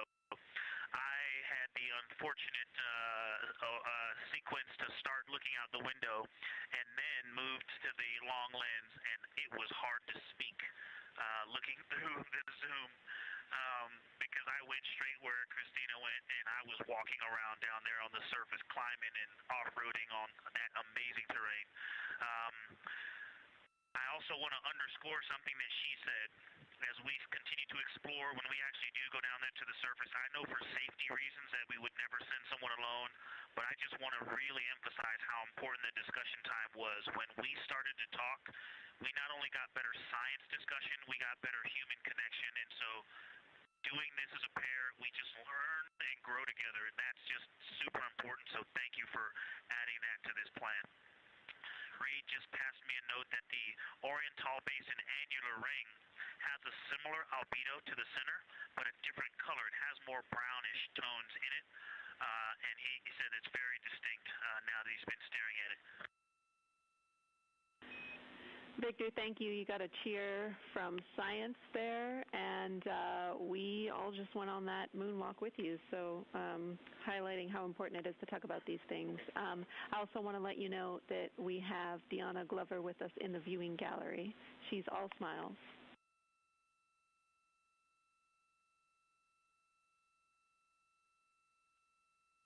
Well, you just got a bunch of cheers up here. Hey, babe. I love you from the moon. We love that we got a hey, babe, too. And we also have one of your lovely daughters here watching you guys work.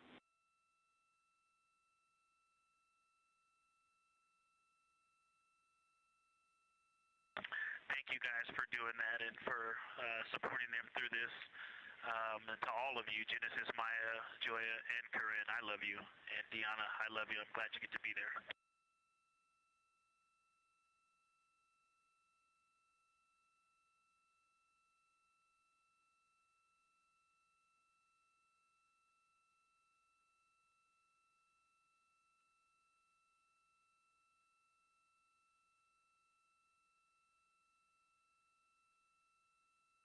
We've had some really sweet words from the crew members aboard Orion today, as their families have been able to filter in and out of the viewing room here at Artemis Mission Control at Johnson Space Center in Houston.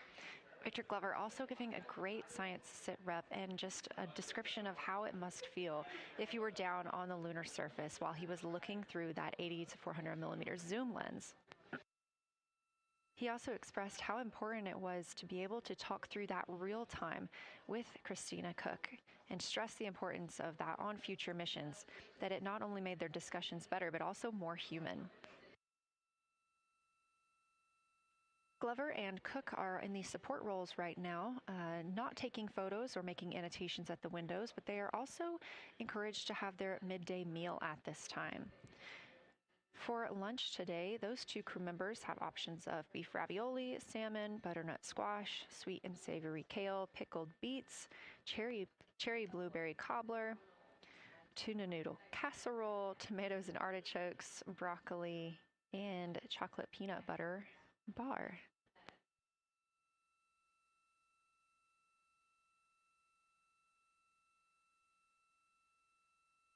Once Glover and Cook return to the window portion of their flyby today, Reed Wiseman and Jeremy Hansen will get into their midday meal.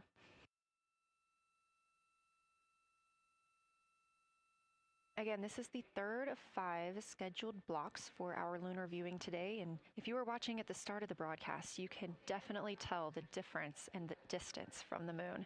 We are now 5,518 miles away from the lunar surface, and again, expecting the crew to get about 4,066 miles away. They are currently 252,050 miles away from Earth, and every mile is a new record, having surpassed the Apollo 13 milestone for furthest distance earlier today.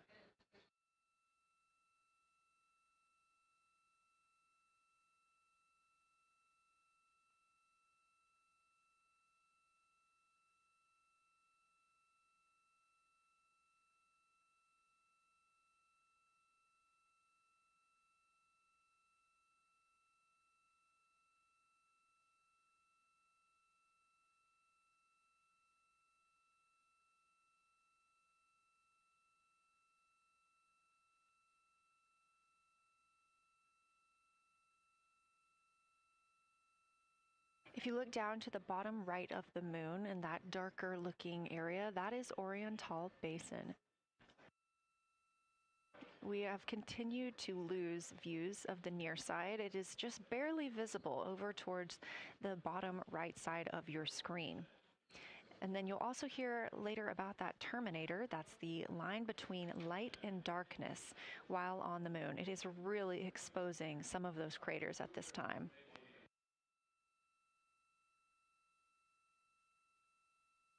A couple of the other features in view right now are Hertzsprung Basin and Vavilov Crater. Hertzsprung Basin is nearer to the center of the moon, closer to that terminator line right now, and Vavilov Crater is just on the outskirts of it, closer again to the terminator.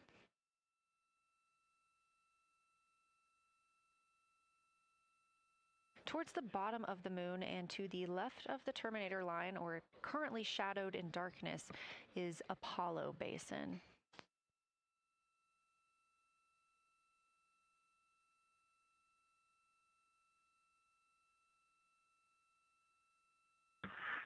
Science from integrity. Let me find out how far we are from the moon right now. But our view is about a third of the moon is in eclipse. That beautiful terminator is out there calling to me. We're 4,691 miles from the moon. And what looked like in the terminator, about a third of the way up from the southernmost part of the terminator, looked like a dinosaur print if one was running to the northwest. Now is clearly a crater with a bunch of craters around it. And that terminator, I can only see about half of it. I'm looking through the docking hatch window right now because we have the Z9 in window 1. But that terminator has moved.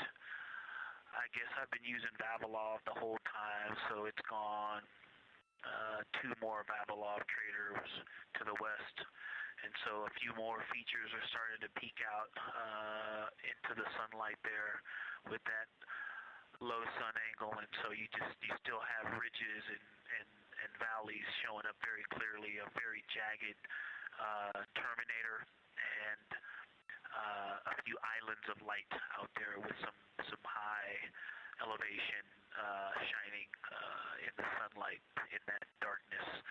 And on the eastern side of the moon, let's see, Grimaldi appears to be one of the farthest east features, and that is maybe 5 degrees from being right on the limb and going off over the horizon.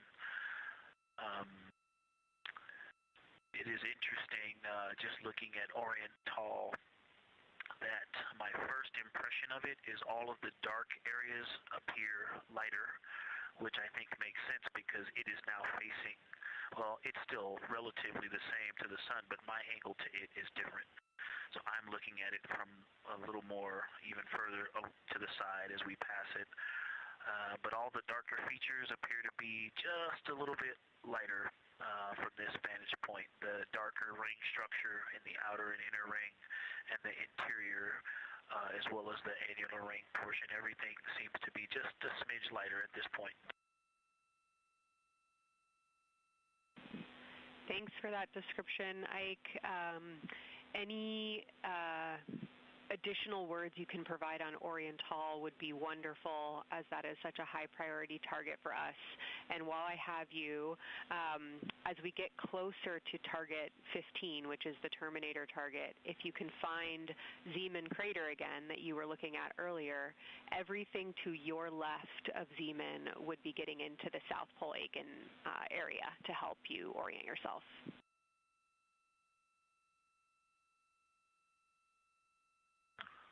Zeeman is a great waypoint out there. I definitely see it.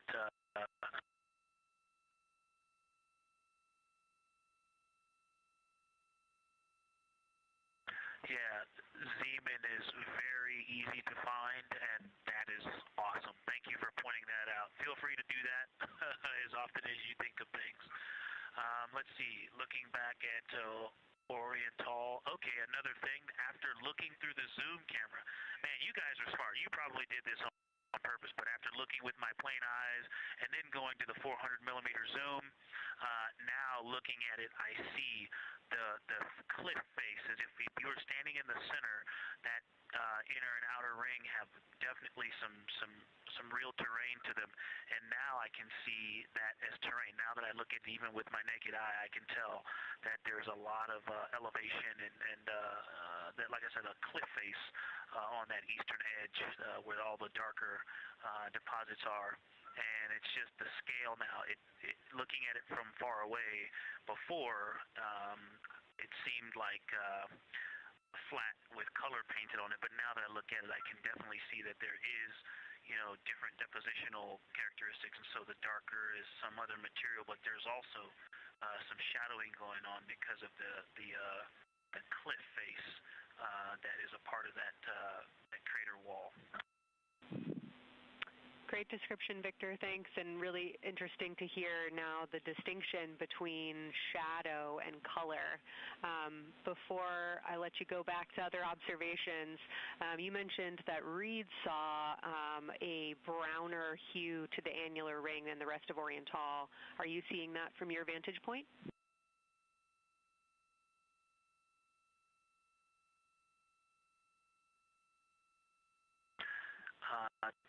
The way that I'm looking at Oriental, again, I'm still in the docking hatch window.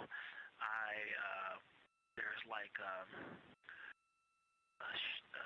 thermocouple right here in the center of the window, and it is the orange Kapton tape color, and so it is unfortunately, it's like trying to look at stars, next to a metropolis. I think it's drowning out any color that I could pick up from the moon. I am not able to see that color, but I have not looked at it through one of the forward face, from one of the windows 1 through 4. I think when I get away from this Kapton tape strip that I would be able to see the variation that Reed's talking about. That is great feedback operationally. Thanks, Victor. I'll leave you to it.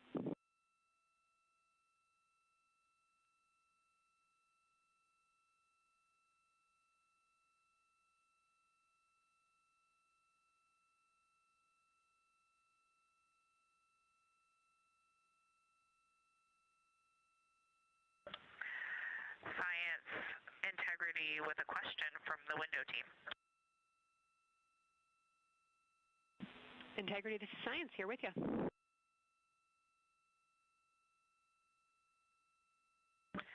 Yes, they have a question to help inform a theory that they're sort of tossing back and forth.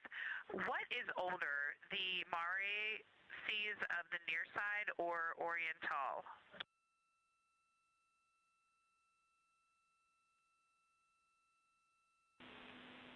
Stand by, Integrity. We're going to get you a little geologic history here.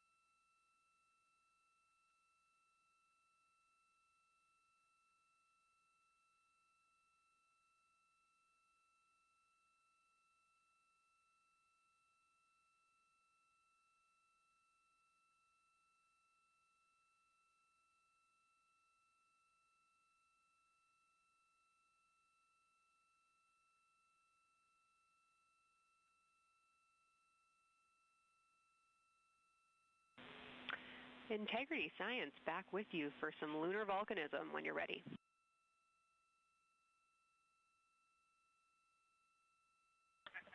Go ahead. You're making our day down here getting to talk about lunar volcanoes. Oriental, as far as Mare go, is younger than almost all of the Mare on the near side. The exception are features like Aristarchus, which really pop out to you guys and really pop out to us here on Earth. That is younger, but other than that, Oriental is pretty young as far as Mare go.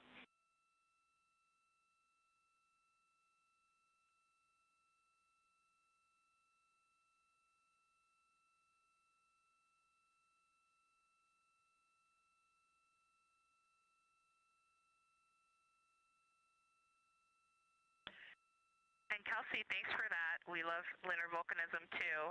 How about when the actual crater was formed?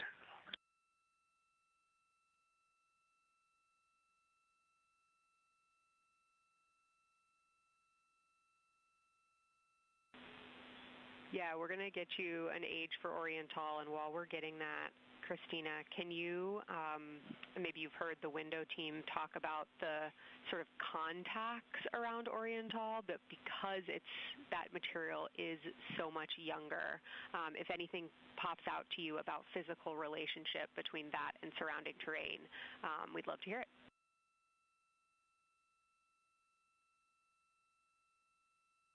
Yeah, definitely. They are discussing a contact relationship that could explain some of the color that they're seeing in certain areas. And so it was really about the ejecta of the creation of the basin and understanding the superposition of its ejecta and Mare on the near side or other features. So thank you. We'll take the insight when you have it.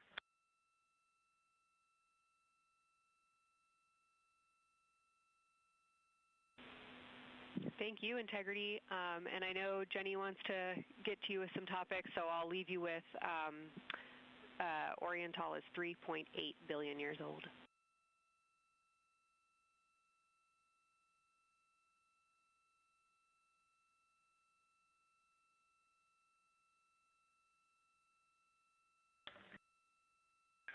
Copy that. So that's on the older side. The actual basin is very old. Correct, as is the case with a lot of mare. Typically the big basin formed and then the, volcanic eruption was able to punch through the crust where it was weakened by that basin formation.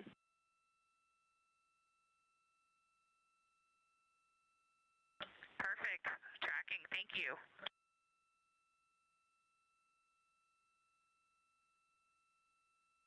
NASA astronaut Christina Cook calling down some questions to the science team on console. The voice you're hearing with those answers is Dr. Kelsey Young. She is joined by Trevor Graff on console today. Christina asking about the age of Orion and specifically the mare regions. Those are those dark regions that you see. They are paved or filled by volcanic deposits.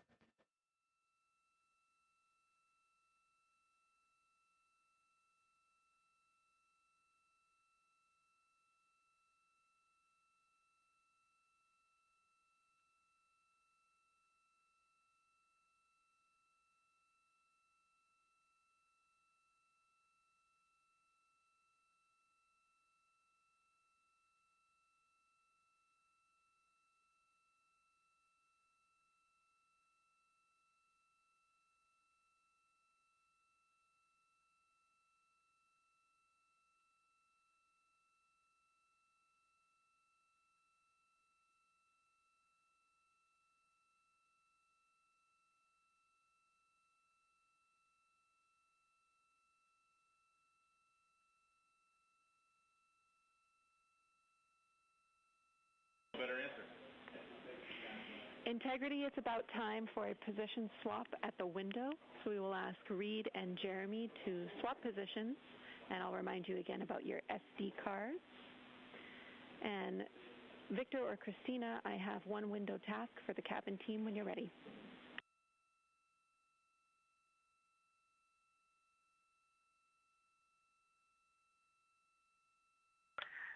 They are swapping and I'm ready.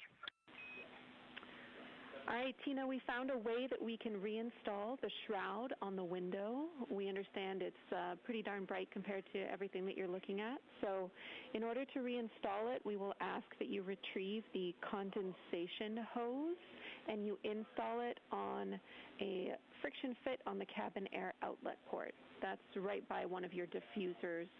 You're going to point that little condensation hose such that the air is flowing over the window pane. Let me know when you're ready for the stowage location.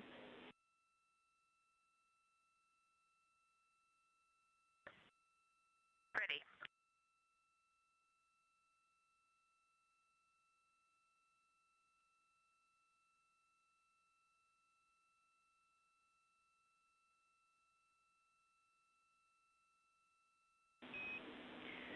Christina, the hose is in locker A1. The crew has gotten a go to reinstall that window shroud they were using to block some of the earth shine. Copy. This view coming from inside the Orion spacecraft as the crew members are swapping windows, specifically Reed Wiseman and Jeremy Hansen. They've been our crew members at the windows taking photos, making annotations, and making recordings that'll be downlinked later to the science team for review.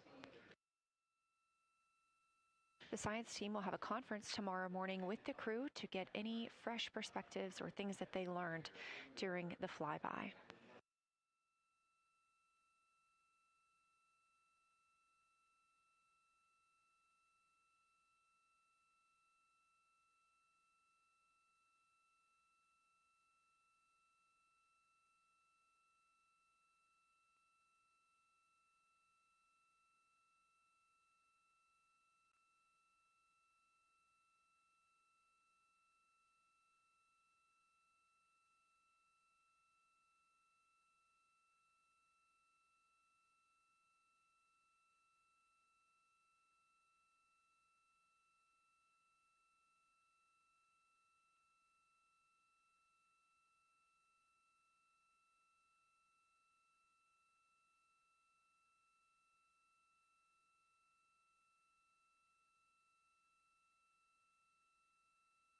Again, we are now in the third of 5 observation blocks for the crew scheduled for today. During this flyby, Orion is passing around between 4,000 and 6,000 miles from the moon and providing the crew with a full view of the lunar surface. It's a higher vantage point and much farther than Apollo's lunar orbits on average. So from this view, astronauts can observe both the North and South Pole and large-scale geologic features in one single view.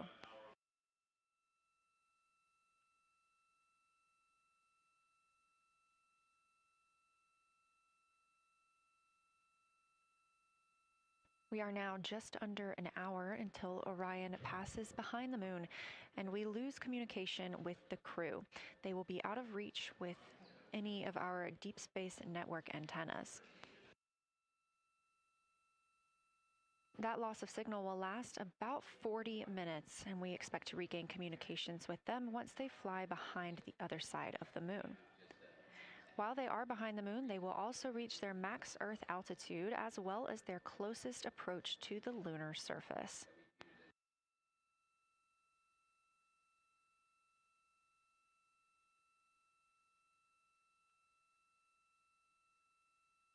The view you have right now is a live stream from a camera on Orion's solar arrays. You are looking at a live view of the moon, and 4 people are inside that spacecraft taking pictures of it, telling us everything that they are seeing. The first humans to do so in over 50 years.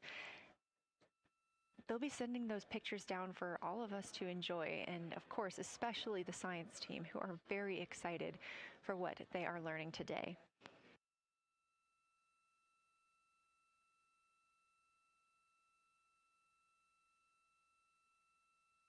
It appears the Artemis II spacecraft, Orion, is now under 5,000 miles away from the moon. Again, we expect their closest distance to the moon be about 4,066 miles.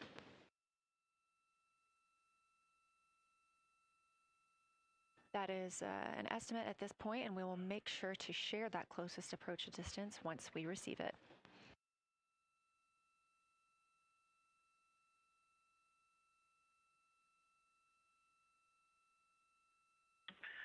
Houston integrity question, did you just want us to cool the window with the condensation hose, or did you want us to put the shroud back on and cool the window at the same time?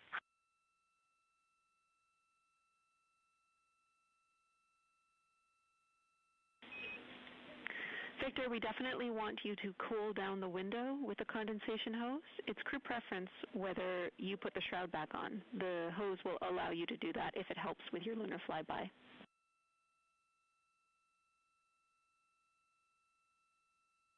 Okay, copy. We're going to do both at the same time. Thank you. Houston copies.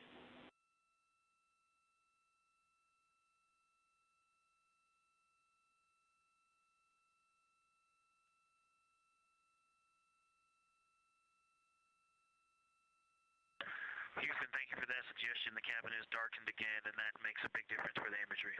And for science, we are now seeing a half moon.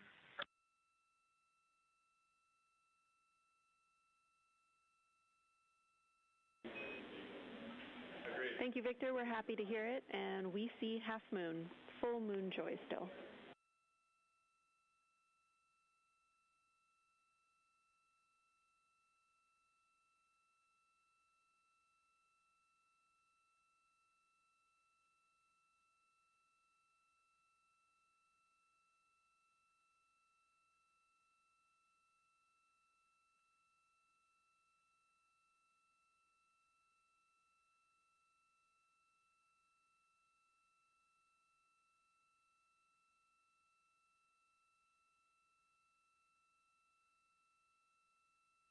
Crew reporting from Orion that they are seeing half the moon, which is about what it looks like here from this view from the spacecraft. However, what has become a little bit of a catchphrase for this mission, everyone is reporting full moon joy.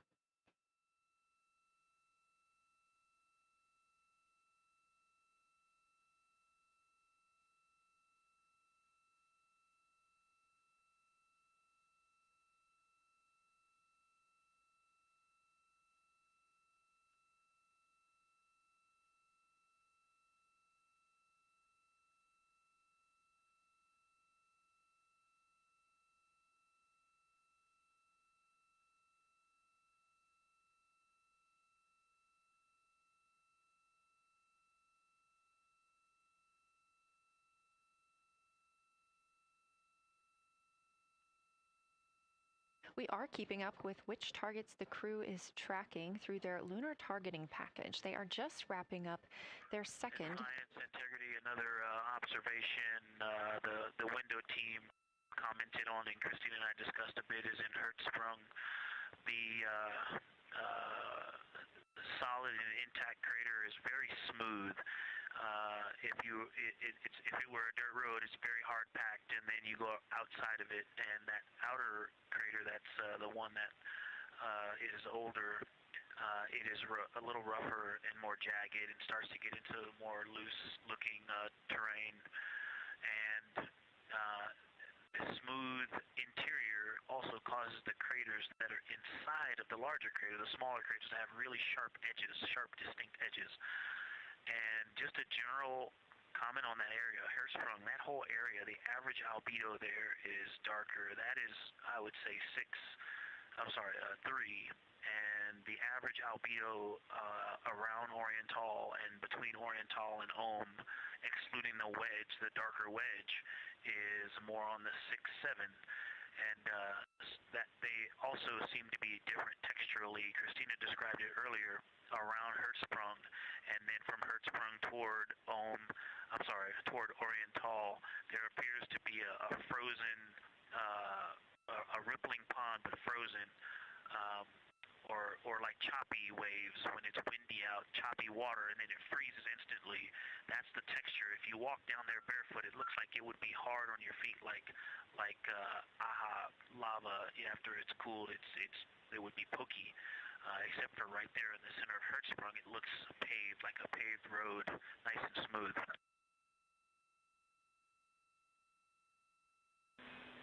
Victor, that's a wonderful description. Going from a paved road to lava reminds us of the Icelandic highlands. Thanks for that.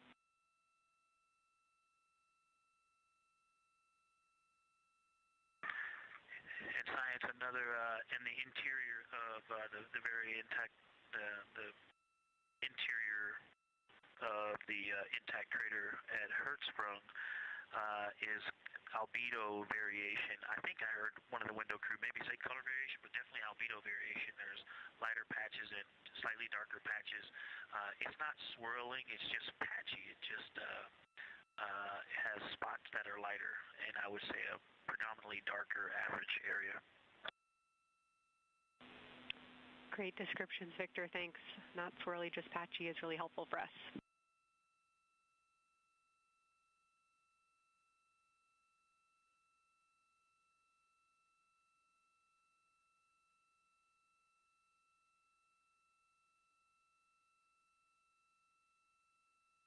Really great descriptions coming from Science. The window team is hitting all the targets. They are on plan and starting the discussion of the Terminator. And boy, I'm loving the Terminator. I think I know it's not purely a moon feature, but what it does to the features of the moon, to the terrain, I've probably spent the most time describing into my recordings and thinking about and looking at the Terminator. There's just so much magic in the Terminator. The islands of light, the valleys, what look like black holes. You'd fall straight to the center of the moon if you stepped in some of those. It's just so visually captivating that the Terminator is the most striking thing that I've seen so far. We've been loving your evocative descriptions, Victor. You really are bringing us along with you, and we're following along with visualizations that pale in comparison to your descriptions. Thanks.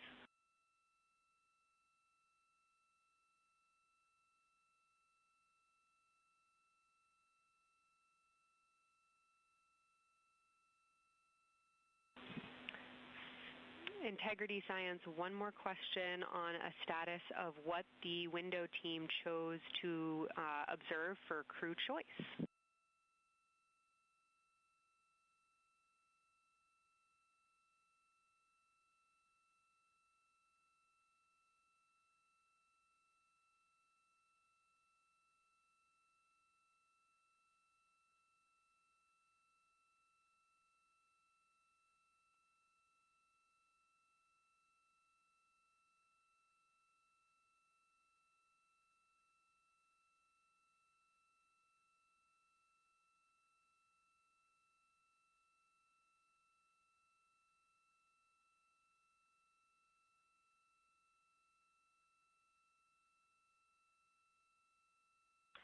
window 2 talked about Vavilov, look for suspended dust, and the Terminator. And window 3 about the experience and about the three-dimensionality of the moon this close. Wonderful. And another observation about Oriental, I would say, is the features going off to the southwest, the two large, almost look like scratches in the surface. I don't know if they're rays or canyons or collapsed lava tubes, but two distinct features that are almost parallel going off southwest from Oriental Basin. They are the first things that made me notice parallax of our trajectory looking out at Oriental. That and in the inner walls of the east side of the crater rings, you really get a sense that we're flying over something with elevation and terrain, and they look different from this orientation. Love to hear it, Victor, and you had it that those chains are actually crater rays, secondary craters formed from the formation of Oriental.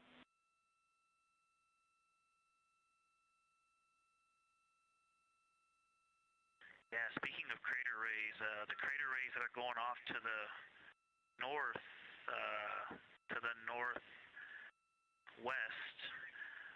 that run off toward Hertzsprung and I believe toward Vavilov. I'm not looking at it right now, but those crater rays are very interesting. They're all very small. I know you've imaged this, but they're all small and they look like, you know, a big impact launched rocks and things that made smaller impacts down the way.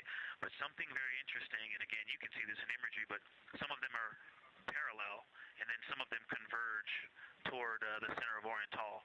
And then I think I even saw some that maybe diverge, which not diverge, but that are convergent, which indicate multiple large impacts that created a lot of secondary impact crater rays.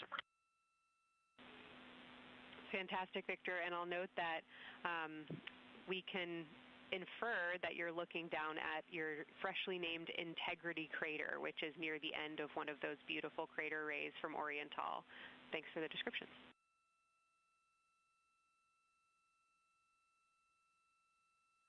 Yeah, you're welcome. And Integrity is easily identifiable with the naked eye from this point.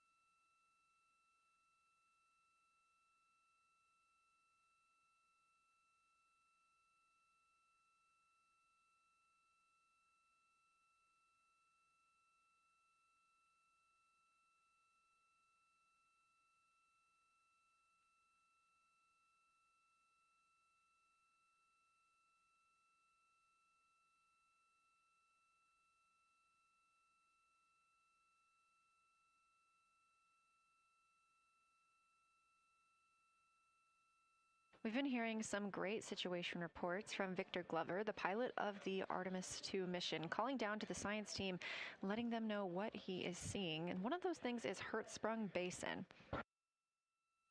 If you look just to the right of the Terminator, that is the difference between light and darkness on the moon. You can see what he's describing when he says Hertzsprung Basin and how it looks a little bit paved in the middle there. It's almost in the very center of the moon in this view, coming from the Orion spacecraft and a camera mounted on its solar array.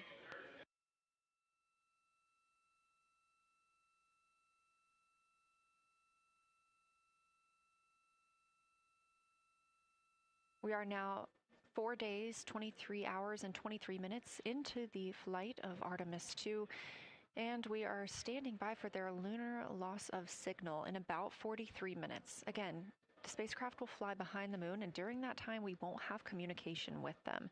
They will be out of reach of our deep space network. However, we will regain communication with them approximately 40 minutes later when they come around the other side of the moon.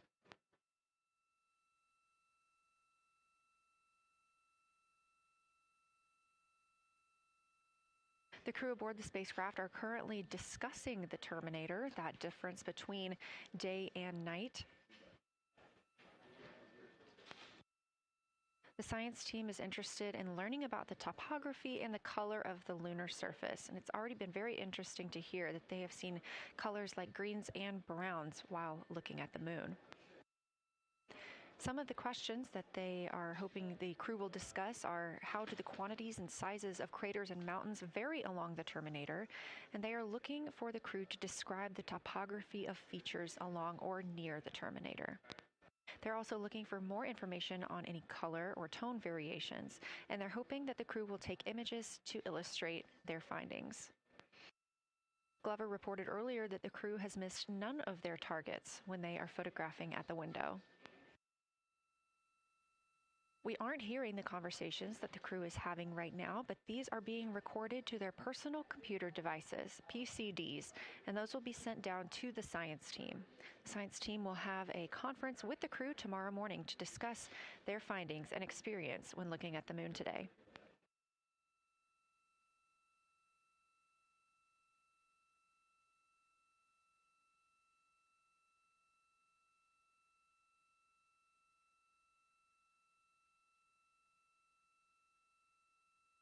We have a few minutes left while the crew is discussing the terminator, and if you're just joining us, you're looking at a live view of the moon, our moon, from the Orion spacecraft and a camera on its solar array.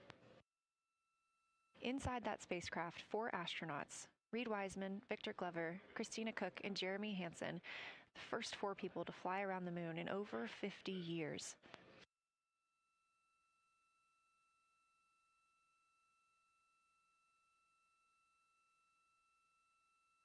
This is our Lunar Flyby day, and the crew has already surpassed one record today. The crew passed the Apollo 13 distance record at 12:57 p.m. Central, 1:57 p.m. Eastern.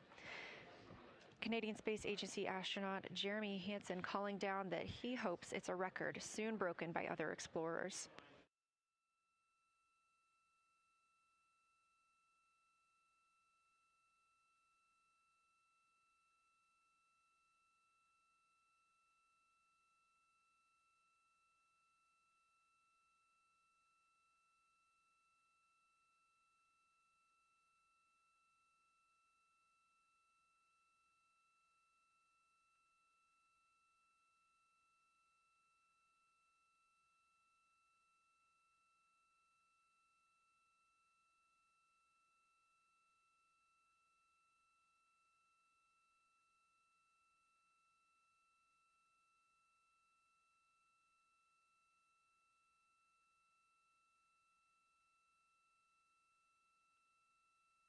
We are live in Artemis Mission Control in Houston, Texas, monitoring the flight of Artemis II. All of the flight controllers here, each monitoring a different system aboard the Orion spacecraft. Integrity Houston, we are ready for our cabin and window teams to swap again. We have a 15-minute handover time here, and I have a couple of items I want to read up to you. They'll require you to write something down on your knee boards, so let me know when you're ready.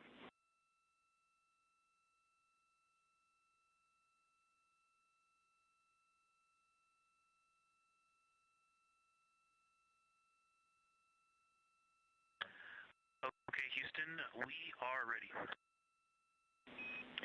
Copy, Integrity. First of all, once you start this next shift here, during this lunar observation shift, we will begin our lunar LOS, so you can expect a call from me a few minutes prior reminding you.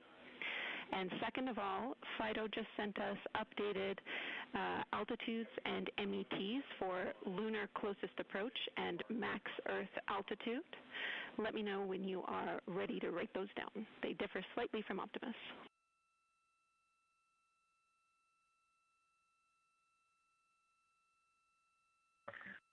Thanks, Jenny. We are ready to copy. Lunar closest approach will be at MET 5 days, 0 hours, 25 minutes, 34 seconds, and the altitude will be 4,067 statute miles. Maximum Earth altitude will be at MET 5 days, 0 hours, 27 minutes, 39 seconds, with an altitude of 252,756 statute miles.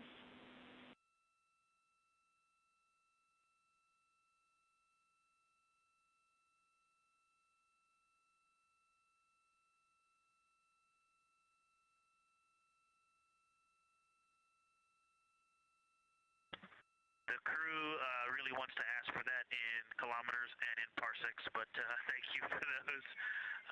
That is great. Thanks for that update. I'll send Fido to work, and I appreciate the metric.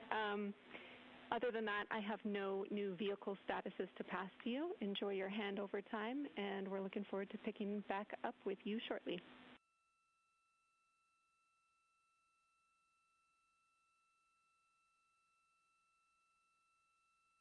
All right, we'll talk to you shortly.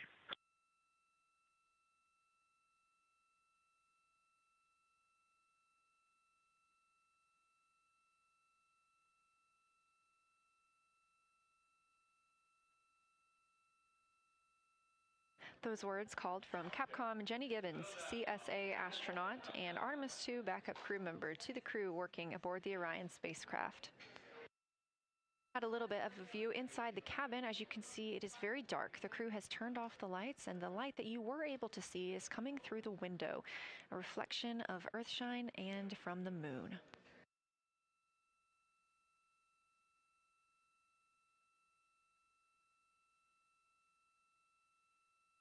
The crew is moving into their next observation block, meaning they are taking time to switch cabin and window teams. We've had Reed Wiseman and Jeremy Hansen at the windows taking pictures and making annotations and recording some audio files that will be downlinked later to the science team. Meanwhile, Victor Glover and Christina Cook were in the background serving as support. They were also timelined to enjoy a little bit of their midday meal. Now that we are swapping positions, the support team becomes Reed Wiseman and Jeremy Hansen. They will be in the background helping with SD card swaps, as well as providing those situational reports to the science team.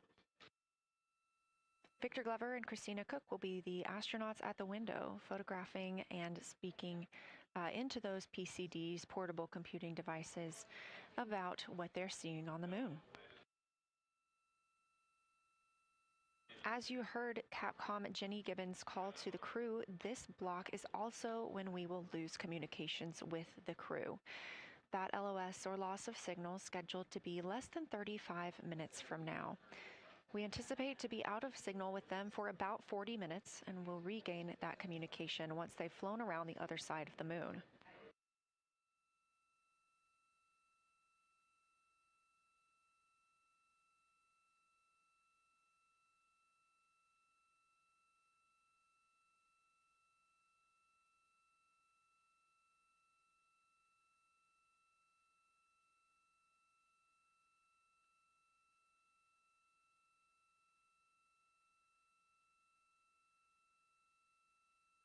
Now, even though the crew will be flying behind the moon, their observation period does not stop. They will still be taking pictures and making annotations of what they are seeing.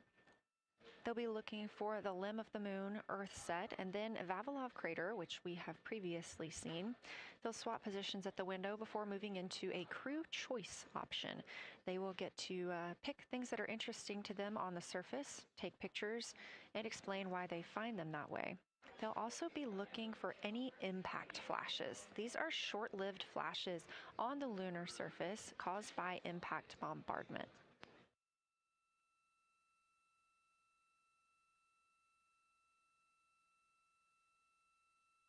Just before Earthrise, the crew will be looking for lofted lunar dust. This may be lofted just above the lunar surface, and we could only see it just before Earthrise along the dark western limb. Any Earthshine would illuminate potential lofted dust. But once the crew is all the way around the Earth, the brightness of the Earth will wash out any of that dust they might be able to see. These were based on observations from Apollo missions and orbital spacecraft, and so we're very interested to see if the crew might be able to capture some of that lunar dust today.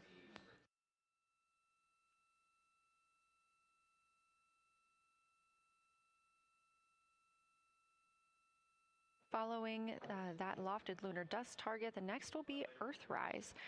We will regain communications with the crew shortly after Earthrise.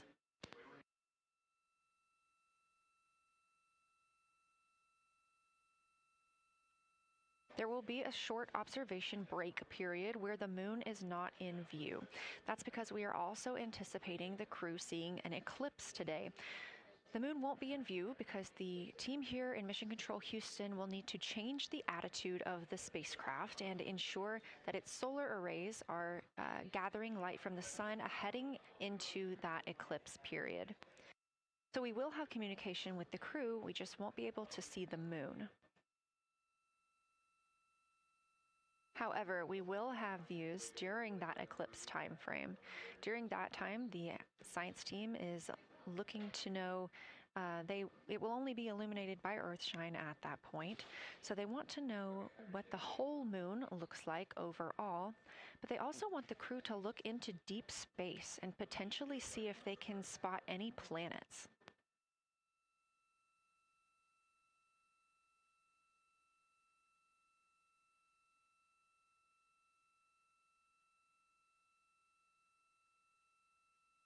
Once the eclipse is over, the lunar flyby period will have ended. We are live through the whole thing, and even once flyby is over today, we remain live 24/7 on NASA's YouTube.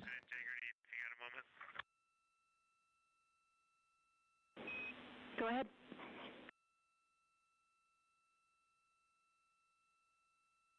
I don't know if Catherine and Devin are still there, but if they are, just wanted to just let them know how much fun we're having out here. It's extraordinary to be on the far side of the moon right now, just seeing hanging out there and looking back at the Earth. And Ashley and Kaylin, I know you're back in Canada, but if you happen to be watching too, just wanted to say hi to all you guys. Love you guys, and we'll be heading back your way shortly. Thanks, Jeremy. I hear they are watching, and your family is still here. So thanks for passing that along.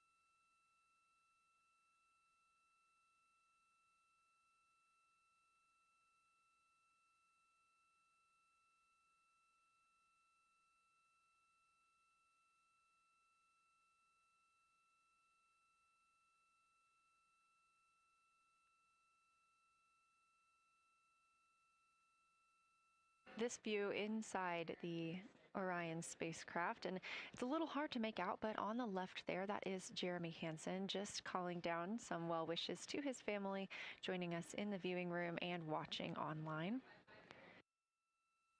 Currently in the window are Victor Glover and Christina Cook. They are taking pictures outside of the window as they are now in their flyby observation block.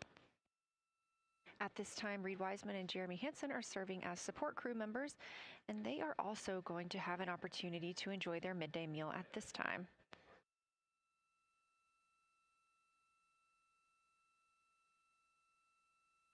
On the lunch menu today for Reed Wiseman and Jeremy Hansen, we have vegetarian chili, salmon croquettes, chicken with peanut sauce, sweet and savory kale, pickled beets, chocolate pudding, barbecued beef brisket, spaghetti and meat sauce, Italian vegetables, butternut squash, candy-coated chocolates, and maybe even a little bit of coffee.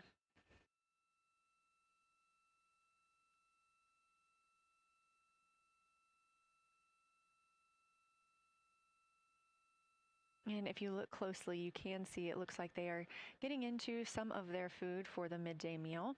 All of the food on the spacecraft is rehydratable. We don't have an option for fresh food as there's not a refrigerated section of the Orion spacecraft. So all of this food can either be rehydrated or eaten straight from the package, just depends on what the food actually is. And for food that needs to be rehydrated, there is information on each package of how much water needs to fill that bag and what temperature it needs to be.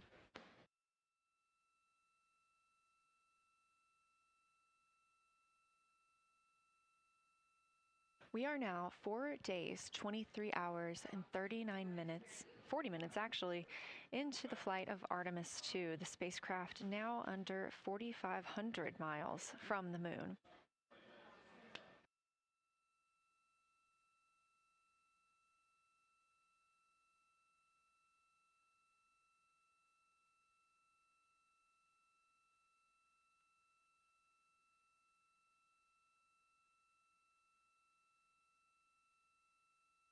We are now also under 30 minutes away from loss of signal with the astronauts. We will regain that communication about 40 minutes later.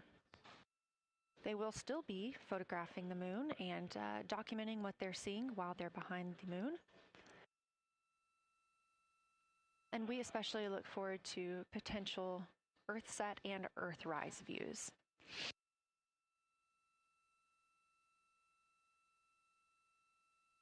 As you can see on the left side of your screen, we are streaming this solar array camera view throughout the flyby.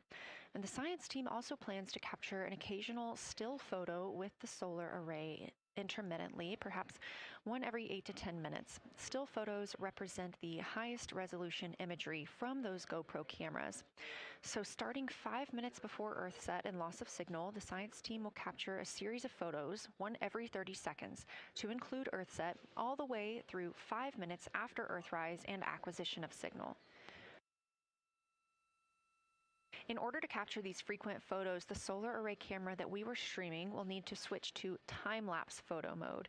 So during this time, the streaming video quality won't be as sharp as you have it right now, but we want to ensure that the science team captures the data that they need during these time frames.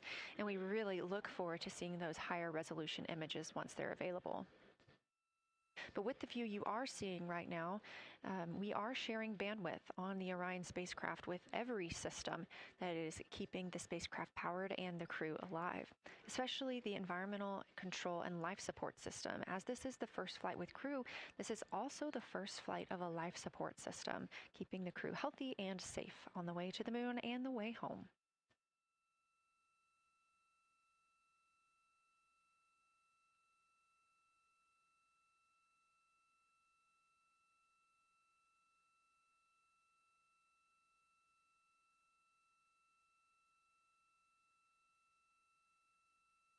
On the timeline, we're getting towards the end of the cabin and window team swap period, but it looks like our astronauts, Victor Glover and Christina Cook, are already photographing the moon outside of those windows.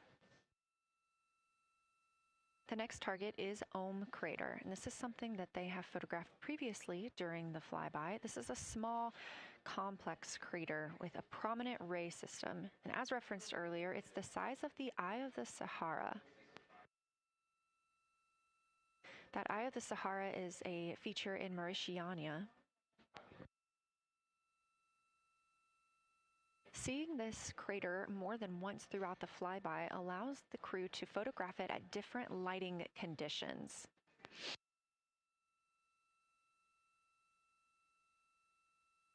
Those different lighting conditions help expose different portions of the target and can help the science team learn a little bit more about how it formed and what it is today.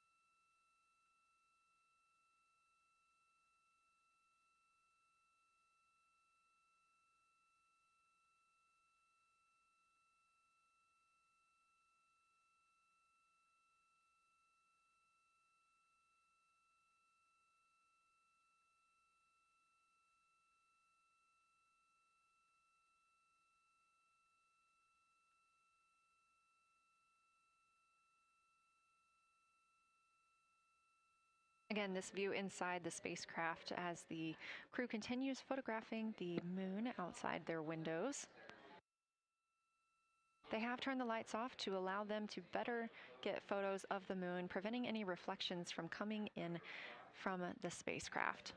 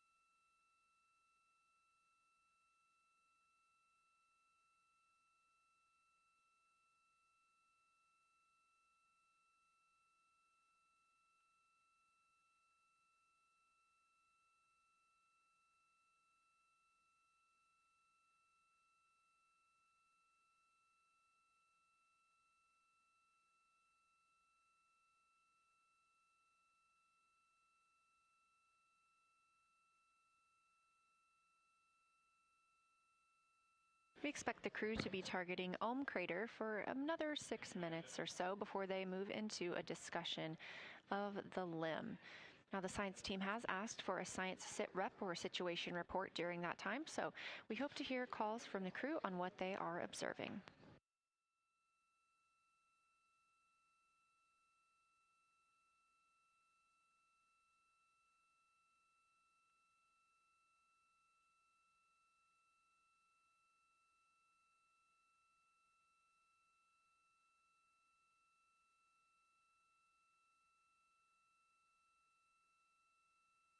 If you've been following along, at the start of the day, we did have much more of the moon visible.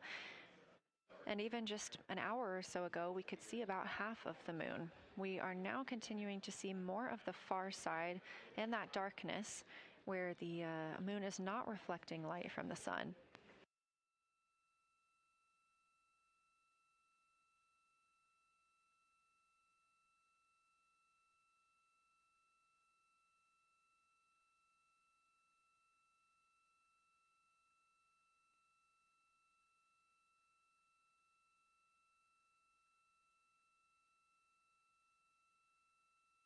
Earlier, we were also able to see some of those darker portions, that old lava flow that we often see on the near side of the moon and that we can all see from Earth.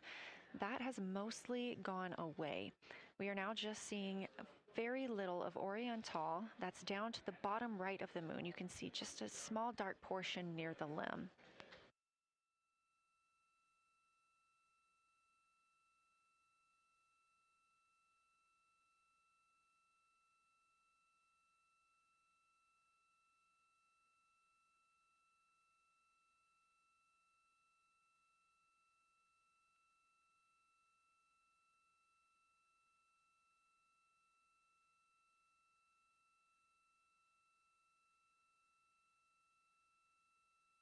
We are now about 18 minutes away from loss of signal with the Orion crew.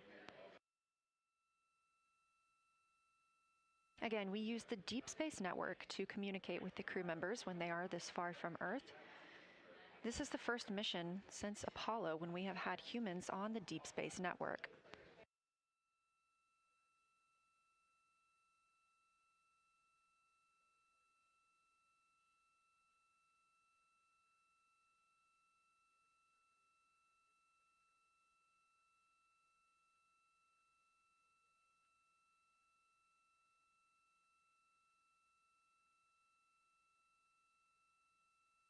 As you recently heard Capcom Jenny Gibbons call to the crew, We expect their closest approach to the moon to be at MET, or mission elapsed time, of 5 days, 25 minutes, and 34 seconds.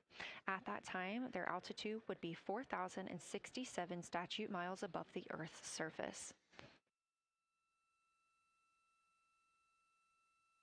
Just over 2 minutes later, they will reach their maximum distance from Earth at mission elapsed time 5 days, 27 minutes, and 39 seconds. The altitude at that time would be 252,756 statute miles. These are our latest numbers, and we'll make sure to verify and confirm those once those milestones have been achieved. Obviously, we will be without communication to the spacecraft at that time, so once we regain communication, we will make sure to find out those numbers and report those to you.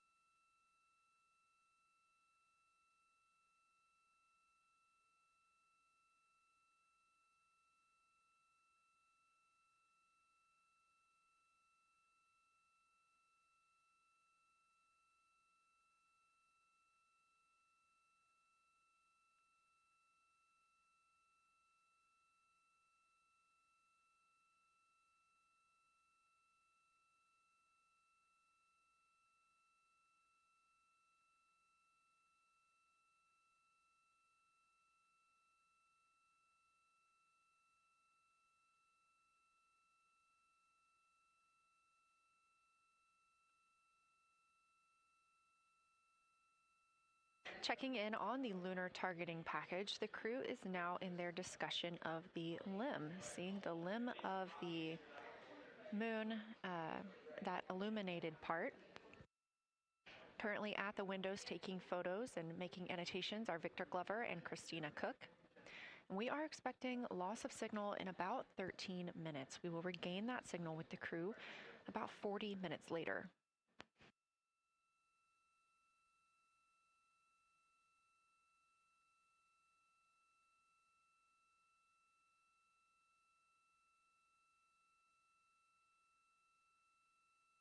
A milestone worth mentioning that this day marks the first time in more than 50 years that humans will observe the moon directly, a critical opportunity to practice how lunar science will be conducted during future Artemis missions.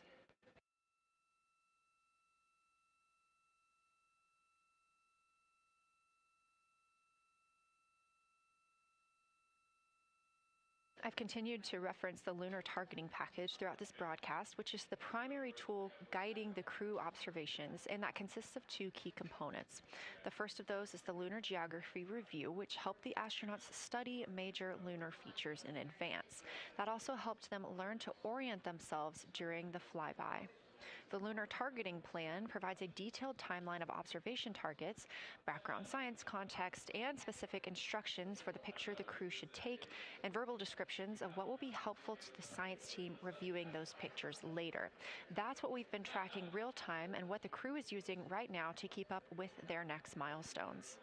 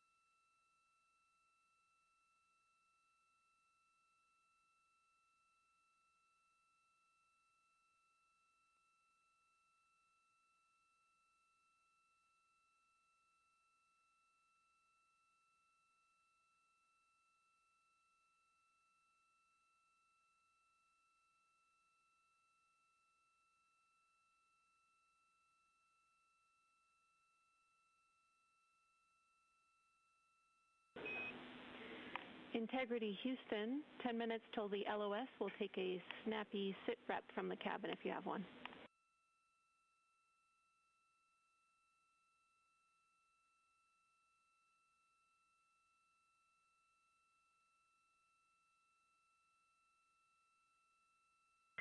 Okay, Jenny, that came, we missed most of that, but just a 10-minute warning, is that what you're saying?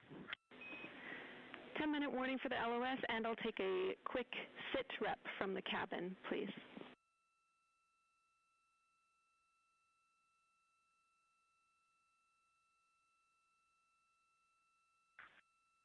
All right, cabin is still full of excitement. We've got Christina in window 2, Ike in Victor in window 3. Reed's actually been trying to get some images out of the docking tunnel. We can see the Earth and the Moon and part of the Moon out of the docking tunnel, which is pretty good. And I'm just grabbing some footage right now with our interior cameras.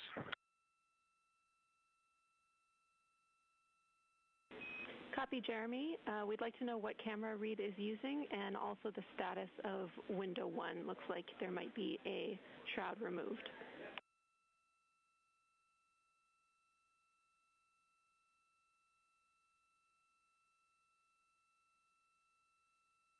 Okay.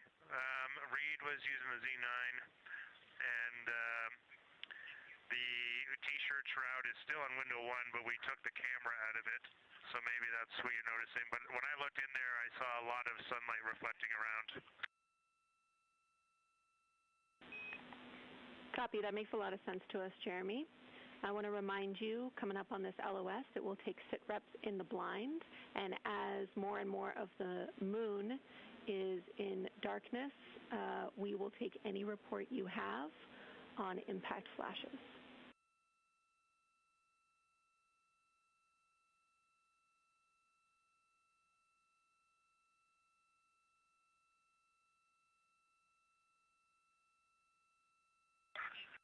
All right, Jenny, you have to say again your last. There's a lot of conversation here, and I was on the other side of the cabin, so I missed all of it.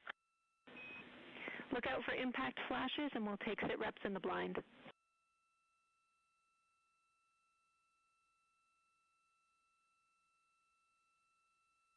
Okay, impact flashes, sit reps in the blind. We got it. And yeah, just so you understand what's going on with window 1, there is light coming through the outer hull from window 2 into the inside of window 1, if that makes sense. Like, I can see the inside of the vehicle when I look between the 2 panes of glass. Copy.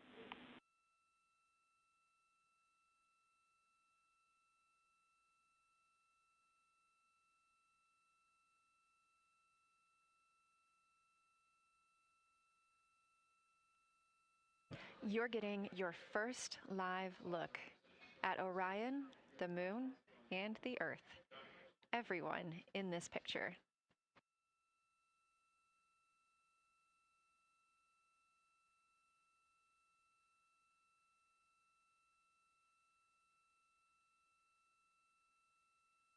This is a live view from the Orion spacecraft.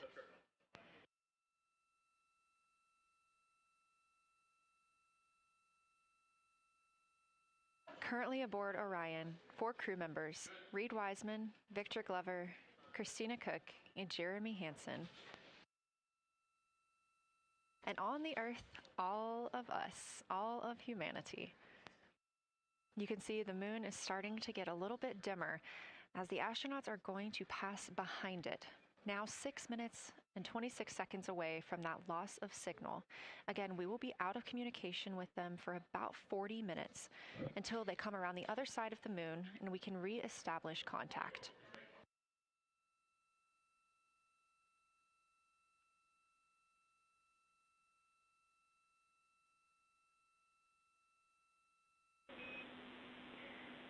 Integrity Houston, you are 6 minutes from your 40-minute lunar flyby LOS.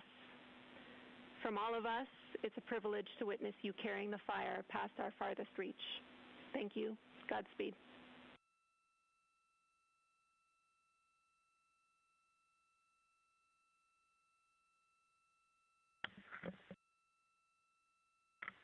Thank you for that, Jenny.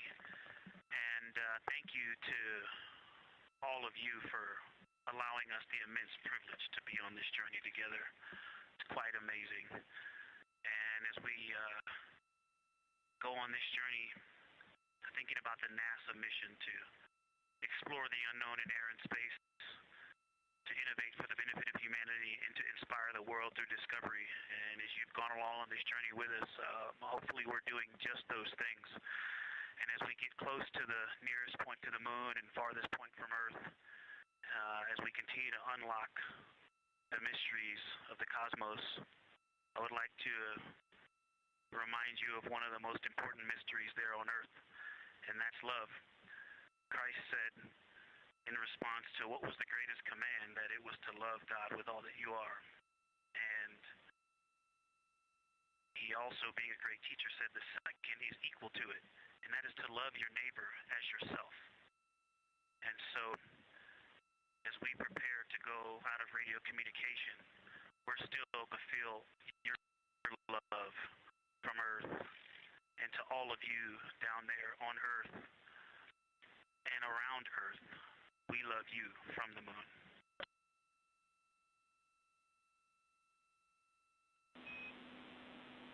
Houston copies. We'll see you on the other side.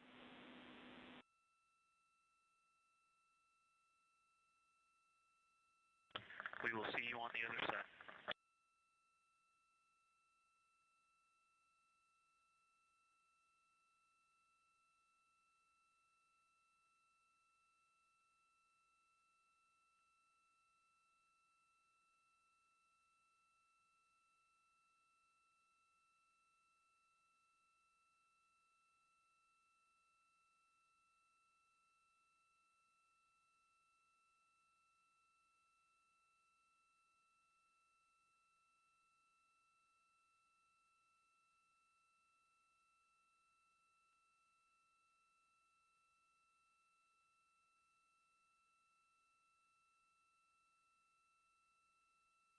Poignant words from NASA astronaut Victor Glover, and a little bit of a love letter from the other side of the moon all the way to Earth. Glover touching on the teachings of Jesus, including to love your neighbor as yourself. We are now less than 3 minutes away from loss of signal with the Orion astronauts. The Artemis II crew will be out of signal for about 40 minutes as they are on the other side of the moon, continuing their work photographing the lunar surface, and they will reemerge, and we will also get this view on the other side.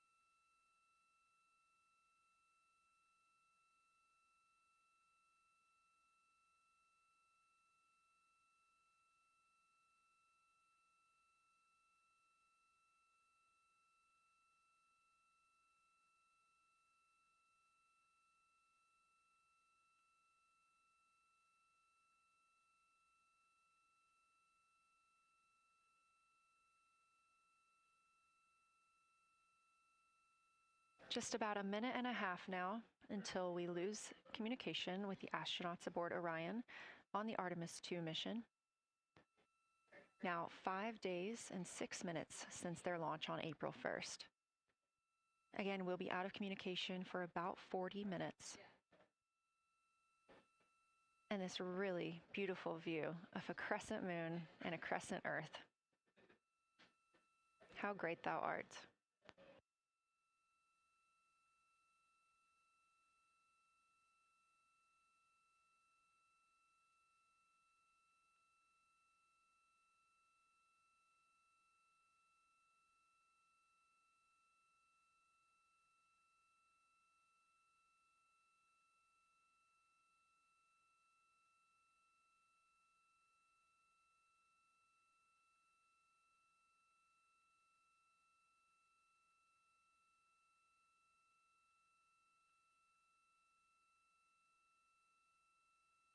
Seconds now until we expect loss of signal.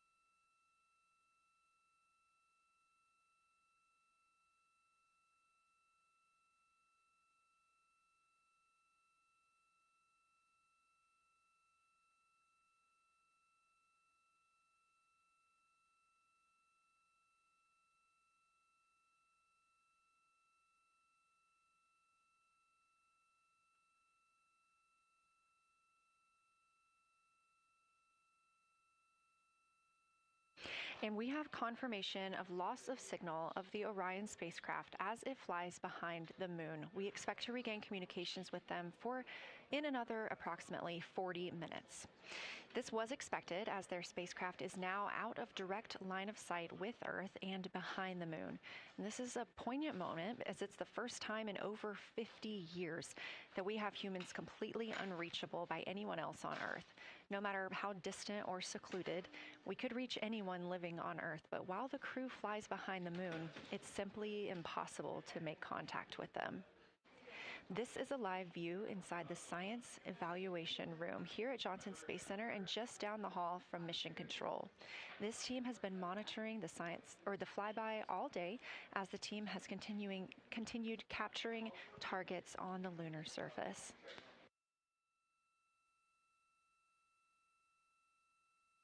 We even got to see this team in action as they were helping the astronauts identify some of the features they were seeing on the moon but not expecting. There will be a couple of milestones during this loss of signal. The first will be when the astronauts make their closest approach of the moon. at MET 5 days, 25 minutes, and 34 seconds, when we expect they'll be 4,067 statute miles above the lunar surface. Their maximum Earth altitude will be reached just 2 minutes later, at 5 days, 27 minutes, and 39 seconds, when their altitude should be approximately 252,756 statute miles. Once those milestones are reached and we have confirmation, we will report the official numbers.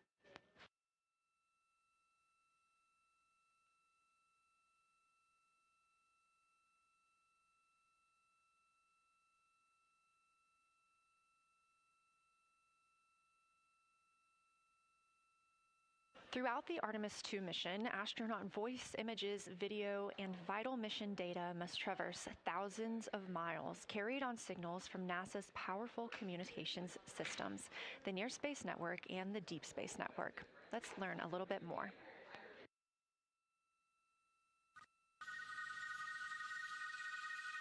NASA's Artemis II will send 4 astronauts around the moon, preparing humanity for a long-term lunar presence and future journeys to Mars. Enabling communication and navigation for this test flight are NASA's Near Space Network and Deep Space Network. With antennas around the world and a fleet of relay satellites, the networks will deliver vital data to and from Earth through all phases of the mission. The networks are seamlessly integrated at NASA's Johnson Space Center in Houston, Texas, where Mission Control coordinates the network handovers. These transfers represent a delicate dance between the two networks, exchanging support as the mission shoots toward the moon. On the launch pad and during their early orbit phases, NASA's Orion Spacecraft and Space Launch System rocket will rely on communications and tracking services from the Near Space Network. After its translunar injection burn, the Deep Space Network's global array of antennas will serve as Orion's primary communication support during lunar orbit. As the mission journeys farther into space and away from Earth, signal strength weakens and bandwidth is conserved for crew communications. The astronauts will have a near constant connection to Earth, ensuring their safety on a journey farther into space than ever before. We say near constant because as Orion goes behind the moon, a planned loss in communications will occur. The Deep Space Network will be standing by to reacquire the signal as Orion reappears. The Artemis II mission also provides an opportunity to test new capabilities. Using laser links, NASA will periodically transmit Orion data to showcase the benefits laser communications could have for future human spaceflight missions. The data from Orion, sent by radio signals or laser links, is massive.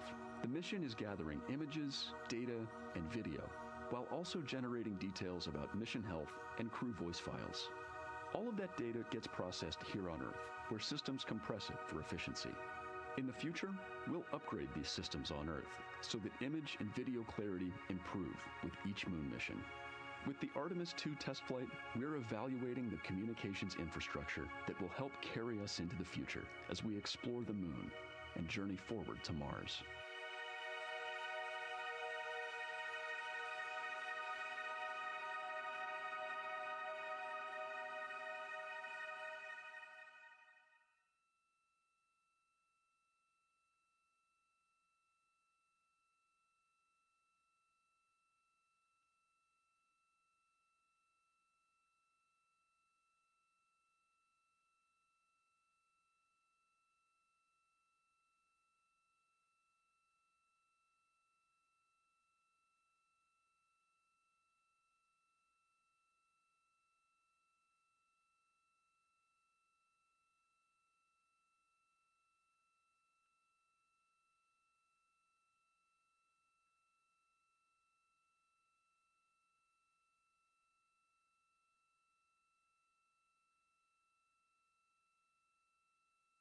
We are now about 33 minutes until we expect to regain communications with the astronauts aboard Orion. And in the meantime, I've got Dr. Kelsey Young, Artemis Science Flight Operations Lead, here with us. Thanks for joining me, Kelsey. Thanks for having me. This is such an exciting day. Oh, no kidding. It has been so cool to hear you communicating directly with the crew. And I know that you have been preparing for this for years, so I am so excited for you and for your team. So just to get into that background a little bit, tell me about your background and what you've been doing on console. My background is as a field geologist. Actually, I studied impact cratering in the field for my PhD, so all these descriptions of impact craters have me just absolutely swooning. How I got into this, though, is, during my PhD, I got an internship at NASA and ultimately never left to integrate science into flight operations. So we developed the Science Officer Console, for which this is the first mission we're supporting. We developed the Science Evaluation Room that's right upstairs, and so it's so gratifying to see this operation structure come to fruition, especially on a day like today.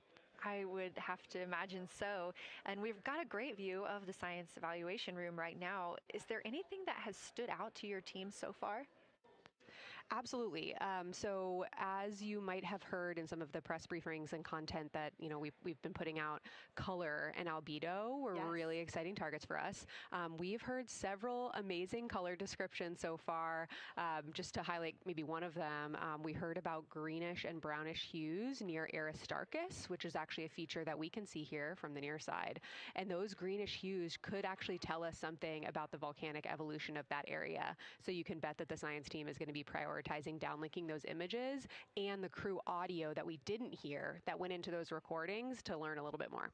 Wow, that is fascinating. I was hearing those colors and very interested just from a personal standpoint, because looking at the moon from 250,000 miles away, we don't see green or brown. So just hearing that, them being so close and getting to see that, fascinating, and I know very exciting for you. So what are you expecting to see in the upcoming portion of the flyby? The upcoming portion is actually going to be really exciting. So right now, as we speak, while folks in the room are kind of taking their stretch breaks and everything, the crew are still hard at work. They still have targets to image and describe during this LOS. But when we come out, the first thing, of course, we're going to hear about is Earthrise. We're really looking forward to hearing about the crew's experience with something that we can connect with and that, Apollo 8 brought us such amazing images from. But then we start to get into describing the Terminator, as well as looking for things like lofted dust, which tell us about the modern lunar environment. Then the vehicle's going to orient away from the moon for an hour and then pivot back for the eclipse observations, which is a whole different set of science observations that we're really looking forward to. It's kind of nice that the crew will get a little break in there, because they have been hitting it hard today with photos and videos and annotations. What are you hoping that the crew sees coming up? Is it that lunar dust? Oh my goodness, that's a hard question to answer. I mean, we've already gotten such great descriptions. I mean, the Terminator seems to just be like one of their favorite things to look at and describe. So I feel like, that was something we were looking forward to. I feel like we've really gotten some great descriptions. So absolutely, I'm looking to the human moment of Earthrise. Lofted dust is an exciting one, and lofted dust will be a target for them in the right around the time of Earthrise, but again in the eclipse period. So I'm really looking forward to seeing. I mean, they've already highlighted just in the course of their flyby so far how the moon has changed, and this is going to be even more dramatic change to go from their end of this kind of lunar illuminated piece of the flyby into the eclipse time frame. And I can tell you they're going to be experiencing a very different moon during that time, and I can't wait to hear what their observations are. Yeah, that's absolutely fascinating, and what a privilege that we get to do that on this mission, because that's not always the case. If we had launched on a different day other than April 1st or 2nd, we wouldn't have gotten to see that eclipse. Is that right? That's correct. April 1st and 2nd. I will say, I was asked a lot in the weeks leading up to the launch, well, what's your favorite day? And my answer truly was, there is no bad day to launch to the moon. We were going to get great science out of it no matter what, but it's a really neat opportunity to, bring the sun into the picture, bring different planetary bodies into the picture while still literally keeping the moon in center stage.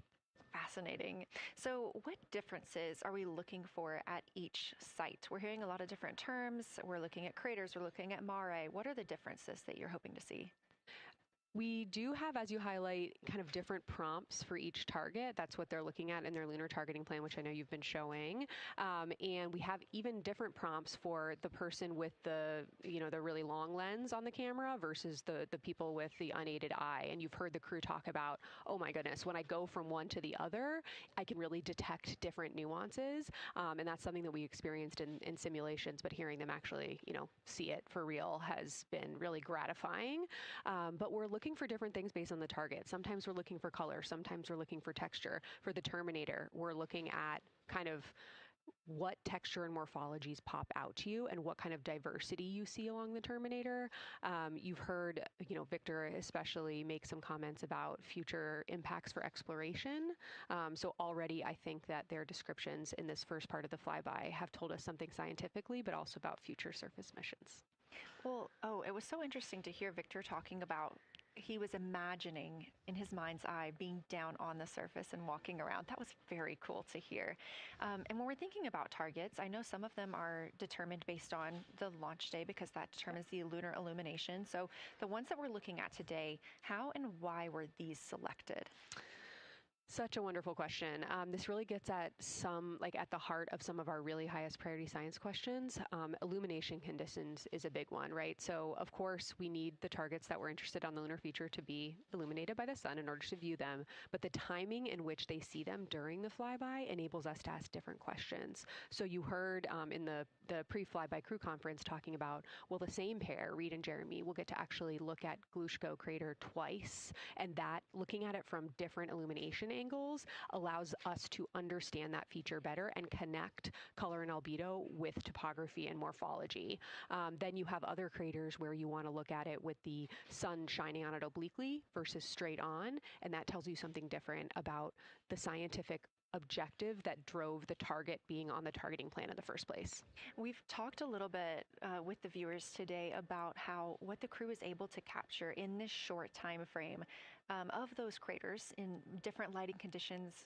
Could take years for something robotic to be able to do based on attitude maneuvers and where the sun is at. So can you just talk a little bit about the importance of having both the robotic operation and having the crew?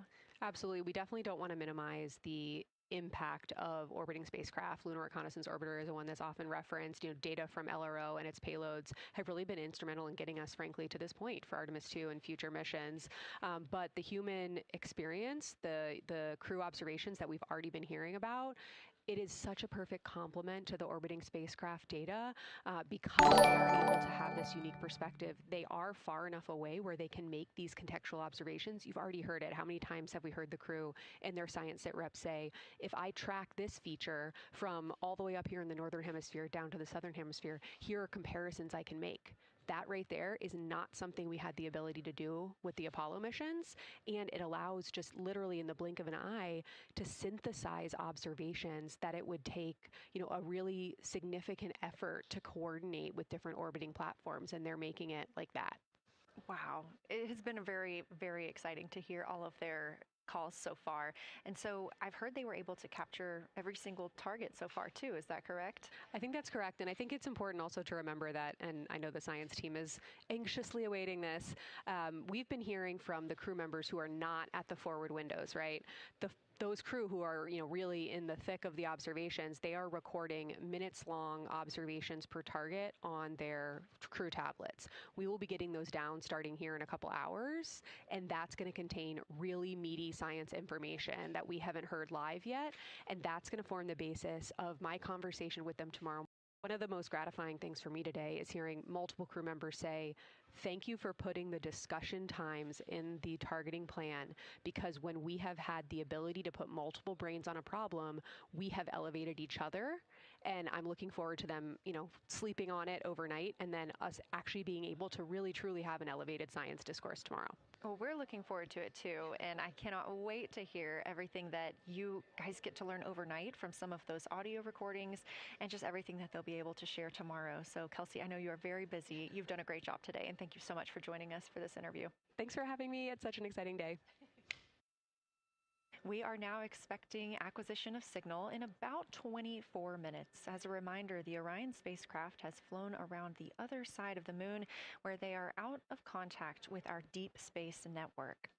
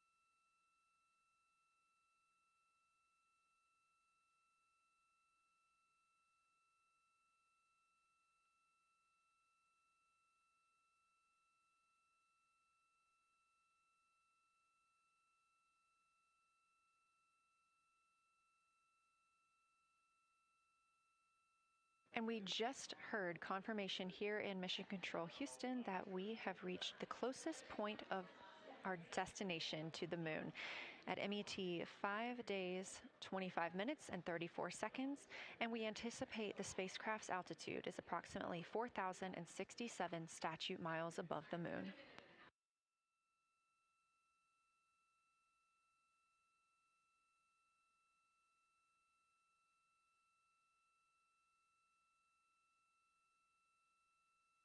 We're continuing to track what the crew is doing while around the other side of the moon. They are continuing to take pictures of the of the moon, the Earth now out of sight. What they're in right now is a crew choice event. The science team has encouraged them to find interesting features on the surface, to take photos of those, and describe why they were interesting. Something else that they'll be looking toward next, just momentarily, will be impact flashes. They've got a few minutes allotted to look at the darkest portions of the moon. They're interested in short-lived flashes on the lunar surface because these would be caused by impact bombardment. After their impact flash targeting, the team is interested in if the crew can see lofted lunar dust. This would only be visible just before Earthrise. Now 20 minutes until we expect to regain communications with integrity and the astronauts for Artemis II.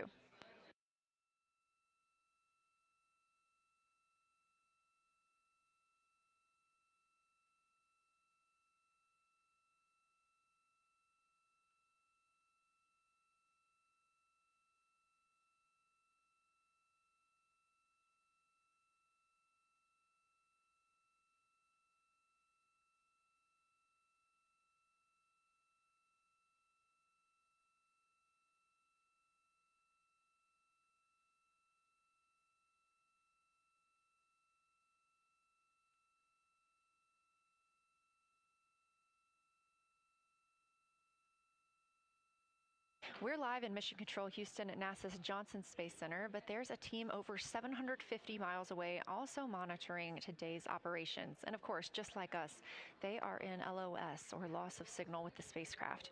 This is LUCA, the Lunar Utilization Control Area, and it's joined by LISA, the Lander Engineering Support Area, which are twin control rooms that will support missions and operations in lunar orbit or on the moon's surface in real time at NASA's Marshall Space Flight Center in Huntsville, Alabama.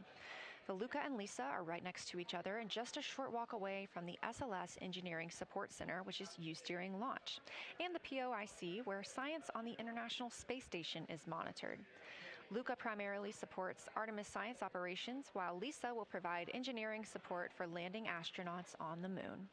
During this mission, Artemis II, teams in the LUCA will use the facility to support first-of-its-kind science operations to better understand the deep space effects of microgravity and radiation on the crew's physiology, immune systems, and ability to complete various tasks.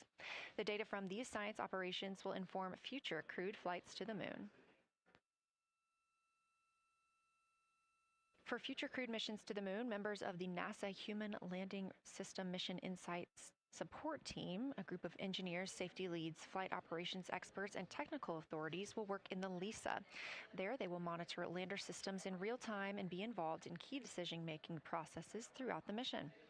Teams are using the LISA during Artemis II to observe mission operations and using the opportunity to inform and prepare for future crewed landings to the moon's surface.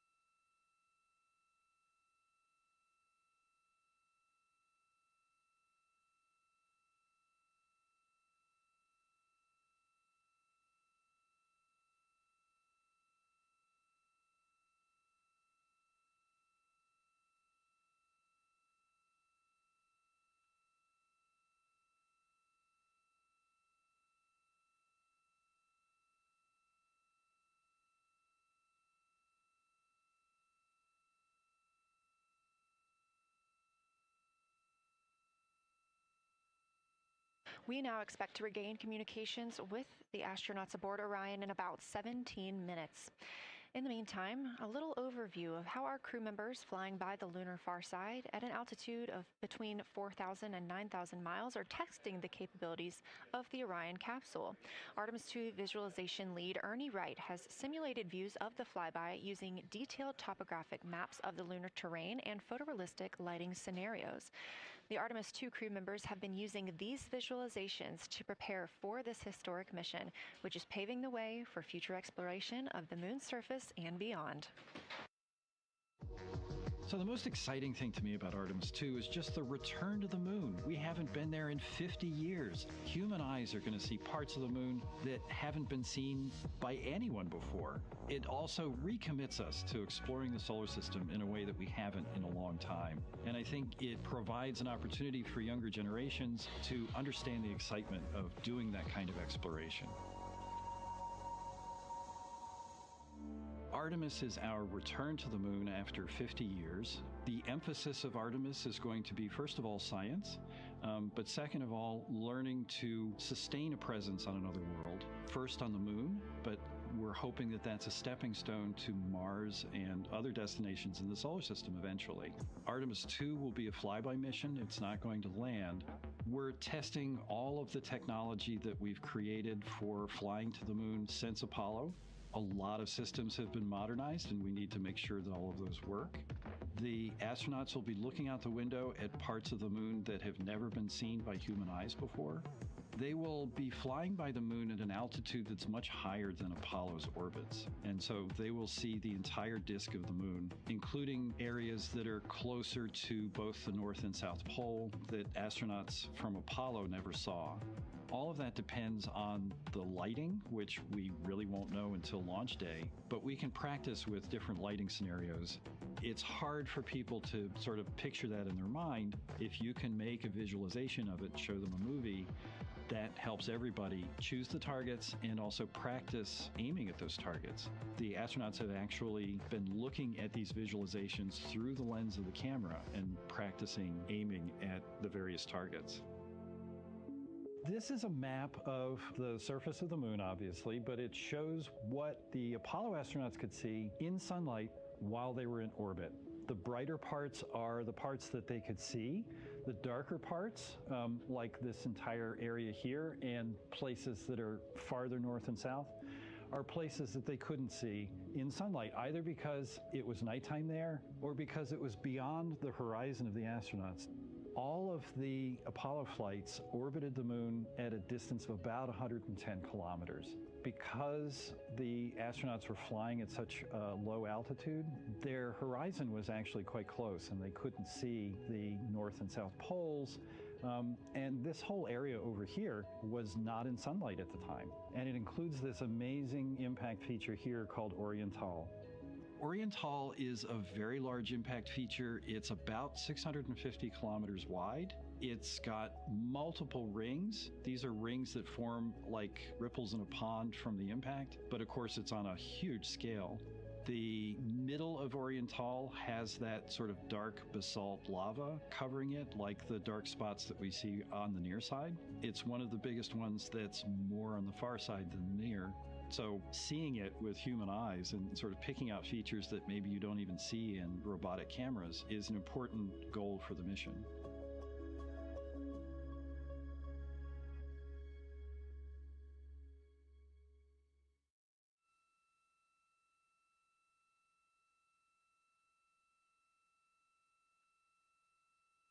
This live view in the Science Evaluation Room, or the SIR, here at Johnson Space Center in Houston, Texas, just down the hall from where we're at in the Artemis Mission Control Room.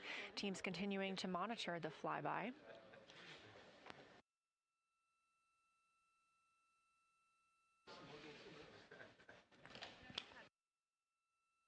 The crew continues their observations of the moon, even though they are out of touch with Earth. We expect to hear from them in 12 minutes and 26 seconds. Again, this is approximately 40 minutes loss of signal while they are out of reach of the deep space network. Right now, they are imaging or attempting to image lofted lunar dust.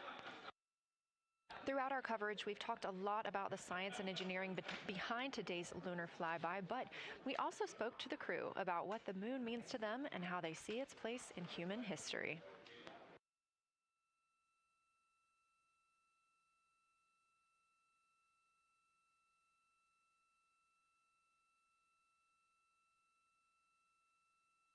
I remember being a little kid lying in bed at night and just looking out at the moon and whatever phase it was in, I was thinking, man, my friends that live like 20 miles away, they can probably look out and see that same exact moon.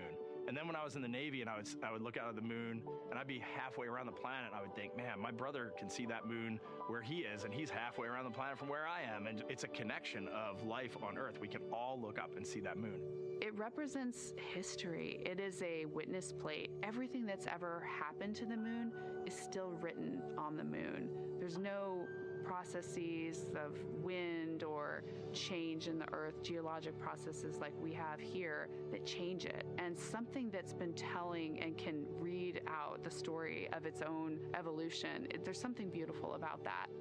I've also learned from my indigenous mentors that they refer to the moon as grandmother moon. So you've probably heard of Mother Earth. They use grandmother moon because grandmother moon is responsible for the water in their community. The grandmothers, sort of protect the water source, just like the moon moves the water around the planet, affects the tides. It's something that represents something different for each individual culture around the planet.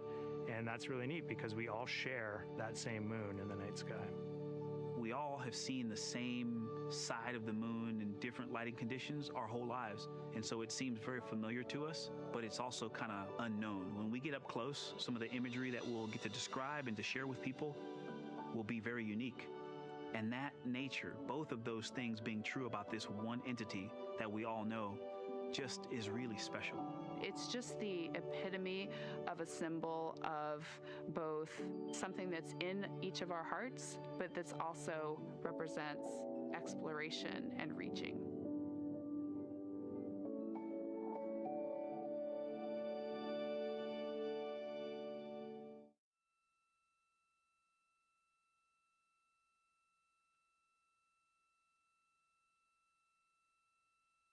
You're looking at a live view inside Artemis Mission Control here at Johnson Space Center in Houston, Texas. We are currently out of contact with the Artemis II crew. This was a planned, or not really a planned, but a tracked loss of signal that occurs when the crew flies behind the moon. We use the Deep Space Network to communicate with the crew, and when they are behind the moon, they are out of reach of that Deep Space Network. And when you consider our nonstop communications during the time in which we live, this is even more striking. For the Artemis II crew, they're only currently communicating with each other. Now, we expect to regain those communications in under 9 minutes from now, and we also are hopeful for a view of Earthrise. Despite being out of communication, the crew is continuously capturing imagery of their predetermined lunar targets.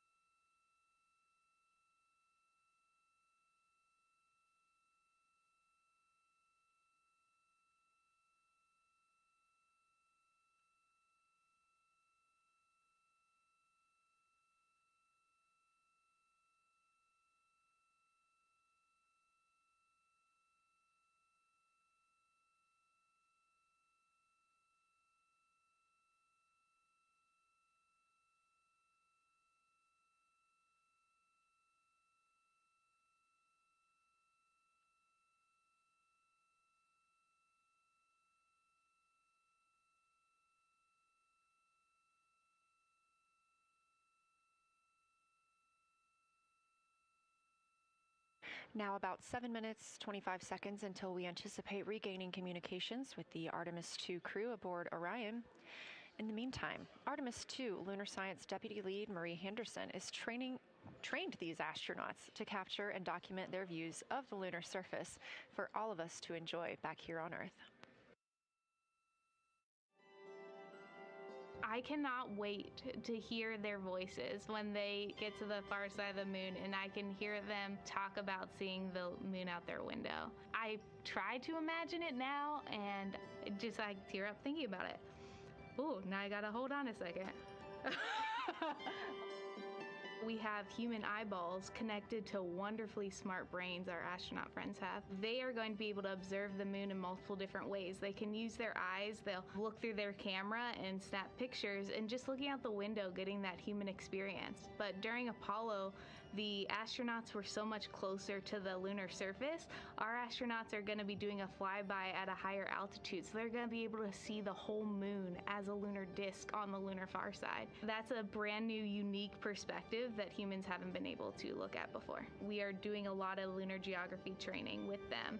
They have study sessions and quizzes they can do that are assigned to them. You know, even if you're an astronaut, you still get homework. We actually get in the mock-up. In that enclosed physical space, we have to think through the hardware that they have, the cameras, the computers, their microphones to make these observations. There's 4 windows up front. Through one of those windows, one of our astronauts will be using a Nikon D5 camera with an 80 to 400 millimeter lens. So something that allows them to zoom in really far and actually take more detailed observations of the surface. It's almost like looking through a pair of binoculars as well. It's just like being a geologist out in the field. They're telling us what they're seeing, looking for colors, textures, different morphologies, and comparing the region that we're having them look at to the regions that are around them.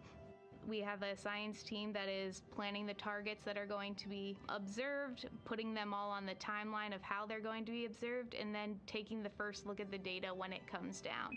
The Apollo astronauts were only on the moon for 300 hours total, and they only went to the equator. That's like going to places that were safer landing sites, and they only saw so little, 300 hours total. And so we have so much more to explore and so much more to learn. And we are the beginning of the next generation that gets to start being a part of these discoveries.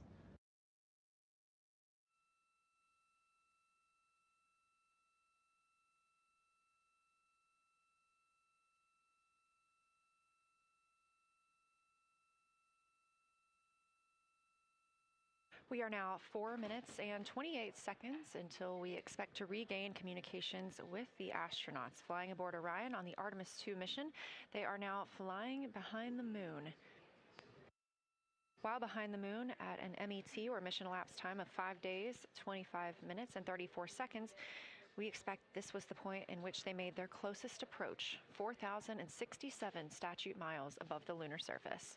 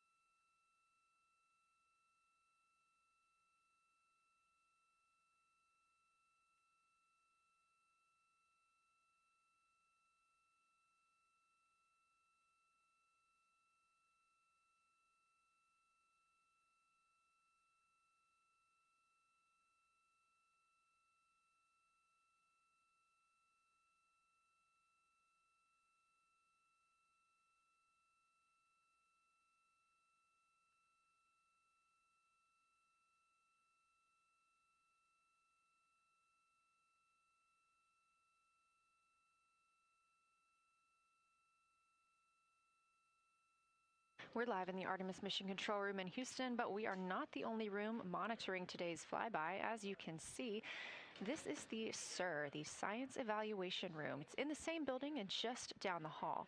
It's a multidisciplinary science team supporting the Artemis II crew in real time, including experts in lunar geology, impact cratering, volcanism, polar science, imaging, and visualization.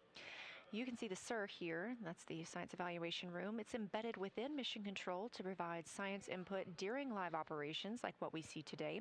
But additionally, the Science Mission Operations Room is a back room that processes data, evaluates imagery, and supports rapid analysis. We also have our science officer, Kelsey Young, here on console today. She's serving as the primary interface between the science team and the flight controllers, ensuring science priorities are represented during mission execution.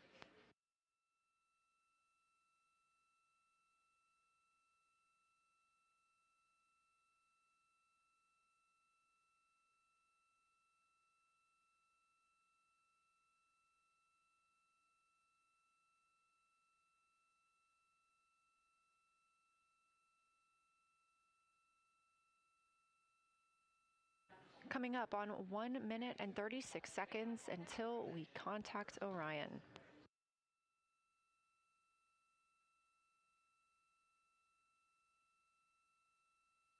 Meanwhile, aboard the spacecraft, the crew has continued executing their lunar flyby tasks. As we discussed earlier today, these activities have been precisely timelined, and this is the fourth of 5 blocks of time during which the crew will be observing the moon from Orion's windows.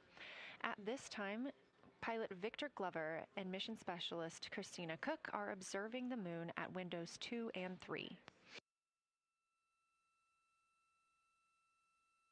One crew member is in window 2 with a blue shroud over the window, taking photos and using an 80 to 400 millimeter zoom lens, while the other astronaut is in window 3 using their portable computing device, also known as a PCD, to make annotations. And both of those crew members are making audio recordings of what they are seeing. They are wearing headsets connected to their PCDs, and those audio recordings are being sent to the science team tonight. We are not hearing those live. However, we have been hearing quite a lot of great descriptions from the crew who have been serving as the support. Right now, the support team members are Reed Wiseman and Jeremy Hansen. Those team members are providing science sit reps, situation reports, calling down a few times each hour to discuss what they're observing. And even though we're out of contact with them right now, they are still conducting those science sit reps as they'll be available once they come back around the moon. The situation reports include how the crew is positioned, any missed targets, or anything unexpected they saw. They're also including lunar target descriptions, any hardware issues, and their emotions and reactions.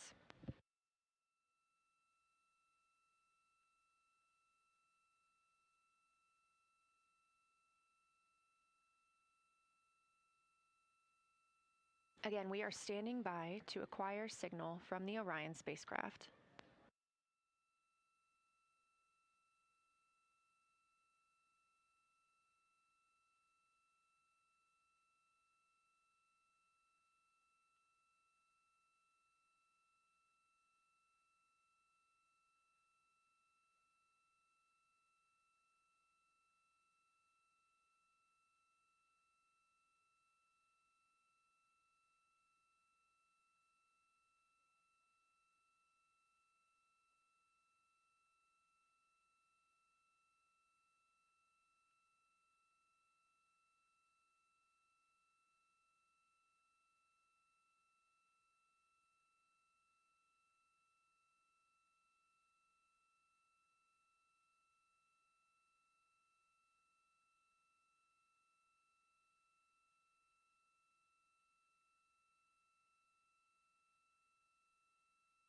We're in the Artemis Mission Control Room at Johnson Space Center, getting our preliminary contact with Orion, that acquisition of signal coming after a 40-minute loss of signal, during which the crew was flying behind the moon, out of contact with anyone on Earth.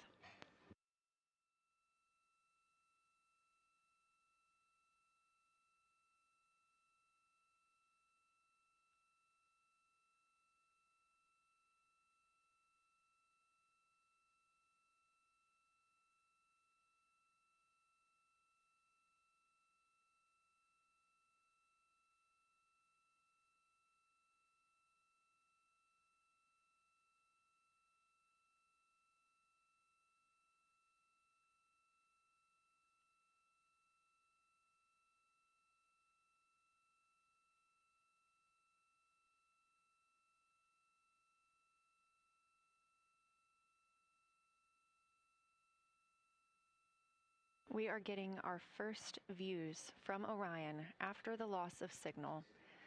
Orion has come back around the other side of the moon, and that little crescent that you see is Earth, over 252,000 miles away.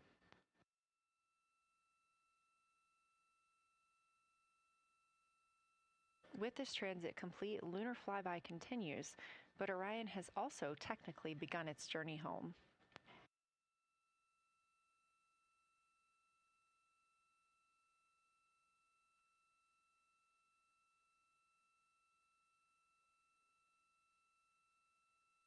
Right now, the crew are getting a few moments to enjoy and take photos of Earthrise for themselves, and we expect to contact them shortly.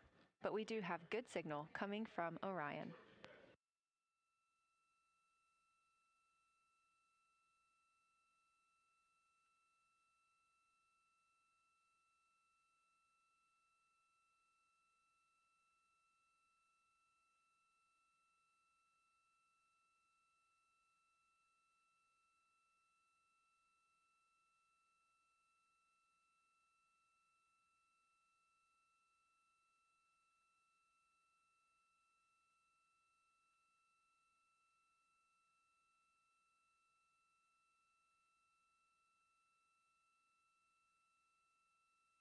This view from inside the Orion spacecraft, all 4 astronauts now back on the other side of the moon and in contact with us on Earth. Their tasks for Lunar Flyby did not stop as they went behind the moon and out of contact with us. We anticipate during that time they were attempting to image some impact flashes, short-lived flashes on the lunar surface, which would be caused by impact bombardment and potentially even lofted lunar dust. Right now, of course, they are getting pictures of Earthrise. After this target, they will get a short observation break. It's about an hour long, actually. Houston, integrity, comm check. Integrity, we have you loud and clear. How many?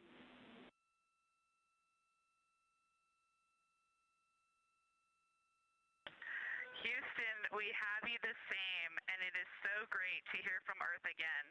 To Asia, Africa, and Oceania, we are looking back at you. We hear you can look up and see the moon right now.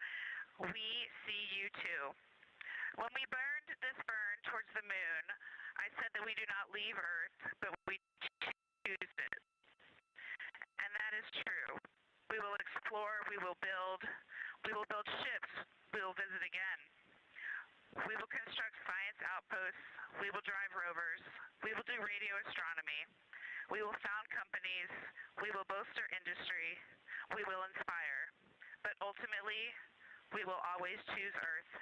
We will always choose each other. Integrity from Earth, our single system, fragile and interconnected. We copy. Those of us that can are looking back.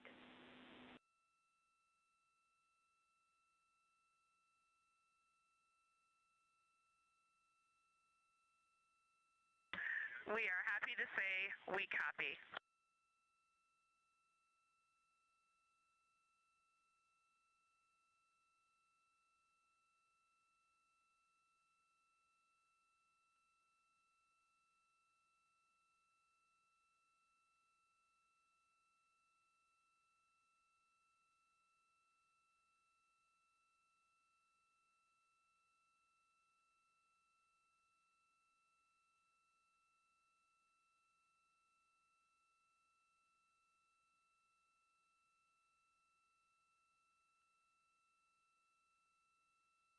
Those first communications back with the astronauts aboard Orion. Christina Cook calling back to what she said just before translunar injection burn, that with this burn, we do not leave Earth, we choose it. The translunar injection burn served as not only what put them on this trajectory to fly around the moon, but what also committed them to splashing down in the Pacific Ocean on Flight Day 10.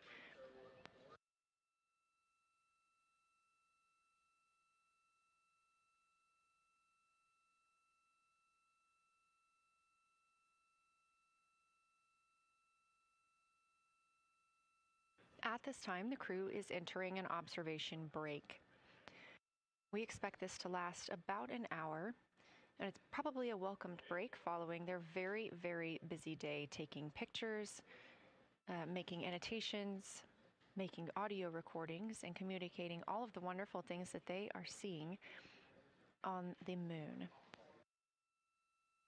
This observation break is also partially due to the fact that we will be entering an eclipse later. This will be the first solar eclipse that humans have seen from the moon. The astronauts will need to wear eclipse glasses for the first 2 minutes until the sun is completely covered by the moon, and then they have additional targets that the science team is hoping that they will photograph. We will have communications with them during that eclipse time frame. Because of that eclipse, Orion's attitude must be changed right now so that its solar arrays are in the sun. This will help it charge the batteries needed to power it through that eclipse time frame. This view on your screen is a visualization. The spacecraft now 4,224 miles away from the moon, and that number will now continue to grow, while the number of distance from Earth, 252,699 miles, will continue to shrink all the way until our crew is back home.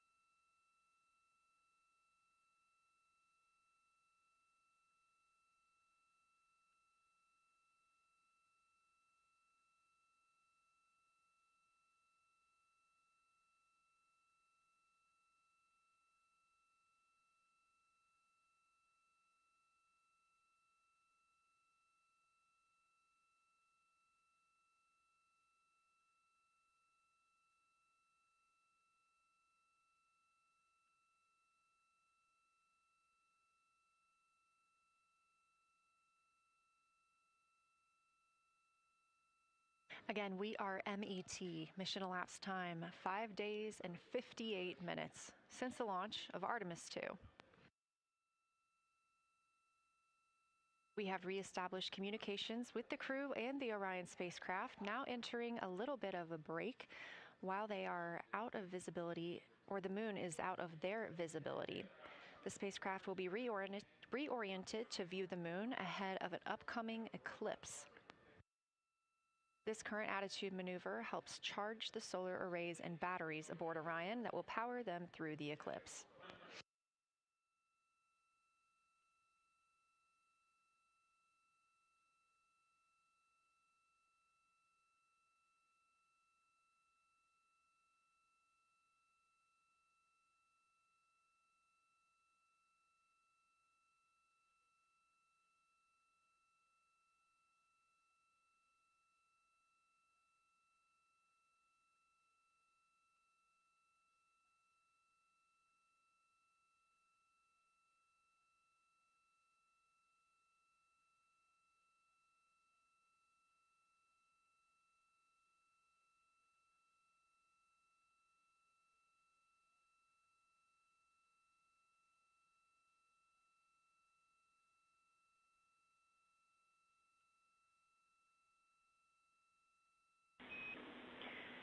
Integrity, Houston.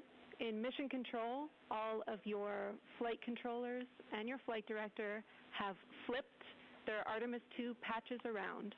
We are earthbound and ready to bring you home.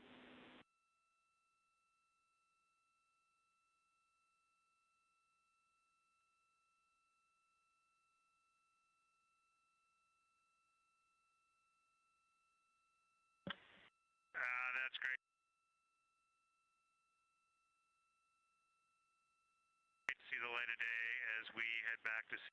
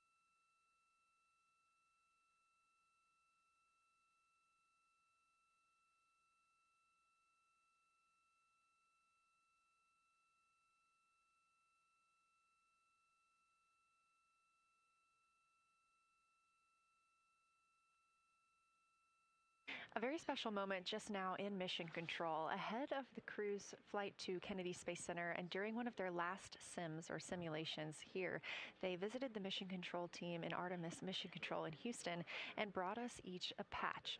Everyone in the flight control room has had these on their signifiers at their console. On one side of the patch that you've probably seen is the moon with the Earth behind it.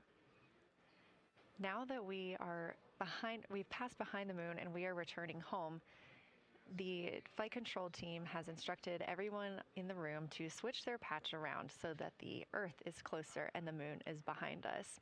We are really looking forward to seeing the Artemis II crew, and the Capcom Jenny Gibbons did call that update up to the crew that the flight control team here has turned their patches around as was instructed by the crew during that last sim, and we are counting down the days until they get home. They are now 5 days, 1 hour, and 3 minutes mission elapsed time into the Artemis II mission.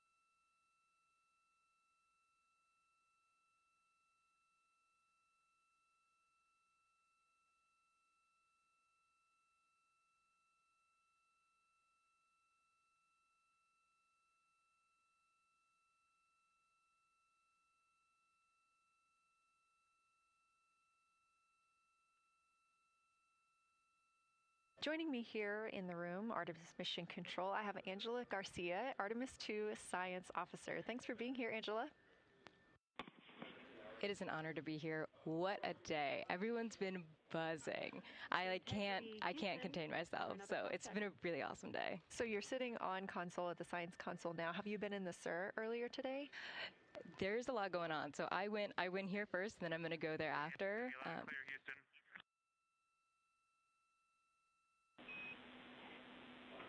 All right, Integrity, we hear you. That was a little clipped, but I think we have a better link now. We experienced some blockage from a solar array. We moved it, and we are in bias tail to sun.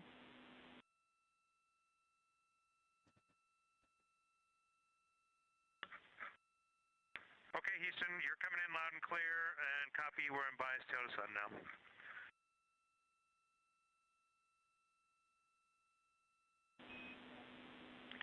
Affirm and Integrity, just so you know, we did not hear your response once we flipped our patches.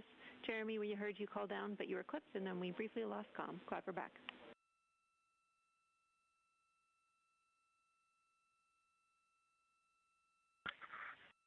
Okay, copy that. We were just excited that we got to share in that you, the MER, and Mission Control have flipped your patches around, and that side of the patch is getting to see the light of day. Thanks for sharing that with us. Our pleasure.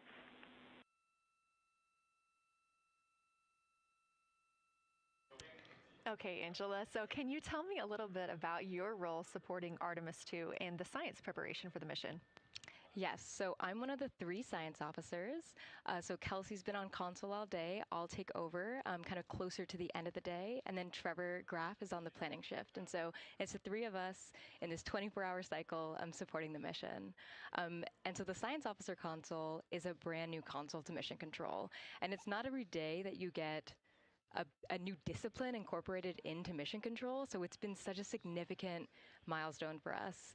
And it's just a testament to like the commitment that the Flight Operations Directorate and NASA have, that they're going to be integrating science and maximizing science throughout Artemis. So it's really exciting. And then the science preparation. So I'm on the operations team, but I'm also on the training team. So all the incredible training and shout outs that you've gotten today, it warms my heart. It warms everybody's heart in the science evaluation worm. I promise you that. But so all the classroom training, the field training, the mission simulations, right? We were part of all of it, and that is what we did to get the crew to be. They are a part of the science team, and they are the forefront, that nice edge, and they're just been doing such a great job today. I know. I imagine that you have to be pretty proud of them. Their reports have been fantastic. So I would like to know a little bit about how you have developed procedures for this crew. What kind of science activities are they carrying out inside the spacecraft? Yeah, so the procedure development has been a unique challenge. I would say the exploration science that we're doing is inherently pretty flexible, and operations is, I'd say, inherently has more structure and rigidity. And so to marry the two and to operationalize the science that we want to get done has been a challenge. But I think we've been able to go through these processes and create good products at the end and have a good plan. And yeah, it's been really great. What was the second part of your question? Just what kind of these science activities that they're performing, which of those have you really had a hand in? Yeah, so a lot of the procedures help organize what the crew is doing in the cabin. And I know we've talked a lot about what they've been doing, and they've been doing a lot, and it's been a little dark, so I can re-explain what some of those things that they're doing. So the observation blocks are about an hour long, and the crew is organized, the 4 crew members are organized into 2 pairs of 2, the window team and the cabin team. And the lunar targeting package that you've been showing up and that the crew have on their handheld tablets is really the instructions for the window team. So the window team, the 2 crew members are looking out the window. One has the camera with the long lens, one has, they're just looking out the window with their unaided eye, and they're taking these detailed observations. And then halfway in that observation block, they do the window team position swap. So that's what Capcom's been calling out, and they'll switch positions, so each crew member has a chance to have that long lens. And then that's just what the window team is doing. There's also the cabin team, where they also have duties that they're doing. We're asking a lot of the crew in this time. And then the cabin team, they have the interior camera, and they're taking images inside the cabin. They're also supporting the window team, where, you've heard some call outs where looking out at the bright moon and then looking inside the dark cabin and looking at their LED screen is a lot. So the cabin team is also helping support, target, and guide the window team into specific targets on their plan. They're also helping call out these science situational reps. So they're looking out a different window and listening in to what the crew who are really down and in the science on the window team are doing, and they're giving us insight. And those recordings that the window team is doing are going to be uplinked or downlinked overnight, and we're going to be able to chew on that data. But yeah, they're helping. They're doing a lot, and so making sure we have a plan that's flexible, but also make sure that we check off all those boxes was really important. So tell me a little bit more. You talked earlier about the analogs that the crew has done. What kind of analogs or environments were really useful for this? Yeah, so for procedure development, right, you have so many different environments